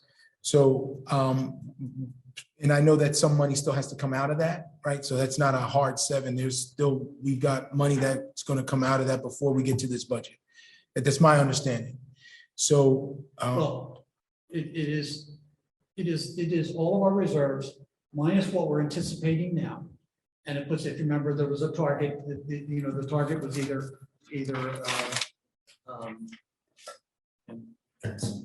I saw this. I remember you had the 7. Percentage, right? Yeah, It was 703. At a percentage of our budget, and 7% of our budget, or Or 3%. 3% of the total levy, which includes Board of Ed and the county and Right. us. And those numbers came in right around that $7 million number, which is. 7.3, yeah. Yeah, which is right after, so when you deduct what we've already anticipated in this budget of $3 million, it brings us down to that $7 million number. So anything below that, we start to be threatened, we run into the threat of problems with our bond rating. And even further, whether, how we respond in future years. So that's part of the kicking the can down the road. What I understood, and we talked about that the $800,000, we're going to make cuts, understanding that does not, then that's $800,000 that we will lose out of our surplus. Projected surplus, which is 3 Projected million. surplus. So therefore, that's included in the 1.2 million that we had talked about. My opinion, you were looking for me to give you an endorsement. My endorsement was included that concept. Okay, is there something else you want him to do differently? I would like to see 2% come out from our reserves. I'm sorry. 2% reduction in taxes, the proposed tax increase from our reserves. So it'll be 1.2 million, not 800,000. You don't have to cut. I mean, you'll do what you're going to do. The council is quite free to ignore my recommendations. But that's a decision that you can make to do. I'm not going to recommend. Okay. My question though, With the sewer fees, sorry, Councilman. no worries. With the increase that we propose with the sewer fees, wouldn't that cover the extra to help bring it down by 2%?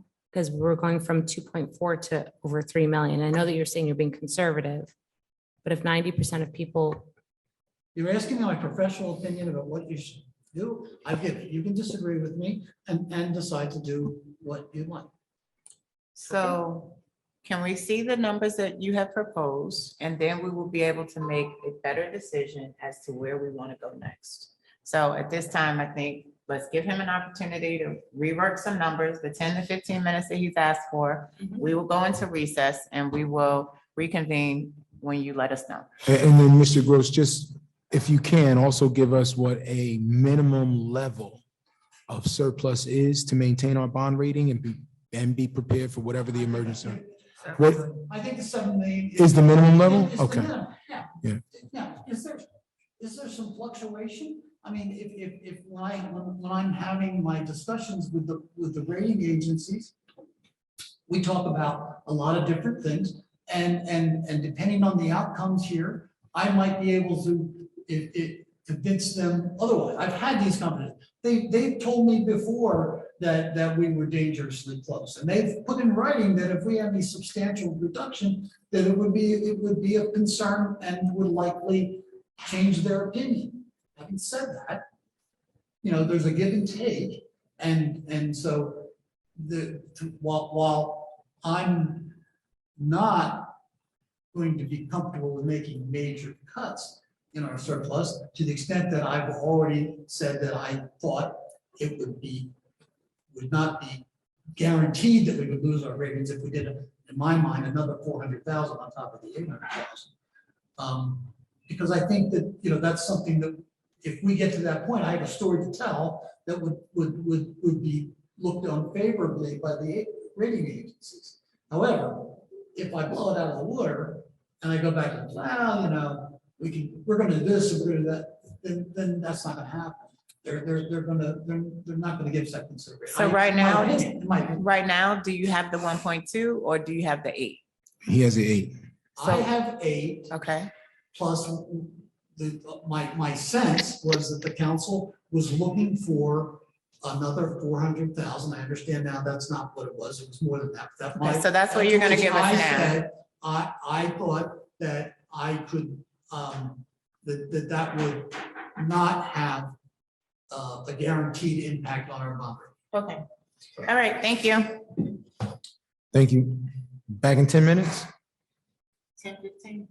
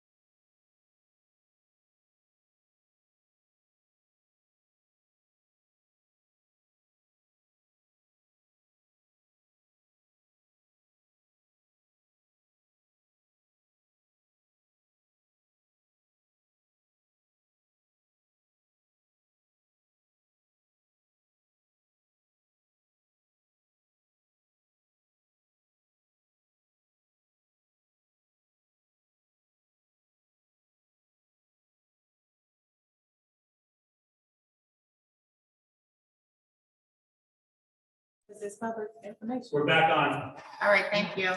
Thank you to the public for giving us an opportunity to rework some numbers. We appreciate your patience. At this time, before we resume, we'd like to pick another date for us to have our follow-up meeting. The 10th of June. We're looking at the I'm 10th? sorry, no. So the 7th of June is planning board. We can do Tuesday. There's nothing on the calendar. On Wednesday, on Thursday, you Well, have public. Tuesday, the 6th is the primary day, election. It's election day. Okay, No, I don't recommend that we do a budget. why not? People are just going to vote. For 2 minutes. Yeah, I I'm not mean, available that day. Okay, on the 8th is the Public Relations Commission meeting, the West Orange Arts Council meeting. let's do the 8th, I mean, I'm fine with eight. Yeah, I'm fine. Okay, we'll do Budget. Thursday, the 8th. Thursday, the 8th for our next meeting. And when the clerk comes back, we'll let her know as well. And we'll wait for the clerk to return before we resume because she may need to take notes. At 6 p.m. Budget hearing. So so the problem is if we meet on the 8th and we're trying to introduce the budget, that's after the deadline. Can I help with this?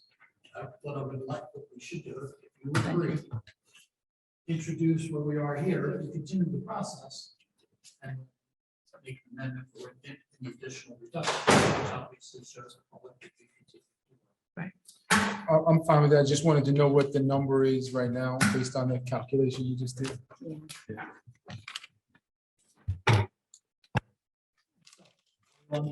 Yep. Yes, go ahead. Thank you, Mr. Gross. Okay, so I took and I'm gonna review the changes that I made around the budget. The original budget.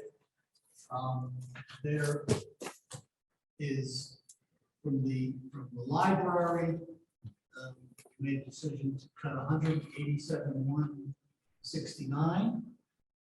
From all the other departments, from the open positions, the promotions, that whole list. I'm not gonna review each one. of these. No, that's good. But I have it at $619,377. The 800,000 going to be taken out of the Surplus. the surplus generation in this budget.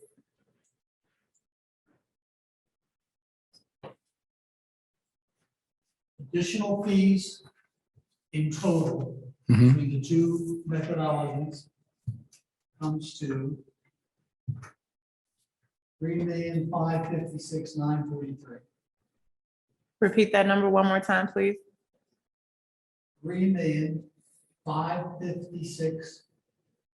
$3,556,944.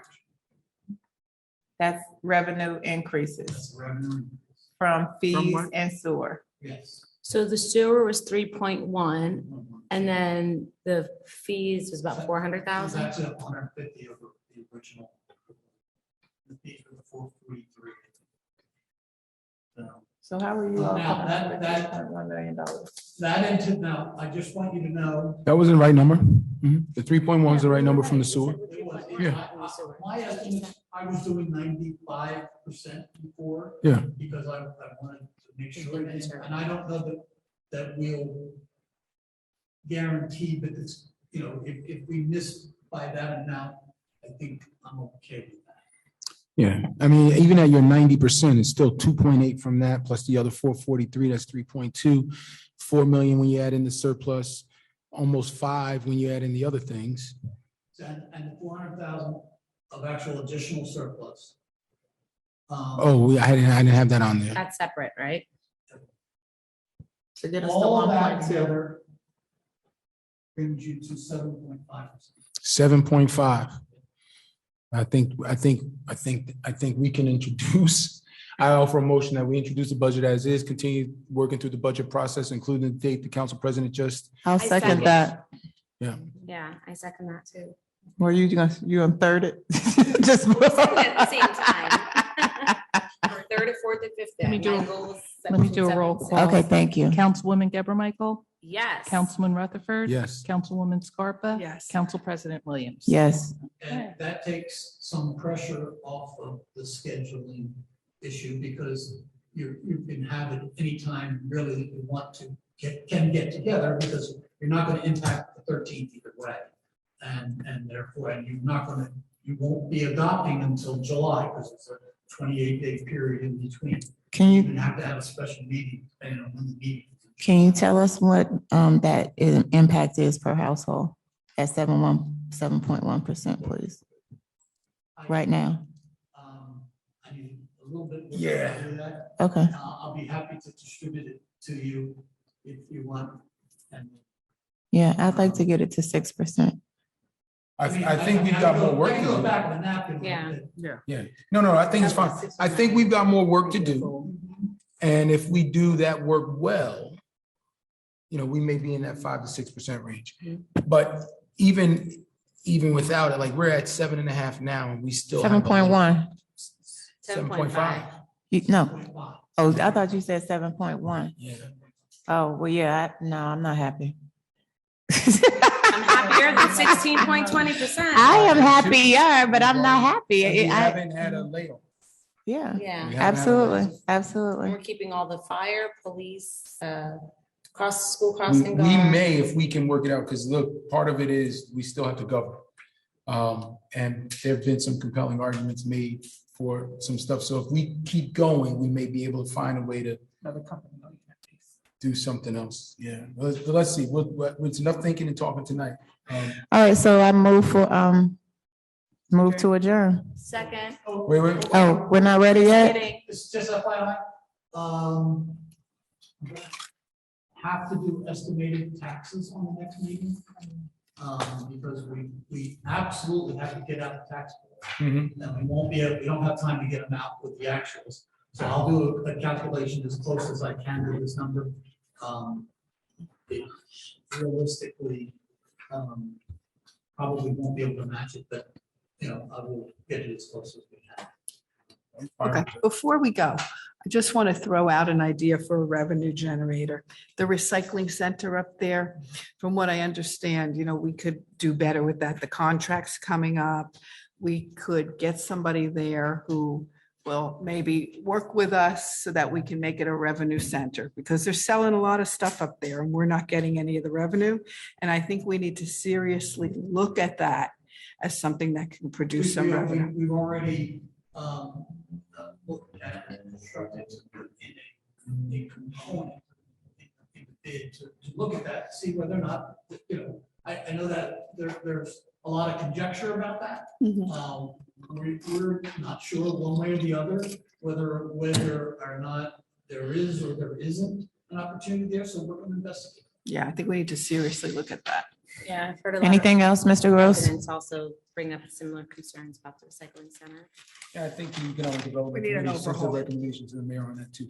So I think we're all probably united in Absolutely. both the administration and the council in trying to find a better way. To manage that. Last thing, I'm also about to put the temporary budget up because we're now starting to run out of money. Again, I would like to fashion it consistent with what you've approved. So that, we make sure that we take care of all the bumps in the road as we go through stuff. So what does that mean? It'll look like the introduced. Can you budget. talk into the microphone as well? It will look, sorry, it will look like the introduced budget. So, to the extent that, it's going to be consistent. So the introduced budget with the 16% increase? That's No, this not, one no, that we no, just that, introduced. that budget was not introduced. That is the budget presented to you by the administration. Okay, so this is, you're for- talking about the for collaborative effort, 7.5% which I want increase. to thank you all for getting here and making what are really, really difficult decisions. I think probably the most difficult decisions. I hope it's the most difficult decision that you have to make as a public official. It certainly has been mine. Yeah, we hope so too, for both you and. That was all you, Council President. Motion to adjourn. Second. Thank you. All in favor? Aye. Any opposed?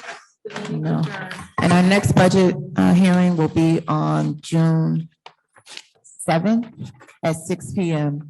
Hybrid format, virtually, June 8th. Thank you. No, we voted. Good night, on everybody. June.